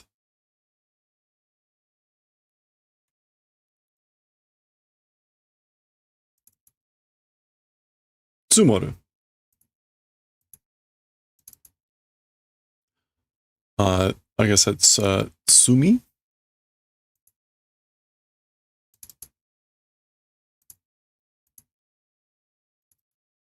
Yeah, so, and I think bakuyaku is again just gunpowder.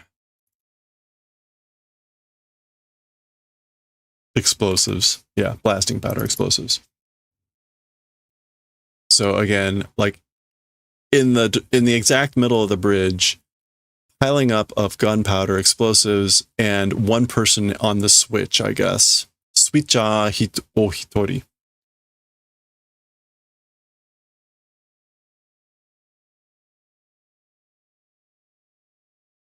So I would take this to mean like how many people are left on the bridge. It's one person as a switch on the switch, piling up the explosives in the middle, exact middle of the bridge. Taicho, kore o goran kurasai. So, Captain, this thing, look at, please. So, Captain, please look at this. Oh, it's a bazooka. Nice. Whoa. Hoka ni mo mada. Others, towards others also still, meaning like there's more.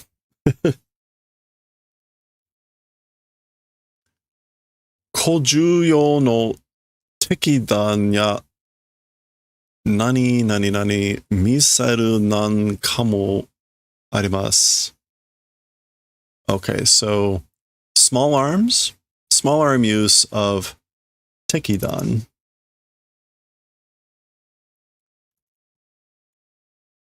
Oh, grenades. Small arm, like grenades for small arm use. And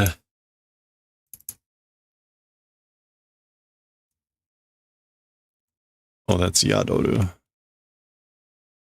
No, it's not yadoru. Seme? No. Why am I blanking on this?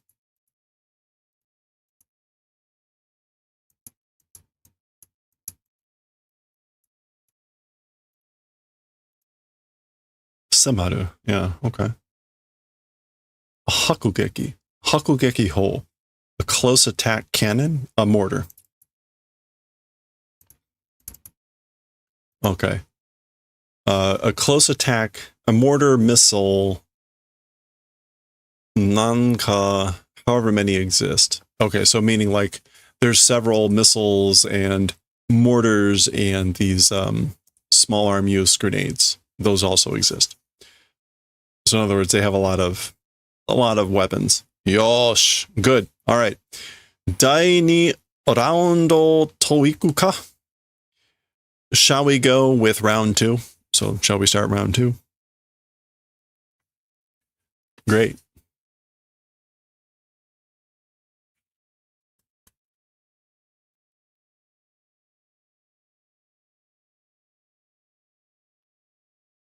Non-mean?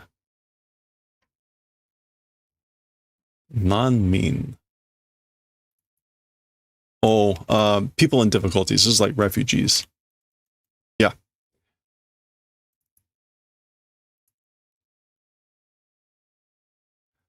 Nanmi no hoka ni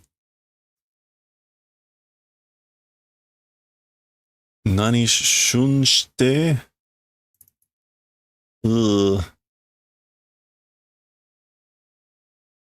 Okay. I do not know what this is. Let's go ahead and just look this up. Do something of the other, towards other of refugees. Close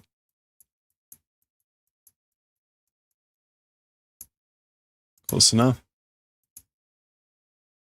Sasoi, inviting. So, yudo, guidance. Okay.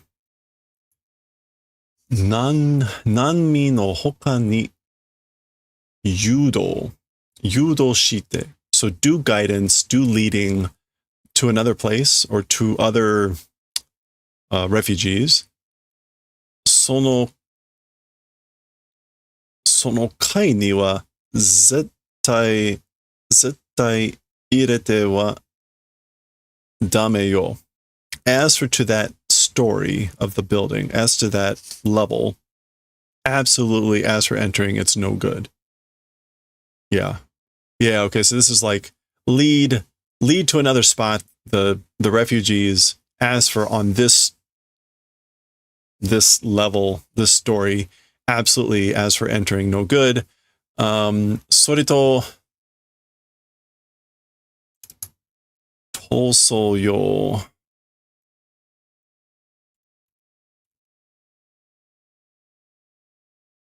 Toso, flight desertion use.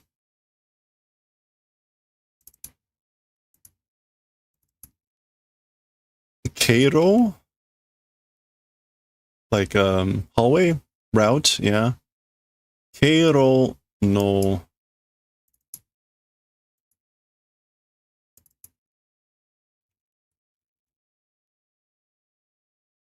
tashika.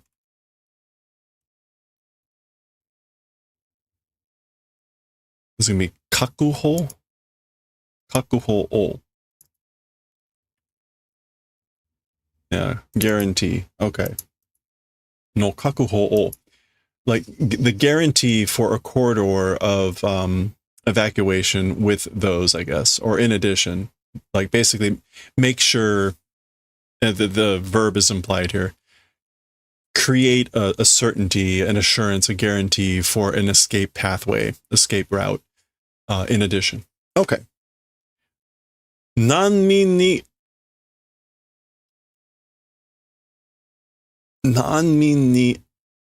wakarete yatsura ga? No.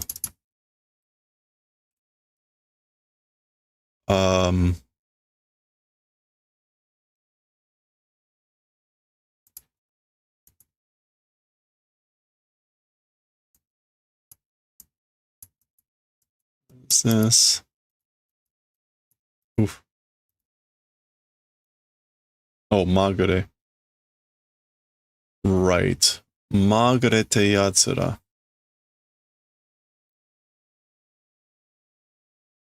Being diverted. I guess like, yeah, those guys being diverted into the refugees, question mark. And I think this is supposed to mean like those guys, meaning the people that are part of the Great Tokyo Empire. Like those guys being diverted, slipping into the evacuees, question mark. What happens like with that? Sorekara.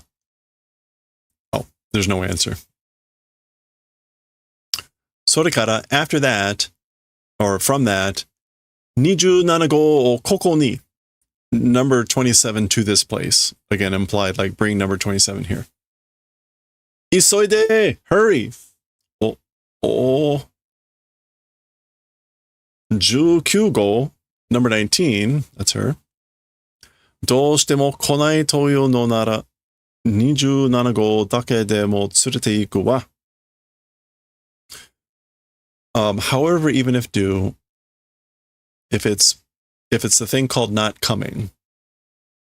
Okay, so no matter what, or regardless, if you're not going to come, meaning like with, even just number 25 will go and bring. So I'm going to take, basically, even if you're not going to come, I'm going to go and take with me number 27, which is again Masaru.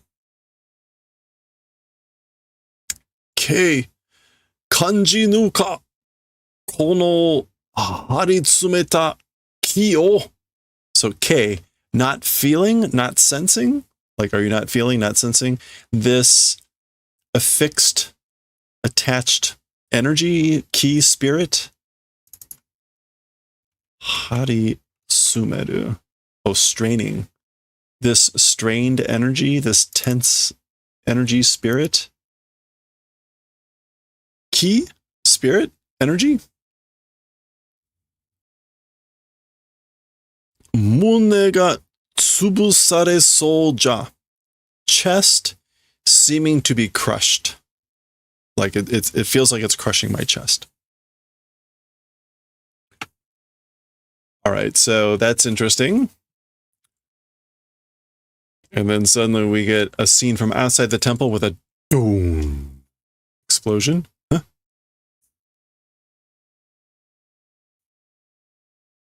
Boom. Kya! Here! Screams. Daioh da, or Daioh da. It's a cannon.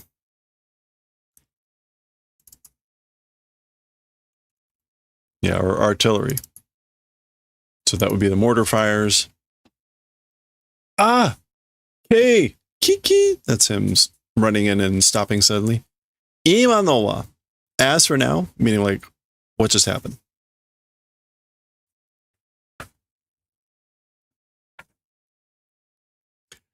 Yatara ga totsugeki rappa o narashita no sa. Those guys, the like attack rapper sounded. Oh, wow. I haven't seen this in ages. Rappa is trumpet. Rappa. Or horn.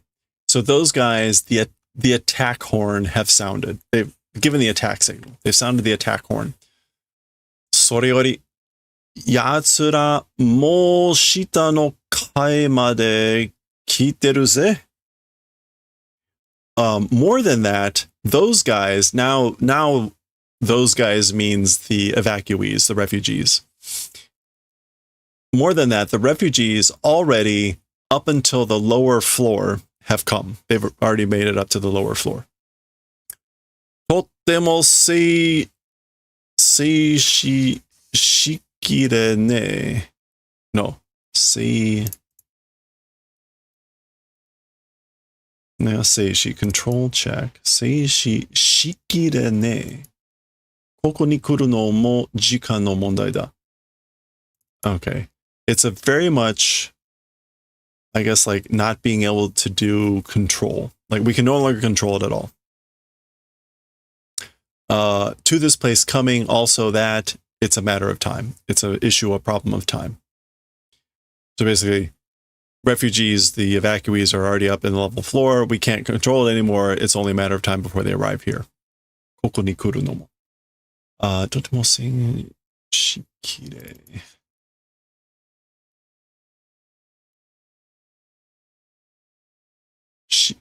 It's impossible to do. I think, yeah, that's like,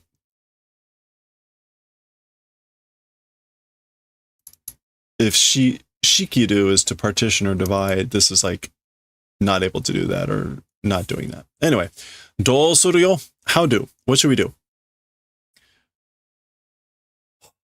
退路の確保も難しいみたいね。The escape route guarantee also seems difficult, you know?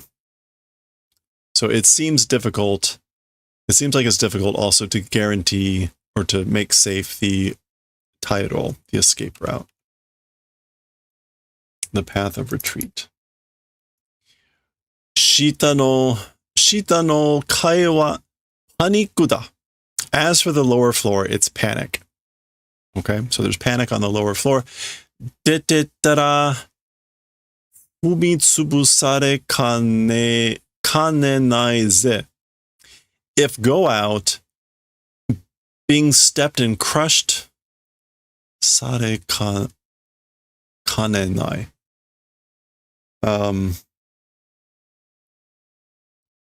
潰されかねない. Oh, okay. I guess this is kind of like a way to say, like, if go out, not being crushed, not existing. It's a little bit of a weird double negative, but it's basically like we will get crushed. We will get crushed if we go out. Like we would not get crushed. とにかくここに長居はできないわね. In any case, in this place, as for like a long period of time, not possible.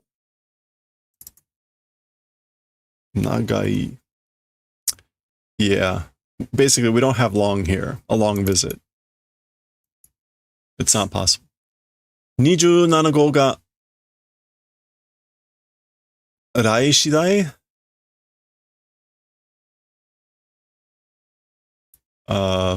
Let's do transfer. What is this? Idol? Yeah, Idol. Transfer, change. Oops, wrong one. Removal, movement. And then what? Arai shidai?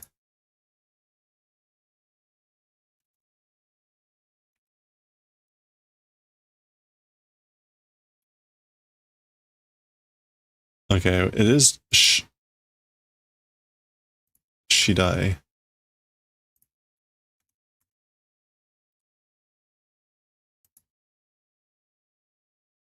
Kishidai.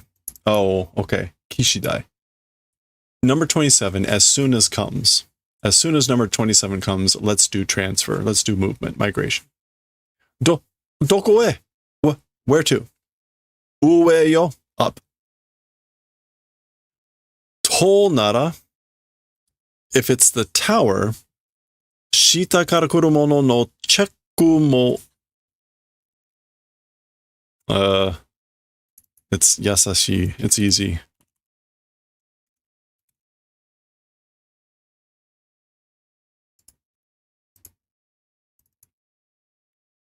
Oh, this chapter is like surprisingly long.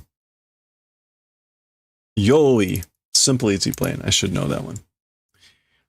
Anyway, from below coming people, even checking, I guess, like, even like checking people coming from below, it's easy, it's simple.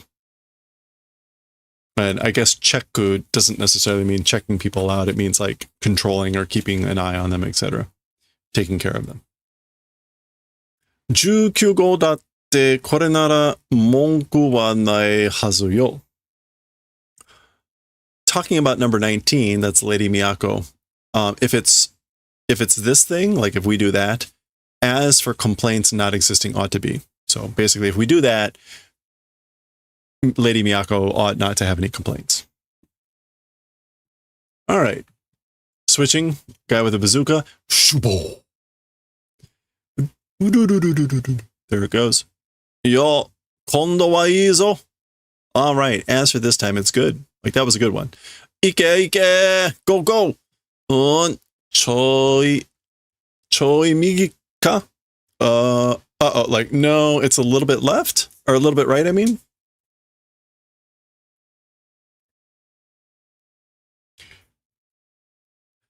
Boom. Ooh, that looked like it hit pretty well. Gara. That's pieces flying. Tsugi wa toda. As for next, it's the tower. Ateta mono wa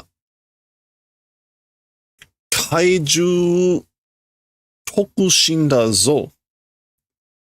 Okay, as for person striking, kaiju, high level special advancement, like promotion?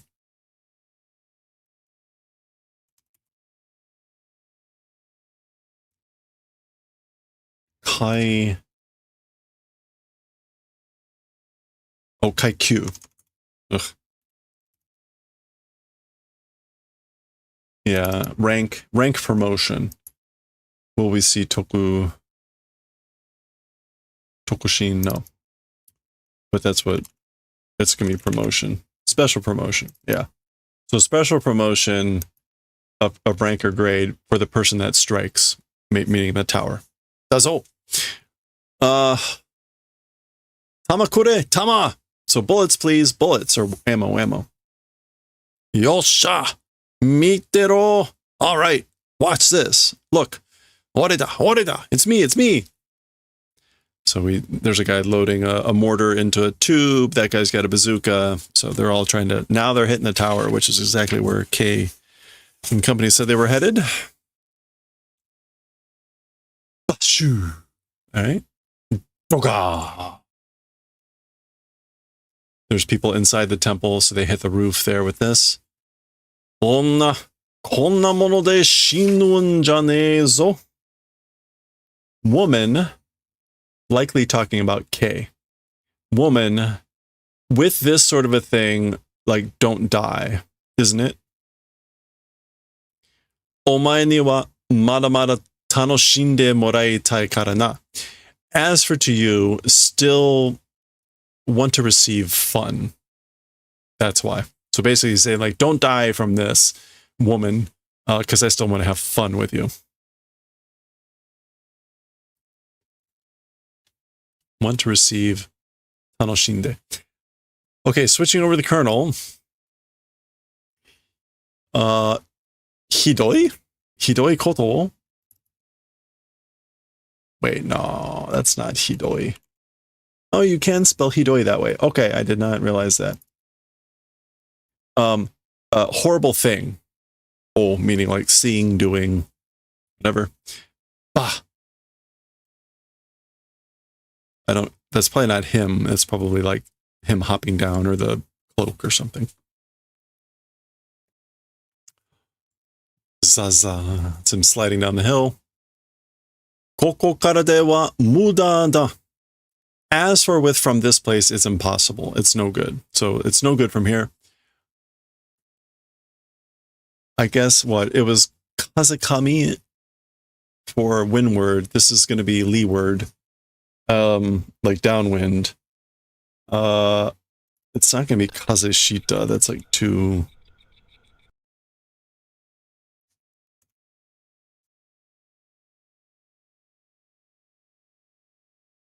Kaze. Or maybe it's not going to be either. Kazashimo. Okay, Kazakami and Kazashimo, but leeward. Kazashimo e mawari kemuri o ryo shite.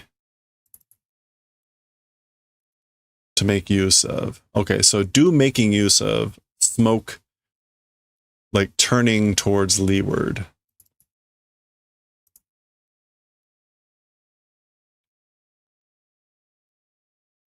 Yeah, so making use of the smoke by like heading down towards leeward, I guess like downwind. Uh-oh. All right, there's like a rock hitting off this. Ugoku na! Don't move! Ugokeba utsu! If move, we'll shoot. Uteba itai zo? If shoot, it's pain. Itai to shinu zo. And if it's pain, we'll die. Shinu to koukai suru zo. And if die, we'll do regret. Koukai suru gurai nara shizuka ni shitero yo. If it's to the extent of doing regret, then do towards quiet. Okay.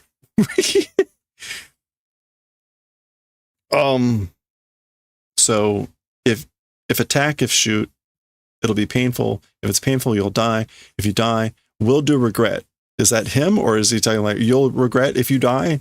Anyway, and then if it's the extent of doing regret, then in other words, if you're going to regret it, then basically be calm, be peaceful, like whatever. Yo. All right. Something tells me the Colonel is not going to be peaceful. But maybe we'll see. That is the end of chapter 68, however. So we made it just under an hour somehow. Whew. All right. So what will happen? We'll find out maybe next time. Chapter 69. I'm sure it'll be nice next time.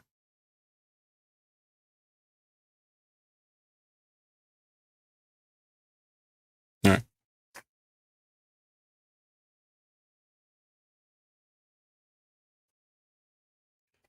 Phew, we made it. All right. Look at that. Oh, I never changed from makers and crafting. That's unusual. Julia Child says you should knit more.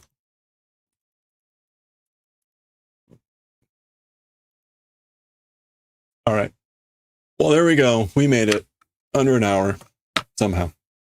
We're going to go back to knitting. Feeling pretty good. So we're going to try to hang around for a little bit more until Chicken is able to rev up the engines. Bitch,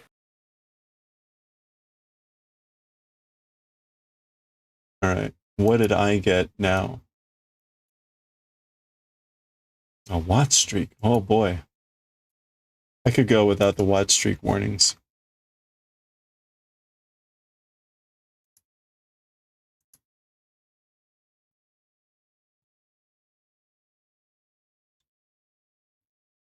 a child. All right. Let's get Julia back up on the big screen. We're going to switch over. Oop, no, wrong one. Overhead right. Proportions aren't very important in this, as long as it stays so it's thick enough and you can spread it. And then take some bread and toast it on one side, because this is going to bake in the oven for about 15 or 20 minutes. So toast one side and then spread your filling on the toasted side. All right. And then you pop these into the oven, about a 375 oven, and in about half an hour, 20 minutes to half an hour, you have a very nice little puffed hors d'oeuvre. Hors d'oeuvre. There. All right. Now, We're on the wrong side again. Something else with this mixture. I'll get these out of the way. Now we're going to do our potato dumplings. And here I've got 2 cups of just plain ordinary mashed potatoes. I just boiled the boiled baking potatoes and then peeled them and then put them through a ricer. So we've got 2 cups there. And then whenever you're going to make mashed potatoes like this, and you're going to, I mean just even ordinary mashed potatoes, you always want to dry them out over heat, just the way we did for the pâte à choux. You just stir it over heat, and again you wait until you see that the potatoes have begun to film the bottom of the pan. And then, for 2 cups of mashed potatoes, we're going to put in about 1 cup of this pâte à choux mixture.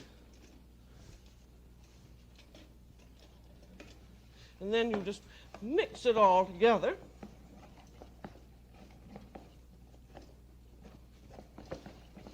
It's always a little bit gummy. Just mix it. There. And then put in about 1/3 of a cup of cheese. In other words, you have 2 parts potatoes to 1 part pâte à choux. And then the cheese, the proportions of that doesn't make too much difference. I'm using grated Swiss cheese. And then you mix all of that up together. And then taste it to make sure that you've got enough salt and pepper in.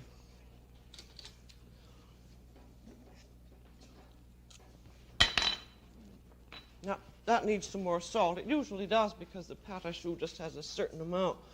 I'll put in another half teaspoonful, and then I'll put in some more pepper. And then also, along with this, you can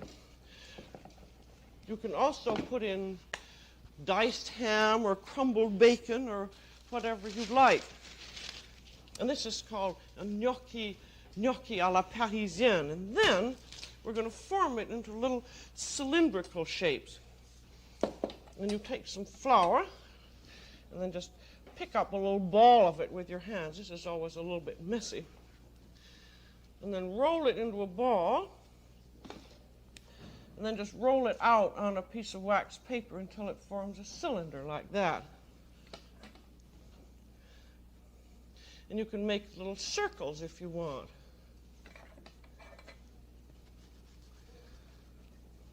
There, you can make a little ball like that. I'll make one more cylinder, which is the more usual shape.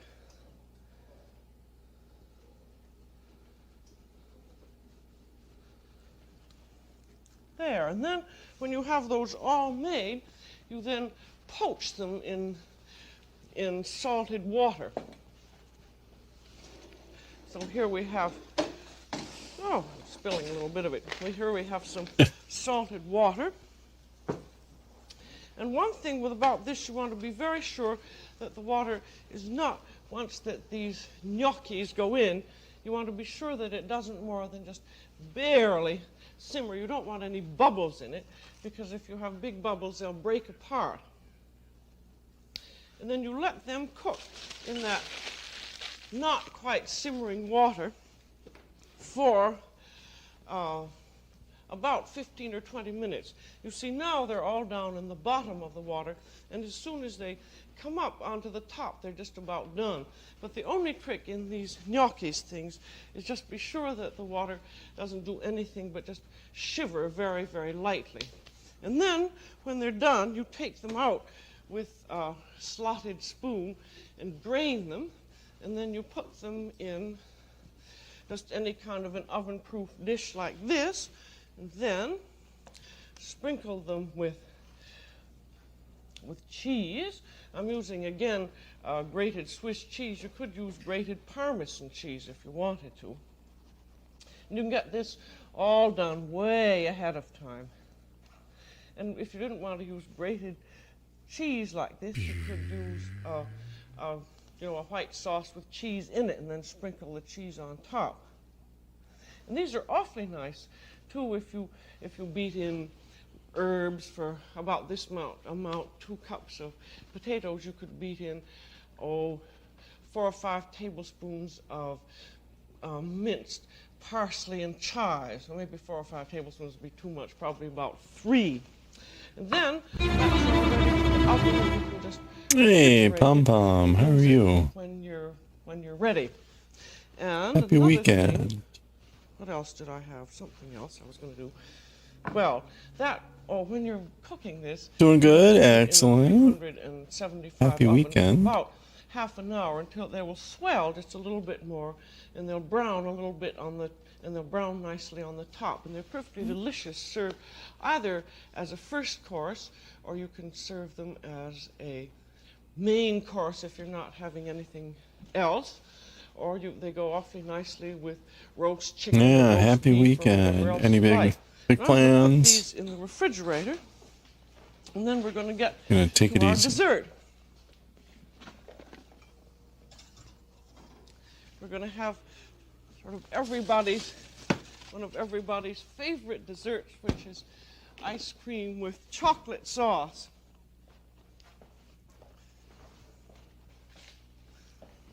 Now we have here, these are little Ice cream with little chocolate. sweet puffs. We can have little ones or big ones. I have 2 sizes here. And then I have my chocolate sauce. Make snowmen and Christmas trees? And with Ooh. these, Do if you these have are snow? little tiny ones like this, these That's are called fun. Désir du Roi, or the desire of the king. And they're always filled with vanilla ice cream and covered with chocolate sauce. And these larger ones are usually called profiterole, and they're usually filled with whipped cream. And this you really have to do just at the very end, just before serving. And I've got some nice cream scoop in here.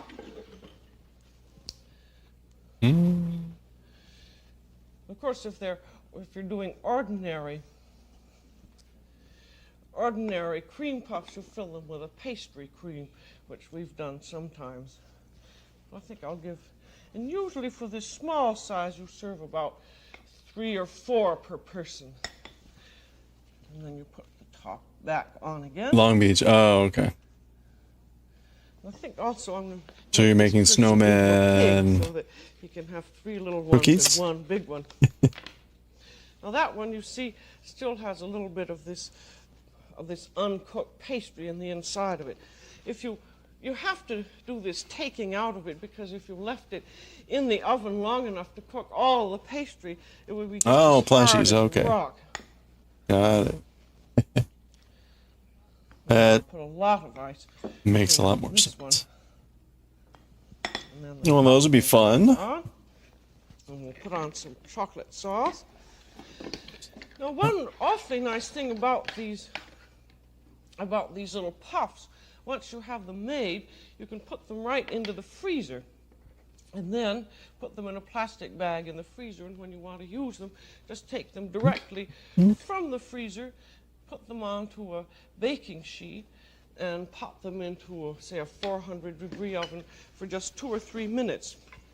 And I think this will look nice if we have a little bit of chopped nuts on it. And now with our pastry cream, you see I've had a bunch of this pastry cream here since the It'll be beginning. next to your TV. And you should always have it if you're going to use Watching it anything in about particular? this consistency. And I have made it ahead and then put it in a covered receptacle in the refrigerator, and I've even frozen it. But then when you want to use it again, you want to be terribly careful about reheating it, because naturally if you're reheating it too much, then you cook the eggs and it wouldn't puff anymore. So the thing to do with it is to put it into a heavy bottom pot and stir it Oh, around right. over Okay, very, so we very can do that gentle cable. heat, and then use the finger test. Stick your finger in, and Finger it shouldn't test. never get any warmer than just barely tepid. That's the only thing you have to watch with this. Just be awfully careful that you don't reheat it too much, and then beat it all around so that it gets back into this consistency again, and then you're perfectly all right. It may not make as an enormous, a big puff as these big puffs that we have here, but it will also always make a perfectly satisfactory small puff. And another thing that you can do with this to make you can make a cheese puff. Christmas, you might watch Christmas movies. If you use a cup of this, I'm not going to use all of a cup. Like Die Hard. It's a particularly nice little appetizer. Die Hard's a classic Christmas movie. Well, say that was a cup, and then you would beat into it about a third the amount of cheese. You can use grated Swiss cheese, or you can use a combination of Swiss and Parmesan, and then just stir it all up like that, and then you squeeze it out in exactly the same way that we did for our ordinary puffs. And then when you've got it squeezed out, they should be little puffs this size. And then after you've painted the top with your egg, take just a little bit of a pinch of cheese and put it on. Favorite Christmas movie? Elf. Okay, that's a good one. Bakes, it'll have sort of a little Good old Will Ferrell. cheese on top, and that makes an awfully nice appetizer. You can serve them. I remember last year I saw someone that had a Buddy, or whatever his name is, decal on the back of their vehicle on the windshield, might as well see with a windshield wiper, and the arm was on the windshield wiper, so it looked like he was waving when the windshield wiper was on. And we have our enormous puffs that you can use either for a first course or for an appetizer. And there's the eclair shape. And here's this little tiny puff, and these can either be made as sweet or as entree puffs. And then we have our potato gnocchis. This is the way those potato dumplings look after you've sprinkled cheese on them and just browned them in the oven. And we have our désir du roi, or the king's desire. It's my desire too, it smells good. And then here's something that's a great deal of fun you can do. This is called a croque en bouche, or crunchy in the mouth. And all these are just little small sweet puffs that have been filled with whipped cream and then dipped in caramel and just made into this rather preposterous shape, but people always seem to think it's the cat's whiskers, and it's sort of fun to do. And now, remember, if you're doing puffs, your only secret is, you've seen how terribly quick and easy that pastry is to do. When you bake them, be sure that after they've puffed and browned, you slit them for the small puffs and let them dry out again in the oven. For the big puffs, slit them, let them dry out, and then open them up and take out that uncooked pastry. And remember, with the gnocchis, or these potato dumplings, just remember not to let the water really boil, just very quietly. So that's really sir, I know, right? Pastry. Crunchy in the mouth. That's all for today. This is Julia. Very lewd. Bon appetit. Bon appetit. All right. Thank you, Julia. The French chef is made possible by a grant from Safeway stores. I sound like coq en bouche, but you know. Everybody loves the taste of caramel. Ooh. This is caramel syrup. I'm going to line a mold with it. And then we're going to cook a lovely French custard in the mold. And when we unmold it, it'll be covered by a beautiful brown caramel coating. We're doing caramel desserts today on the French chef. Welcome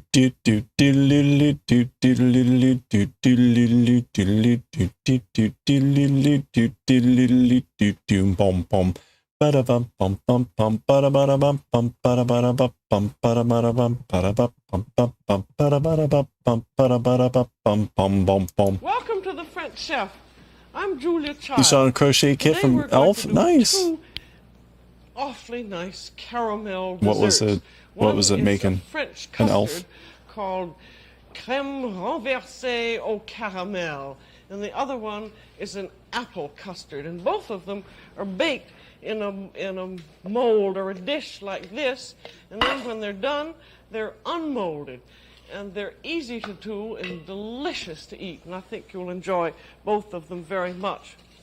Now, caramel is, we might as well start right in on our subject, is just a thick brown syrup that is syrupy when it's warm, and then as soon as it cools, it gets hard and brittle like that. You see, that's just brittle. And when you line a mold with caramel like this and then bake something in it, when you unmold it, there's a caramel coating that's left on the top of it. So we shall get right to the making of our caramel. And all caramel is just sugar that's cooked until it is a dark brown. And you just use ordinary granulated sugar. And I'm going to use half a cup of sugar. And then you always want to have a little bit of water in with it, about 1/3 the amount of water. So if you have a cup of sugar, you'd use 1/3 of a cup of water. So I'll use, with a half a cup of sugar, about 2.5 tablespoons of water. And then you cook it in some kind of a heavy pan. This one that I have here is a French sugar cooking pan. It's made out of unlined copper, but you can use any kind of a heavy pan. The syrup that I started out with, this is just a heavy aluminum pan. Because the caramel gets terribly hot as it cooks, so that you have to have something that won't collapse or blow up. And I think if you don't have the copper pan, use heavy aluminum. And the first part of it is that you have to be careful of is when you have your sugar and your water in the pan, and you have to, before the sugar begins to boil and begin to go through its various stages of sugar cooking, you want to swirl the pan like this to make sure that the sugar and water have melted. If you don't do that, you'll find that the sugar will often crystallize, and then rather than having a smooth, lovely syrup, you'll have sort of a motley, sort of crystallized stuff that won't harden up. So until your sugar comes up to the boil, just swirl the pan like that. You see, I'm just holding my hand on it and then just swirling it over the heat. And if you can see now, the sugar has almost melted. You can tell when it's melted when the liquid just suddenly turns clear. It's now a little bit cloudy.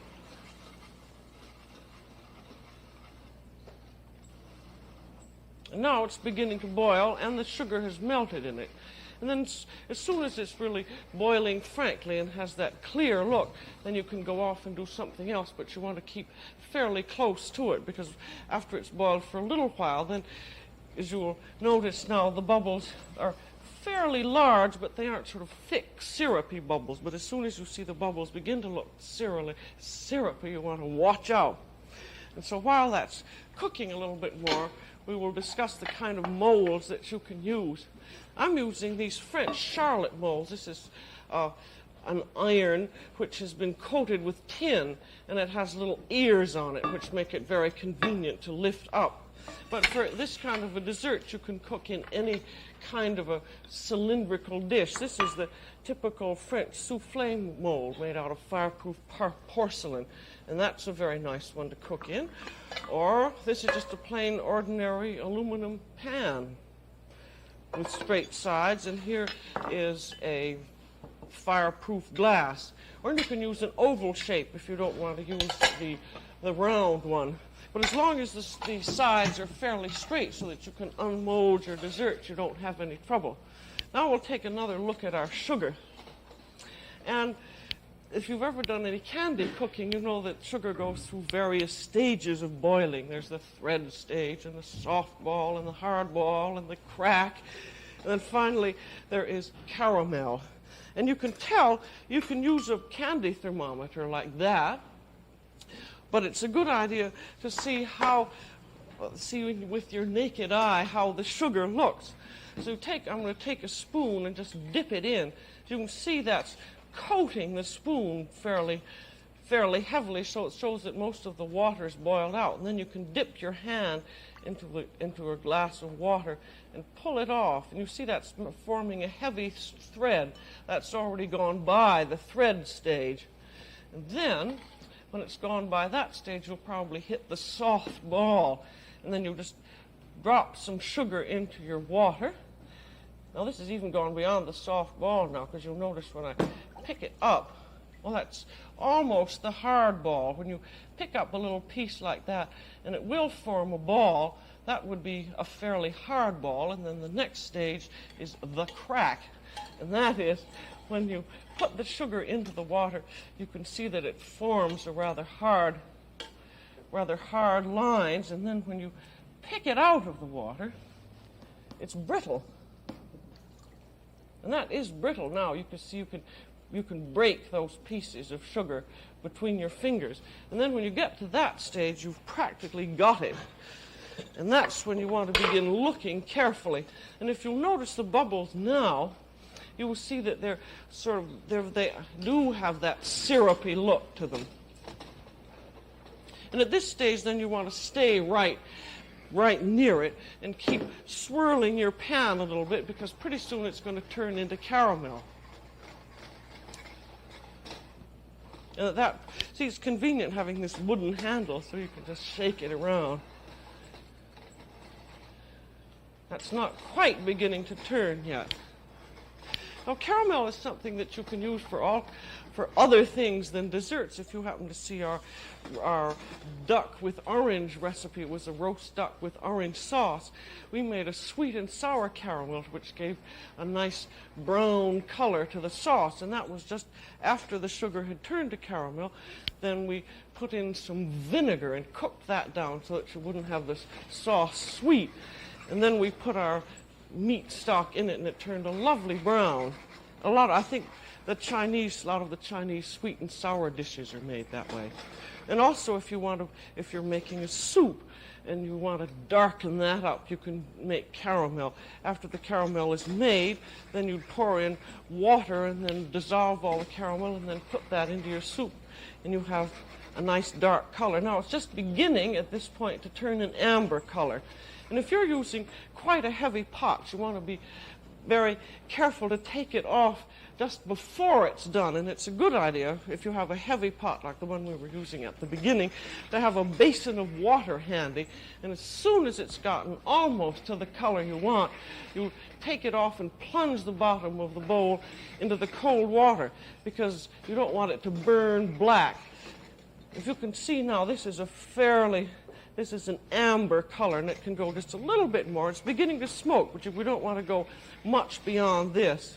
So now, when it's just at the stage you want, you pour it right into your mold. And then you just turn the mold in all directions. And then you wait until the caramel stops moving. And then you reverse it over a plate. I'm very often using a porcelain mold. If it's cold weather, I heat the porcelain a little bit. Otherwise, the caramel gets hard too quickly. Now, as you can see how that's working now, and that's just about stopped going. So you just reverse it over a plate and put it aside, and you're all ready to go. And now we have our caramel custard. As you're going to see, this is very quick to do. We're going to put this caramel custard into a 6-cup mold, and we want 5 whole eggs. There are 2, 4, and there's 5 whole eggs. And then we want 4 egg yolks. You always, if you're going to unmold a dessert, you have to have a little more egg whites than yolks. We've got 4 egg yolks there. And then we have I'm just fixing my numbering 3 here. 3/4 cups of hot milk. And when the milk is hot, you often see there's this little skin on top of it, and you just take that off. And then we're also going to have 3/4 cup of granulated sugar. Wait a minute. So you beat up your eggs and just beat the 3/4 cup of sugar in. And when you have whole eggs, you don't have to worry about beating the sugar in gradually because the egg white acts, sort of protects the egg yolks. The egg yolks are the delicate members of the Oh, family. I missed one. And if you had just egg yolks and that was all, you'd beat your sugar in gradually. So this just has to Hello be there. thoroughly mixed up. And beat it until it's just a little bit foamy. And then, we're going to have a vanilla flavoring. And what you can do, if you have a vanilla bean, these you can buy anywhere, they look like that, you'd heat your milk and then you'd put the vanilla bean in and put a cover on the pan and just let it steep for about 20 minutes. And if you don't have a vanilla bean, you'd use about 2 teaspoons of a good brand of vanilla extract. And then you very gradually beat the milk into the eggs. And this is what you always want to do if you're adding a hot liquid into eggs, is that you gradually beat it in. Then you don't give your eggs a shock so that they will suddenly scramble.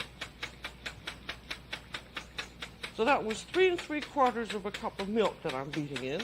We had 5 whole eggs and 4 egg yolks and 2 teaspoons of vanilla. Then we take our 6-cup mold. This was the mold that we lined at the beginning. And then you always strain your custard mixture into the mold because there might be sort of little egg particles of egg or something like that, like egg shell or, you know, that little white part in the egg. And so you just strain it in because you want to have as beautiful and smooth a custard as possible. Now that's all there is to the making of the custard. And then it's ready for baking. And this is going to go into the oven and it's going to bake in a pan of water. And the important thing when you're baking a custard is that the water should never quite simmer. It should just shiver a little bit. And this is going to go into that pan. And the water should come about half the way up. And I've got the oven at 350, and that'll bake for about 40 minutes. And then, when it's done, it's going to look like this. This one I did this morning. And now you can tell, you see how that is, there's just a little bit of brown on the top of it. And you can tell when it's done by taking a little knife and plunging it right into the center of the custard. And when you take the knife out, there's no custard sticking onto it. If you see little bits of egg and so forth on the custard, then just bake it a little bit longer. But just be sure in the baking that you never let the water actually simmer. And now, to unmold it, you have to let it settle after it's cooked, because if you tried to unmold it immediately, it would just collapse entirely on the plate. So if you want to serve it hot, you can serve it either hot, warm, or cold. Right. You let it settle for around 20 minutes, and then by that time it sort of has gotten itself together and is ready. And then take a knife and just go around the edge of the mold. That just loosens it.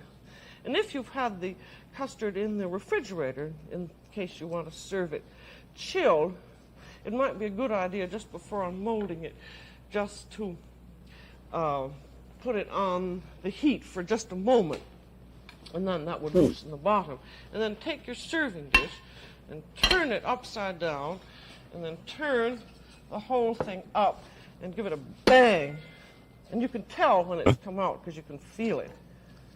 There it is. Oh. Doesn't that look nice? And you've got that nice brown on the top of it, and then you still have a little caramel syrup. And if you want, you can sprinkle it with a little bit of chopped nuts, like that. And that makes a perfectly delicious dessert. As you see how quickly that assembly was. And now we're going to that looks really good. Apple dessert. Please, yes. And this one is an apple custard. It's about the same idea. It's baked in a mold, but it's going to be sliced apples, which are baked in the oven, and then just mixed with eggs. And the only sort of arduous part to this is the slicing of the apples. And I think the quickest way to do them is to cut the apples in quarters like that, and then take out the core, and then peel. I think if you take sort of a vegetable peeler and have to go around and round the apples and then core them, it just takes forever. And it seems to me that this is a fairly quick way of doing it. The type of apple you should use is one that has a good flavor and is nice and crisp. I'm using Macintosh eating apples. I just happen to like them. But you don't want one of those punky apples that doesn't have any crispness to it. I wish we had more types of apples in this country. In France, they always use an apple called the Renette, or the Little Queen, and that's the main cooking apple. If you run into any little brown spots, just cut them all out. Then get all your apples peeled, and then use this same system that we have done with everything else. Just take your knife in our usual knife grip and just go whank, whank like that. See, that is very quickly done. If you hold it like this, that just takes a long time. We're going to have 12 cups or 3 quarts of apples for this, and that just takes for ages. But if you just do it this way, you see how quickly done that is.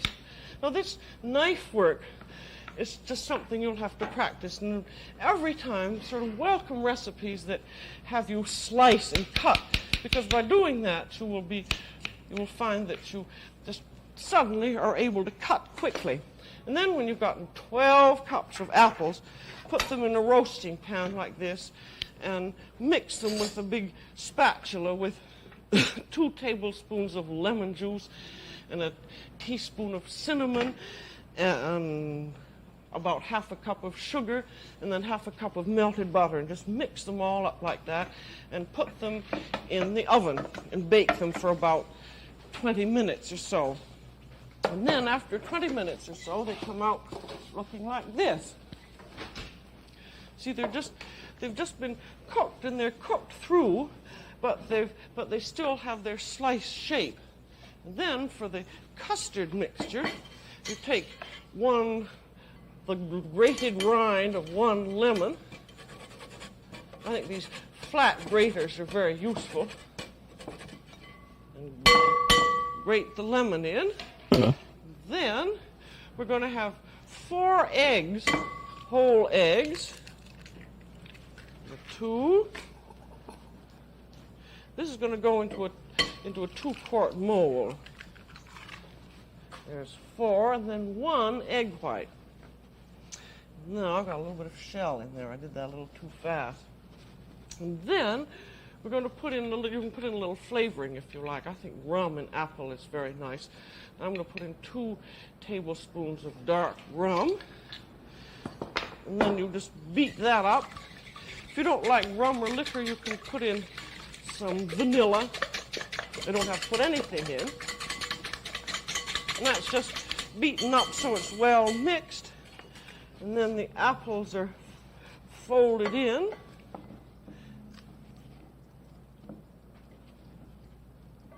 I'm going to save out a few. I may not need all of that. A few that drop. Those are just folded in like that.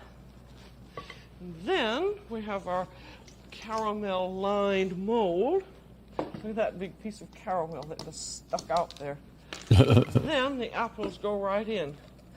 I think I turned that mold over a little bit too fast because the bottom of it didn't quite get the caramel on, but that won't make any difference. It would be prettier if I had waited a little longer. And then if the mold isn't quite filled, put in more apples. And then just stir it up. You see, with this dessert, once you have your apples done, there isn't much else to it.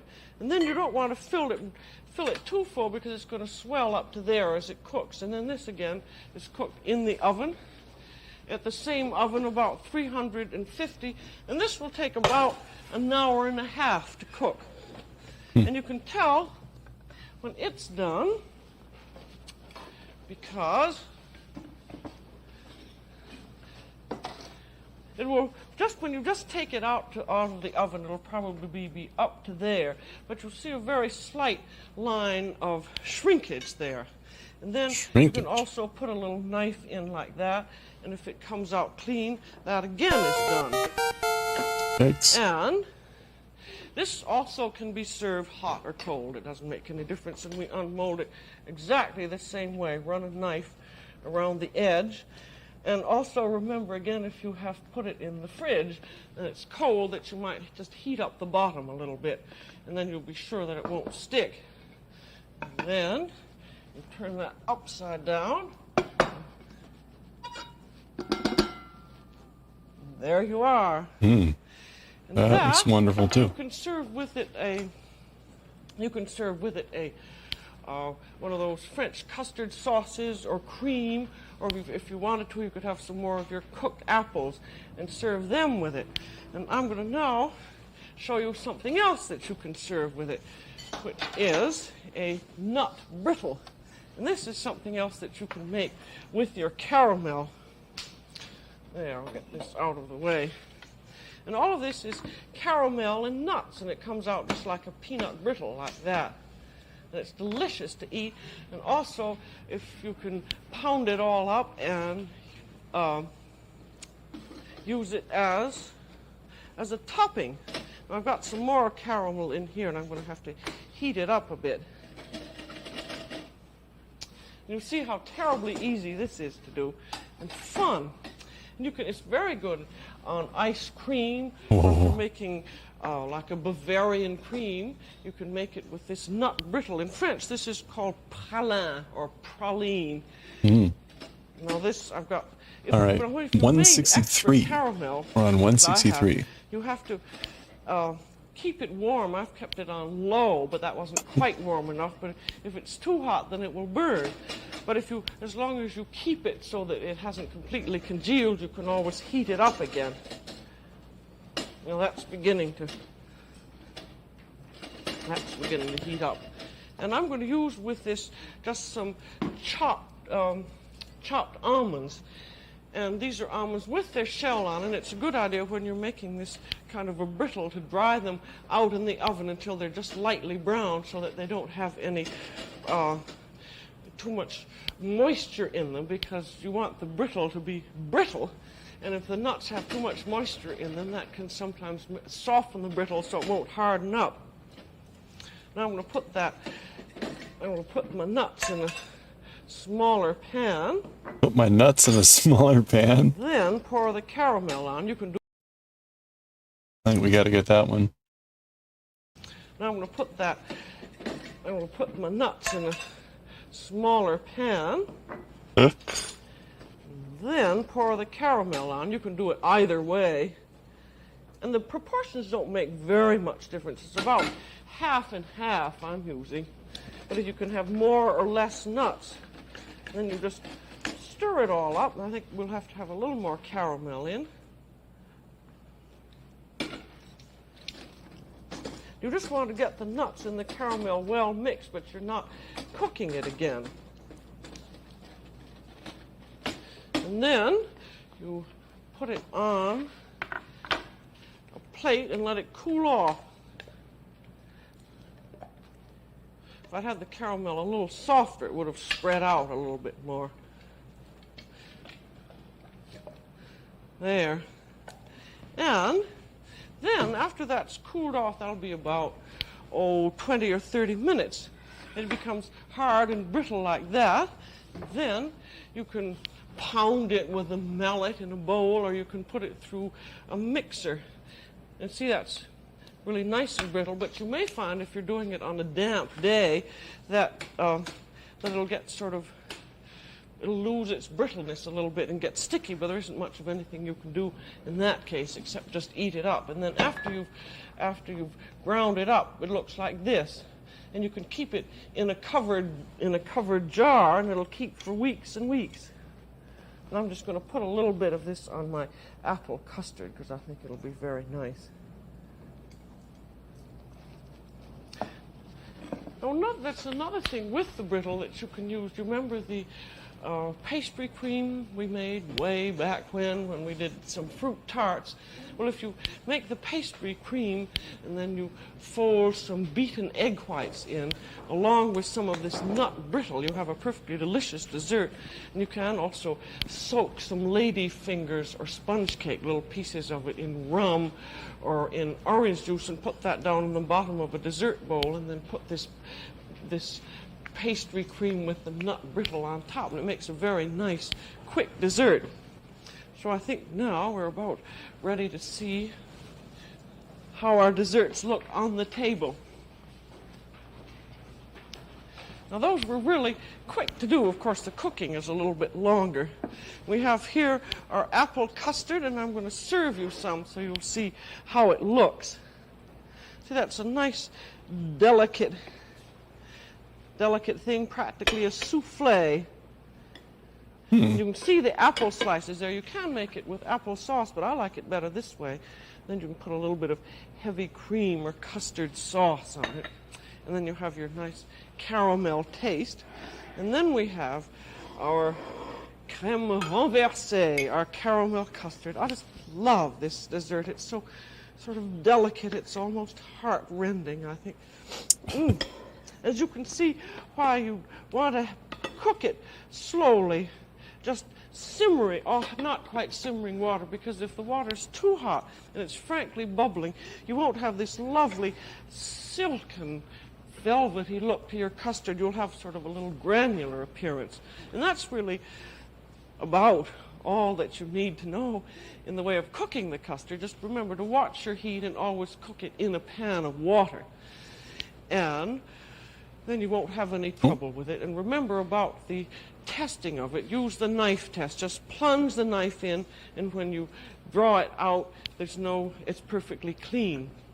So everybody loves custard, and everybody will love you if you serve them one of these delicious caramel desserts. That's all for today on The French Chef. This is Julia Child. Bon appetit. Bon appetit.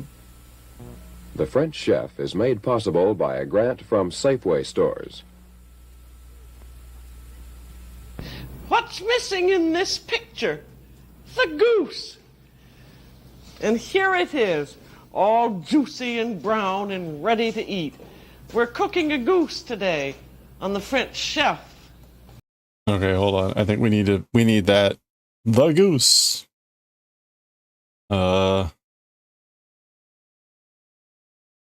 What's missing in this picture? The goose.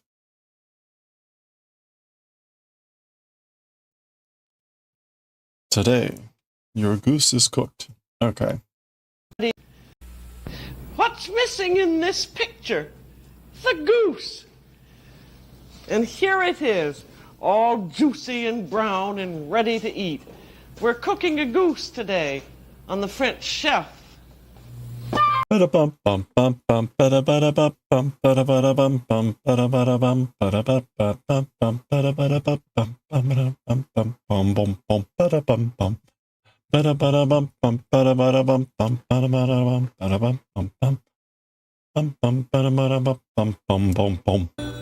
to The French Chef.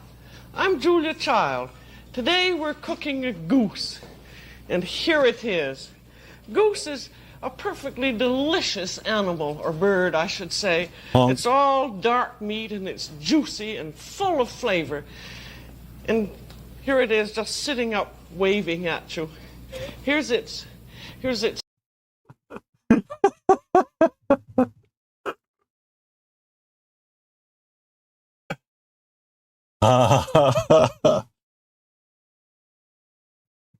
all dark meat, and it's juicy and full of flavor.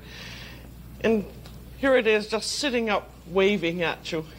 Here's where its head is. That's the neck skin, and those are the wings. They're on a very large scale. And then right down here is the breast, and that's where all the heart, the lovely meat is, right in here and there. And there's your breastbone going down there. And one thing to notice about a breastbone is that this tip end of it, right down here, you should be able to move it with your fingers like that. If you can't move it at all, it means the goose is old. And what you want is a young, roasting goose. And luckily in this country, all the geese that you get are young if you get it in the good market, and it says young, roasting goose on it. And the best size to get, I think, is not over 9 pounds. If it gets, you can do it 10 and 11, but it seems to me usually that the 9-pound goose isn't quite as fat, and it's usually much tenderer. And when you get the goose, it's usually frozen, and you defrost it the way you do any poultry. You either leave it in its bag, that sort of pliofilm bag, in the refrigerator, and it takes about 2 or 3 days for it to defrost. Or if you're in more of a hurry, you can do what many of the professionals do, which is put it in the sink with cold water, and then as soon as you can move the legs and the wings, and as soon as you can reach into the cavity and get out the giblets, do so, and then it will defrost in probably 4 or 5 hours. But it's fairly soon after it's defrosted, within a day at least, it should be cooked. And this one is about 9 pounds, and it serves 6 to 8 people. It's an enormous bird, but there isn't an enormous amount to eat in it. And so, although you don't have to stuff the goose, it's a good idea to stuff it if you want it to go a little farther. You can roast it without a stuffing by simply just putting in some cut up carrots and onions and herbs and salt and pressing it up, and then just roasting it. Or you can make a chestnut and sausage stuffing, or a breadcrumb stuffing, or do what we're going to do today, which is a really elegant one, which is going to be a prune and liver stuffing. We have these prunes here, that one will show you a little better, which has this lovely, flavorful liver paste in it. If you want to spend a great deal of money, you can get foie gras. That's that specially fattened goose with a great big liver. What we're going to use, now where did I put it? Oh, we're going to use the goose liver. And the goose liver is enormous. And this is only 1/2 of it, and there's the other. This one seemed to come in 3 parts. But if you got a foie gras, the liver would be about, much longer than my hand. Because that's a specially fattened one. The goose liver is usually a very pale pink. And a pale liver is usually the best color rather than the dark one, which one often thinks is the best. But the paler ones more approach the foie gras. So we're going to use this in the stuffing, so we just chop it up.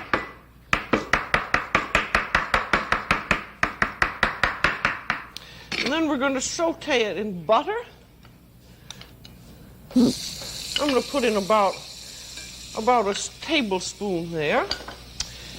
And then in goes the liver. And we just want to saute it a little bit until it just stiffens very slightly. And then also I'll put in a little bit of chopped scallion or shallot. And then this should saute for, just about a minute or 2. And then the prunes are tenderized prunes that are perfectly delicious. They're the kinds you get in a special sack, and you can just eat them the way they are. But for stuffing them, we have to pit them, so drop them in boiling water and let them sit for 2 or 3 minutes until they're soft enough to pit. Then you just take a little knife and take the pit out like that. And for a goose like this, see, this is a 9-pound goose, and it should take probably about 1.5 quarts of stuffing. That means an awful lot of prunes to pit. And stuff, you don't have to stuff them all, but it just depends on how much patience you have. And then we're going to do the rest of the stuffing. It's going to be liver paste. Now, this depends on how much money you want to spend. If you want to get how is it going? Welcome in, everyone. Amount of money. Welcome in, Crafty Mario.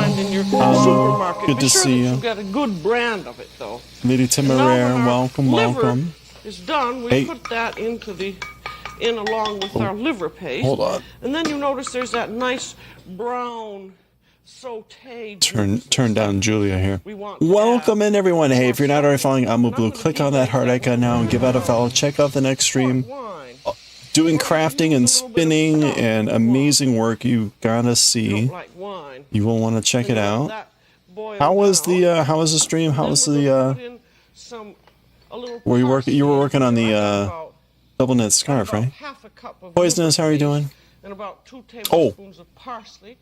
So just real quick for those coming in, we are watching the old Julia Child stuff, listening for amusing things taken out of context. So for example, something like this is what we're listening for. But just get used to using your finger for all sorts of things. Get it? Okay. So that's why we're watching we're watching because it's awesome and it's Julia Child, but we're also keeping an ear out for amusing things to take out of context. So there you go. You do have 10T. Amma, how are you doing? Oh, you're working on the vest tonight. Okay, good. Oh, yes, it is. We are getting towards the end of the year, aren't we? And just a pinch of allspice. How far along are you with that? It was looking really wonderful last time I saw it. Take it back to your market and complain and get all your friends to complain. That's the only way of getting good chicken. Thank you, Corn. That is the only way of getting good chicken. We're slowly building up a repository here of the Julia Child sayings. So she's good. Exactly. She's timeless. It's awesome. You don't even have buttons picked out yet? Oh no. Oh, you're fine. You're fine. You're fine. You're good. Jamie, how are you doing? That's right. December 32nd. When your liquid is all evaporated. How are you doing? Practically, you pour that in. You've got all your spinning done though, right? So you're just in the knitting phase, right? You're fine. You're fine. And if you've used liver paste. Well, thank you again so much for the raid. We're sort of done for the day in the sense of done all the manga reading and anything. We're just kind of just chilling out. Later we'll be raiding Chicken Meister, who's doing Japanese woodblock carving. So yeah, we're gonna have like a random Julia Child generator, but we're also gonna have ones that are like primo to be like specifically pickable. But to give you an example, of some of the phrases we have so far, take your finger and stick it in. I'm gonna beat them up. It's bad psychologically for the cook. Don't skip on the wine if you've got good meat. This is actually a really good quote. One of my favorites. Ducks are very fat, particularly American ducks. So we got lots of good ones. We got lots of good ones. Well, welcome in everyone. We're working on this sweater. You can see the patterns right over here. We're on the last piece. We've done the sleeves. We've done the back. This is the front. We're in the last few parts of this. We're getting to the part where at some point after like 8.5 inches, I'm supposed to start shaping for the neck. So I think we're about a day or so away from being done with the front piece. Whoops. And once we do that, we've got to block them, sew them together, knit the collar, and then we're done, theoretically. So that's about where we are. I think we'll be finishing up in the next week to 10 days. I have no idea what to expect for sewing the piece together. That could end up being a complete disaster that takes forever. This is all new to me. So, yeah. Duck fat is so good for cooking. They are, yeah, that was a good episode. That was a good, we have a quote from that one where she talks about using the knife to cut the wings on both sides and you go wang. Very classic Julia. So you're gonna go to bed early tonight. Hey, have a good night, Corin. Oh, there it goes. Anyway, so thank you again. We're just gonna be chilling out doing some knitting here while we watch Julia. So As always, you got to take care of post-stream stuff. Please do. And again, welcome in, everyone. I hope you all are having a good one, having a good start to your weekend, I hope. It was snowed here today. Stuffing has enough body so that you can easily stuff the prunes. Ooh, stuffing prunes. There, I put in about a quarter of a cup because I was using. All right, there we go. You got to wear your sweater at the local yarn store today? Nice. I take it everyone was swooning over it. Amazing sweater. Prunes, just take a little teaspoon. You don't like seaming? You wish you did? Oh, thank you. Yeah, I've never done anything like that before, so This makes a perfect prunes and I can't imagine lovely together. Another good one is our apple slices. how well this is going to go, how horrible this is going to go. And sausages. So when you get your prunes, You got snow too? Did you get a lot? We got like maybe 2 inches, maybe 3, but it did not stick really on the roads. So we first have to truss the front end of it. yeah, they were all good. I mean, that's a beautiful sweater. And we've done an awful lot of trussing before, so I'll just go through this quickly. I'm using a knitting. Yeah, if people have not seen that, Jamie Farmer has spun that sweater, the yarn from that sweater, dyed the fleece, spun the yarn, knitted a beautiful sweater. It will not be horrible for me. Well, I hope so. The selvage looks pretty sizable, right? I mean, this is our stitching edge, so I think I get it. I could see lining stuff up being really annoying. With a big needle and thread. See, I went in under the wings there. So we'll see how all that goes. Like, especially the underarm part. Like, I don't know how this is going to work. Knitting needle, I got it to 5 and 10, and it works very nicely. Then oops, where is it? Over. You know, the part that goes under the arm. Then you come in on the other side of the wing and then up. Didn't stick there, but did snow for good. Yeah, it did. Yeah, same here. It was a good chunk of the morning. Through the top and then the bottom. Yeah, I'm pretty. I think it'll. One thing I'm kind of curious about is you can see in this. Hold on. Just to keep those wings in place, so it'll look nice. You can see, like, the way this is designed, all the pieces have this selvage like this. And so when you sew this together on the inside, you get these two things lined up next to each other, right? But I can't imagine it ends up being 1 for 1. I can't imagine, like, I get it exactly right so that there's the exact same number of rows. Actually, I guess there is. There should be the exact same number of rows here. You don't want to overfill this because the prunes will swell. I guess stitching this to the sleeve will be the sketchy part. Anyway, I'll worry about that later. That's future Kantar's problem. I don't think prunes are I guess, yeah, this should because I use the same number of rows. But this, sewing this to the sleeve, that's the... inches of excess space there. I could probably have a little less. And then you take your tail, fold it over there, and then we want to hold the trussing in by going under the leg and through the tail. You have any plans for the weekend, Amu? And under the other one. I'm going to be meeting up with Rev, who's another streamer, and his wife, Badger. We're going to be going to Micro Center. I have not been to the Micro Center around here. And then pull it together. And the H Mart, which is like the Korean grocery store, and a retro gaming store. So too long there. I was going to buy some computer RAM, some additional RAM, until I saw how expensive it is. I didn't realize how terrible RAM prices were right now. That's all right. You're going to get your holiday tray? Ooh, nice. Cut it off.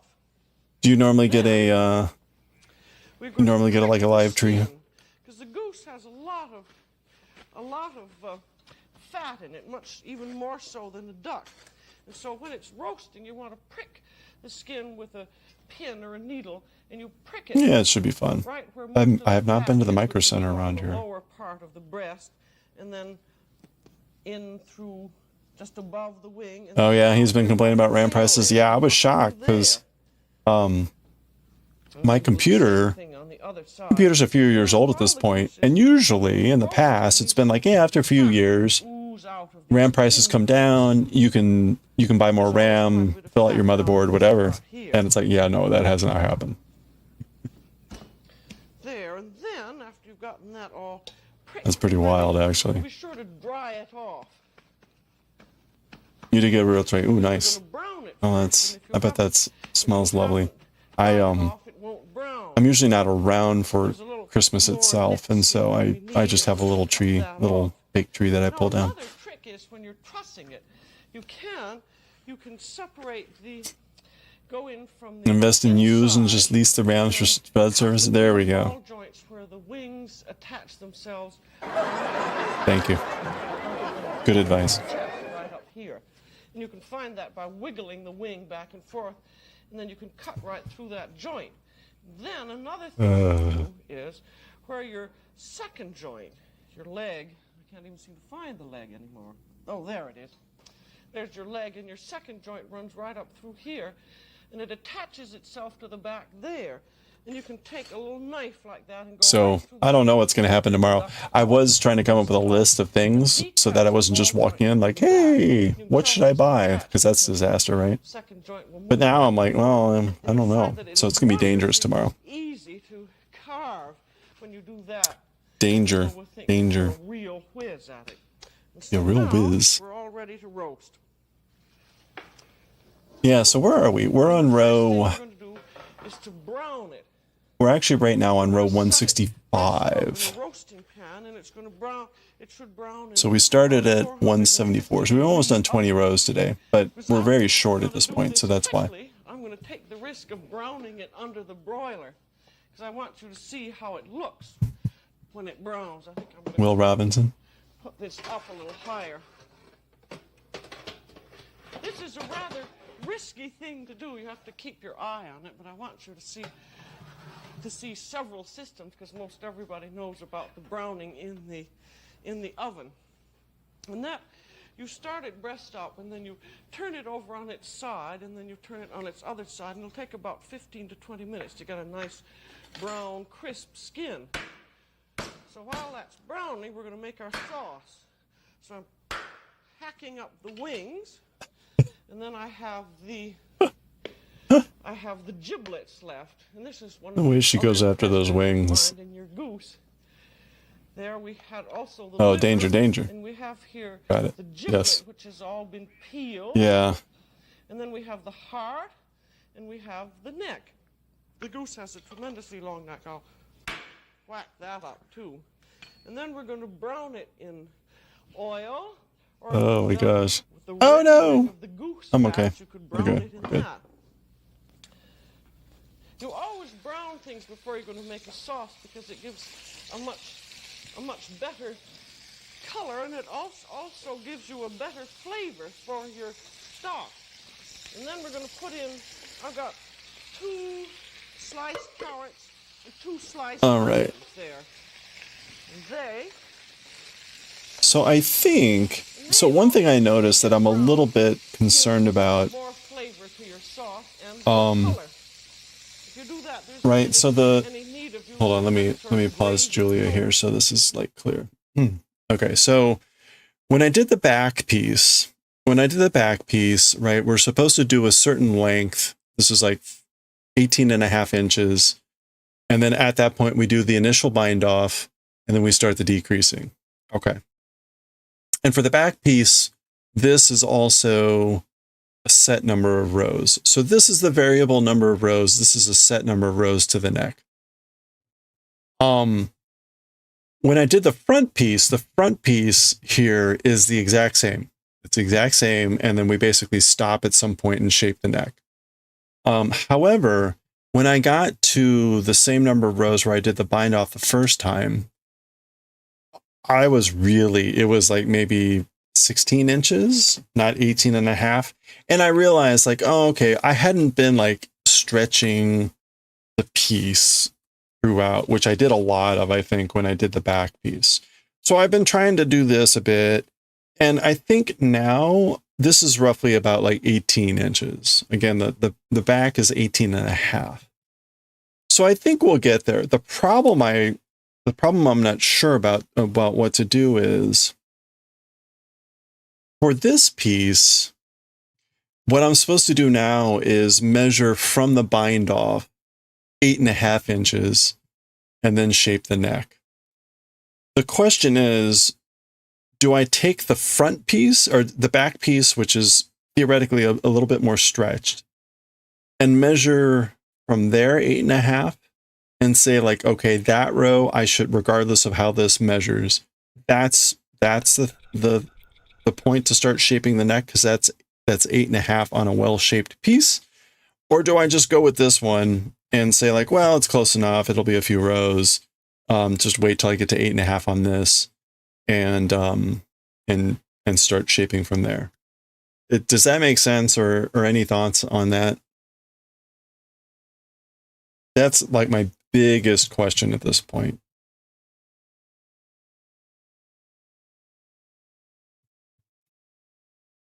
If that made sense at all. This is C5, so I need to be cabling this.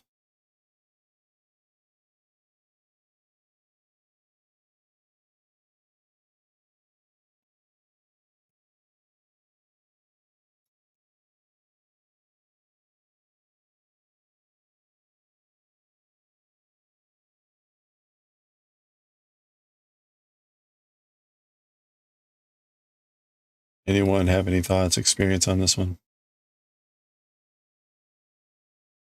If you would follow the front and you can shape and stretch when I blog. Okay, I mean, that makes sense. I wasn't sure if that was like a wise thing to do, so that sounds reasonable.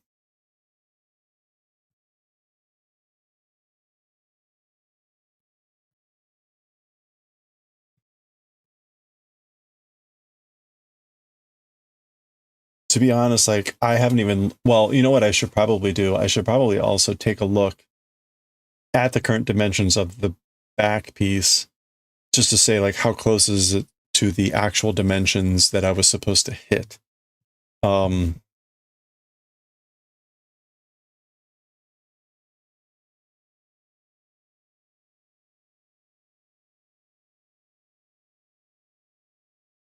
I'm sorry. You said follow the front. Okay. You would not use the back for the front neckline shaping. Okay. All right. So just make the front the front, and then however it ends up. Okay. Easy day.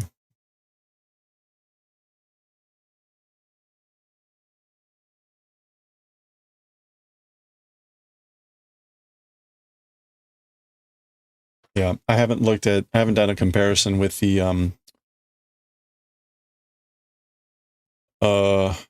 what do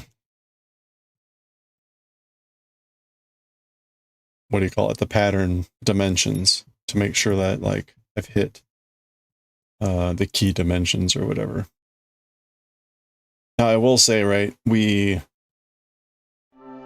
tried shifting the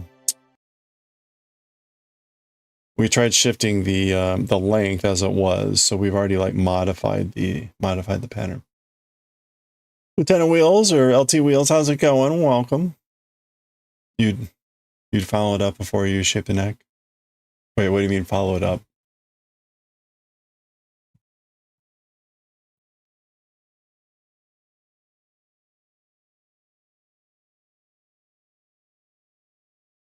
Hope you doing? Thank you. I am. Likewise.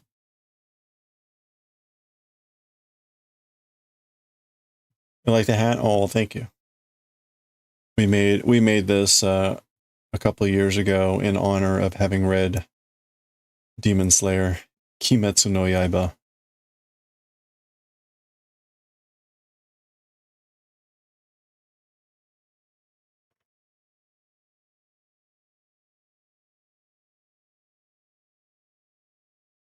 All right, there we go. All right, get Julia rolling here again. Coloring stuff. And when you're browning poultry, don't don't browning Are they? things Yes, they often are. sometimes Yeah, it's exact burn. same until you hit the Has an the off the flavor. distance specified here. And that, the browning will take you 4 or 5 minutes. You want to be sure that you don't let your fat burn. I'm going to take a look. And even then, right? All that happens. So you go 8.5 inches from the bind off. You go 8.5 inches, and then all you're really doing is you're putting a marker in the middle, and then you're doing 2 separate like decreases of some sort to do it. And it doesn't say exactly how many rows, but it's not a lot. It's not a lot. It's probably 10 or less, 10 or fewer, is my guess. I'm not exactly sure at this point. Because it doesn't specify a number of rows, it specifies a number of stitches that you remove. Which I guess is the same thing, isn't it?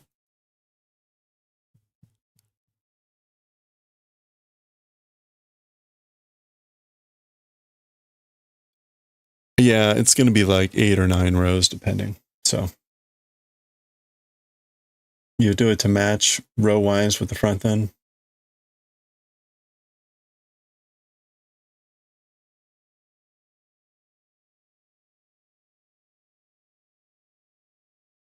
Oh, I see. Okay. So that they end up with the same number?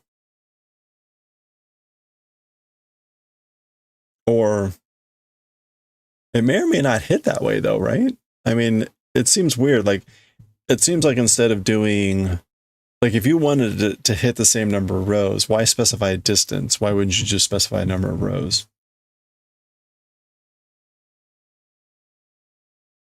Hmm. Hmm.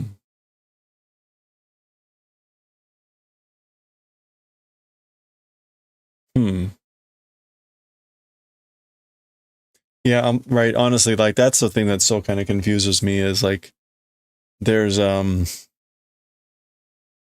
this part in particular, like the back is a set number of rows, the sleeve was a set number of rows. This is not. This is like distance. And so it feels more like you may or may not have hit a certain number. So if you fall short or longer wise, you have room to stretch in the blocking stage. Okay. Okay. No, hey, I think that sounds good to me. I'm I have no clue about like, hey, what's like what's gonna cause like the best setup here. So the row count matches. Okay. All right. Well, we'll see how that ends up. I think I'll have to go do the measurements like tomorrow or something. I'm not in any danger.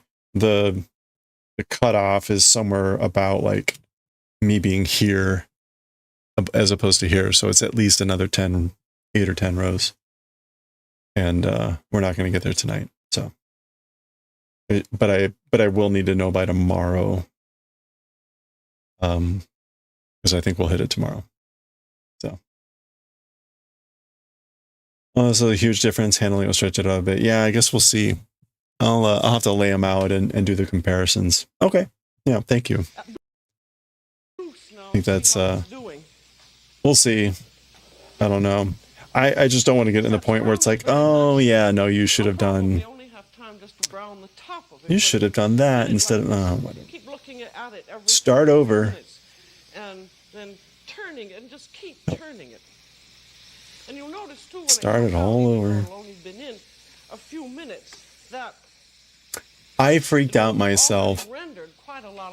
I freaked out myself 2 days ago.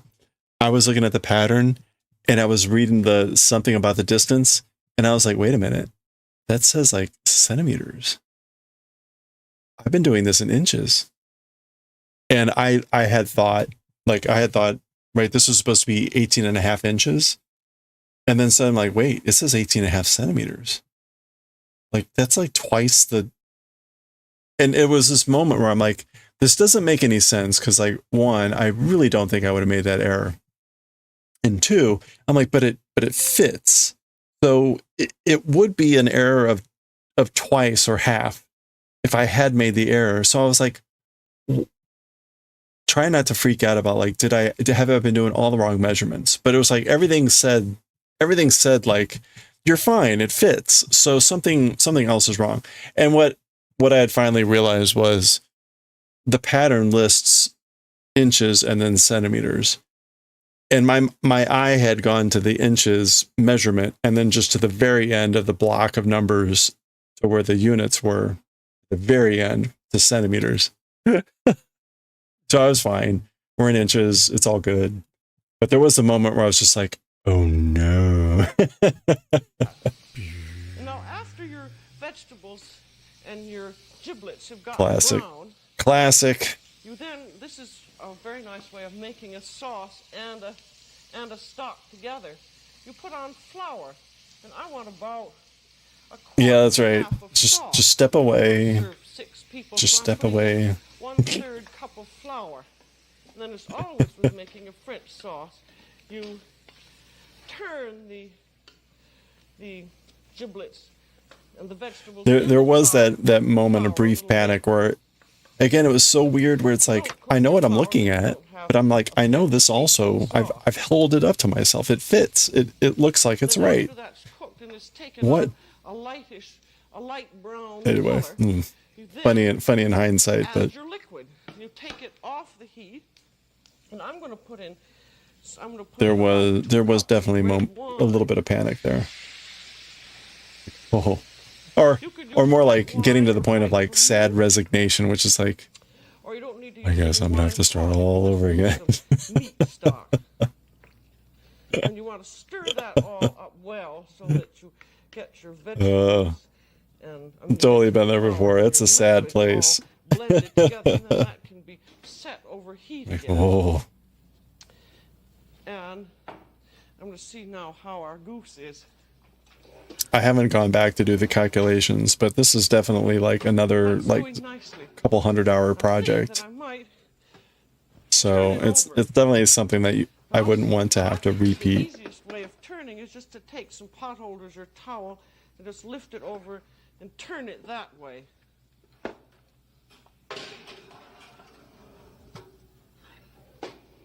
And that will all, say, take about 20 minutes.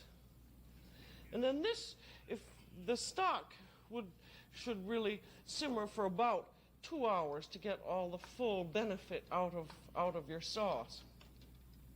I mean, to get the full benefit out of your giblets. I'm just letting it cook here very slowly, and then it's going to cook with some stock. Well, I'm going to consider that. We'll pretend that our goose is as brown as it should be. So we Make believe take her goose. out. We'll also pretend it tastes as good as it should.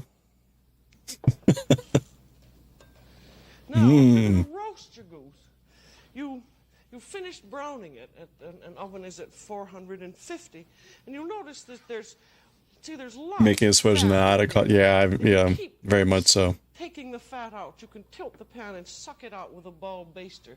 And then about every 10 minutes or so, A friend made a comment about like, hey, would you make me a double knit scarf? And I'm like, well, if you're willing to pay like a couple $1,000s. You keep turning the goose so that 1/3 of its roasting time it's on the side, and another third it's on its other side, and for about the last 15 minutes it's on its breast.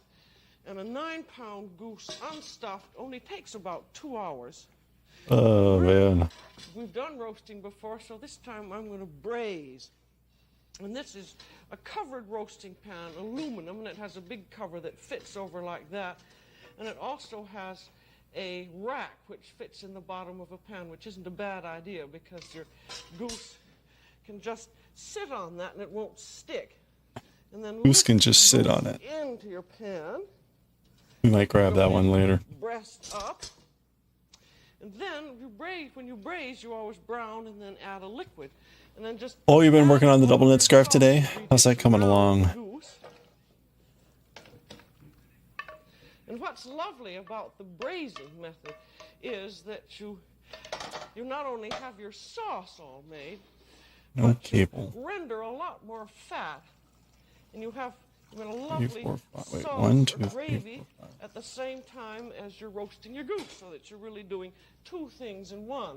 And then after you have your sauce around, your braising liquid around the goose, you then bring it to the simmer again on top of the stove. You're needing chart 3 and writing out chart 5. Nice. There's 8 charts total? Machine, because it's nice and heavy. Then I'm going to put a little salt on it.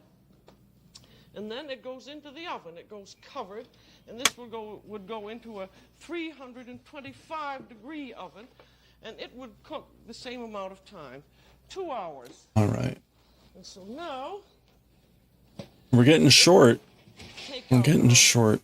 Goose from the oven, which you saw before, and get ready to complete our picture. See, this Yeah, with the eyes on chart 3 and 6. Nice. Okay. Nice. And that took, so with the prune stuffing, that doesn't add a great deal more. All right, let's take a quick look at where we are distance-wise. Light We're stuffing. close, but we still got some amount of space to go. There's our platter already. So, And we just take our goose out of the roaster, and again, I'm just going to lift it out, not with my bare hands, but practically. yeah, see, we're still about like 18 inches And then you on this part instead of 18 and a half. cut off the trussing strings. We have the trussing strings up at the front. And then, And with the goose, you want to be very careful that you don't overcook it, because the breast meat can. but we're close. We're close to 8.5 That you keep turning it on while you're this, roasting it. on the upper part. So And that's now all ready. it looks When like it is done, we're it's sort of also like a good idea 8 or to let it 7 sit out for 3/4. about 15 or 20 minutes, and that allows the juices to go back. So we're about 4 to 6 rows away from 8.5 inches. Carving and juicier eating. So we'll definitely hit that Some of the tomorrow. juice is done by, if you can wiggle the legs, and they wiggle up and down nicely. And then if you Keep waiting for a joke about, yeah, I know. and you press into the legs, Maybe she's saving that for the very end. pale, slightly rosy juice comes out. You don't want the goose to be overdone, because if it is, the breast meat gets very stringy. But with this, that's just about right, and you can feel, too, by pressing it, that it's tender. Because if you overcook it, it's just a terrible disappointment. Oh, terrible. And if you have, say, an 11-pound goose, this took a little over 2 hours. The 11-pound goose wouldn't take much more than about 2 hours and a half, because the larger the bird, the quicker proportionately it cooks. And then, for your sauce, you see, there's still fat on that. I had already degreased this to some extent while it was cooking. But degreasing is All right, we're gonna watch to the end of the episode here. And you just go down into the pan like that. You see, and you pick up the fat that you can. And you just keep So I'll do one more row here. that. And then some people think, oh, it sounds so easy. It will degrease the sauce. It's usually a matter of 4 or 5 minutes. You just take off just as much of the fat as you can, and then pour the sauce through a strainer into a big pan like this, and then all of these giblets will remain behind. And then you'd set your pan over heat, and you'd bring it to the simmer, and then you'd let it reduce. You want the sauce to be fairly thick, just about like that. And then you taste it very carefully for seasoning. Be sure that you have enough salt and pepper and everything else in it. It's awfully good, I must say. And while it's simmering, you can still be taking the fat off, and then pour a little bit of sauce over your goose, which makes it look delicious and glistening.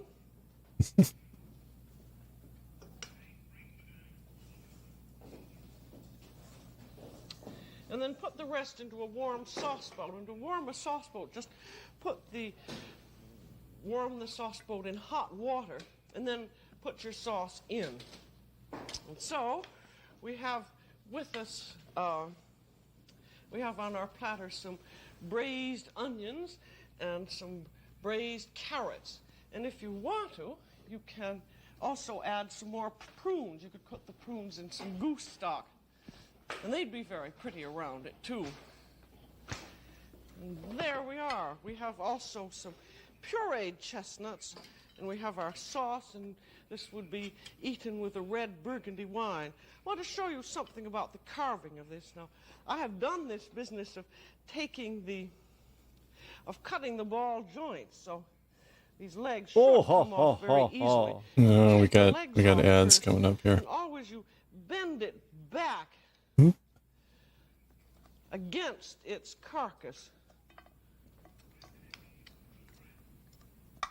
You see, that came off terribly easily because the goose joints are terribly tricky. They're sort of hidden in places, and they're much harder to cut. We got like a couple minutes left. Cutting of Crap. the breast, I think, is the most important part of the goose. That smoke was 100% CG. And you take your knife and go straight down the length of the breast like that. Then there are several ways to cut it. I think one of the nicest ways is to cut down this way, then to come in slantwise. Then you get out little, that's what the French call aiguillettes. First slice, like the first slice of cake, is always a little more difficult to get out than the others. And then the slices are like that. And that's lovely, that meat. It's a law of the universe. Just right. And so now you can cook your own goose. There we go. Bon appetit. That's all for today on The French Chef.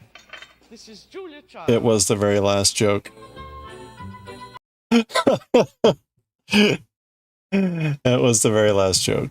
You can cook your own goose. All right. Well, there we go. All right. Let me finish off this row, and then we're going to go raid Chicken Meister here. So this is what, row 166. So we made it. We did 20 rows today, which again, because we're decreasing, is to be expected. But good that we did that many rows.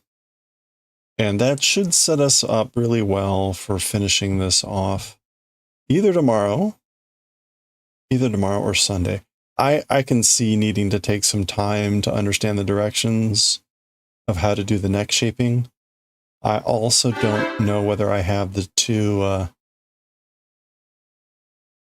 Hey, Swig, how's it going? Oh, he's not feeling well? He's trying to keep his chatting to a minimum? Okay. Well, we got a pretty chill crowd here, so I will do my best to not pester him with questions. Thank you. I appreciate the heads up. Oh, what was I? Yeah, it wasn't critical.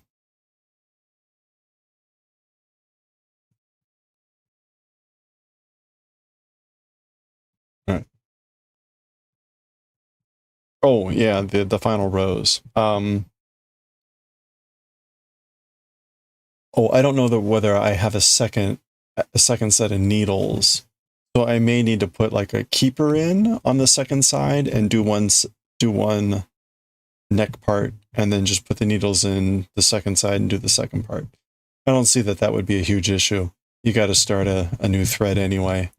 No worries. It wasn't important. So, and we're almost done. So we're just getting close to the end here of this piece, which means we're close to getting to the sweater assembly, which is a little bit nerve-wracking. I looked at the video that Mario sent, and I don't know, it's kind of useful, but it also, like, it's one of these ones that then also, like, provides a little bit too much information, so then it's like, what should I actually do? This is like actually too many options. All right, there we go. All right. Those cables are fading away. Everything looks good. Okay. That was row 166. Nice and fast. All right. I think that's going to do it for us for today. So let me hide Julia here. There we go. And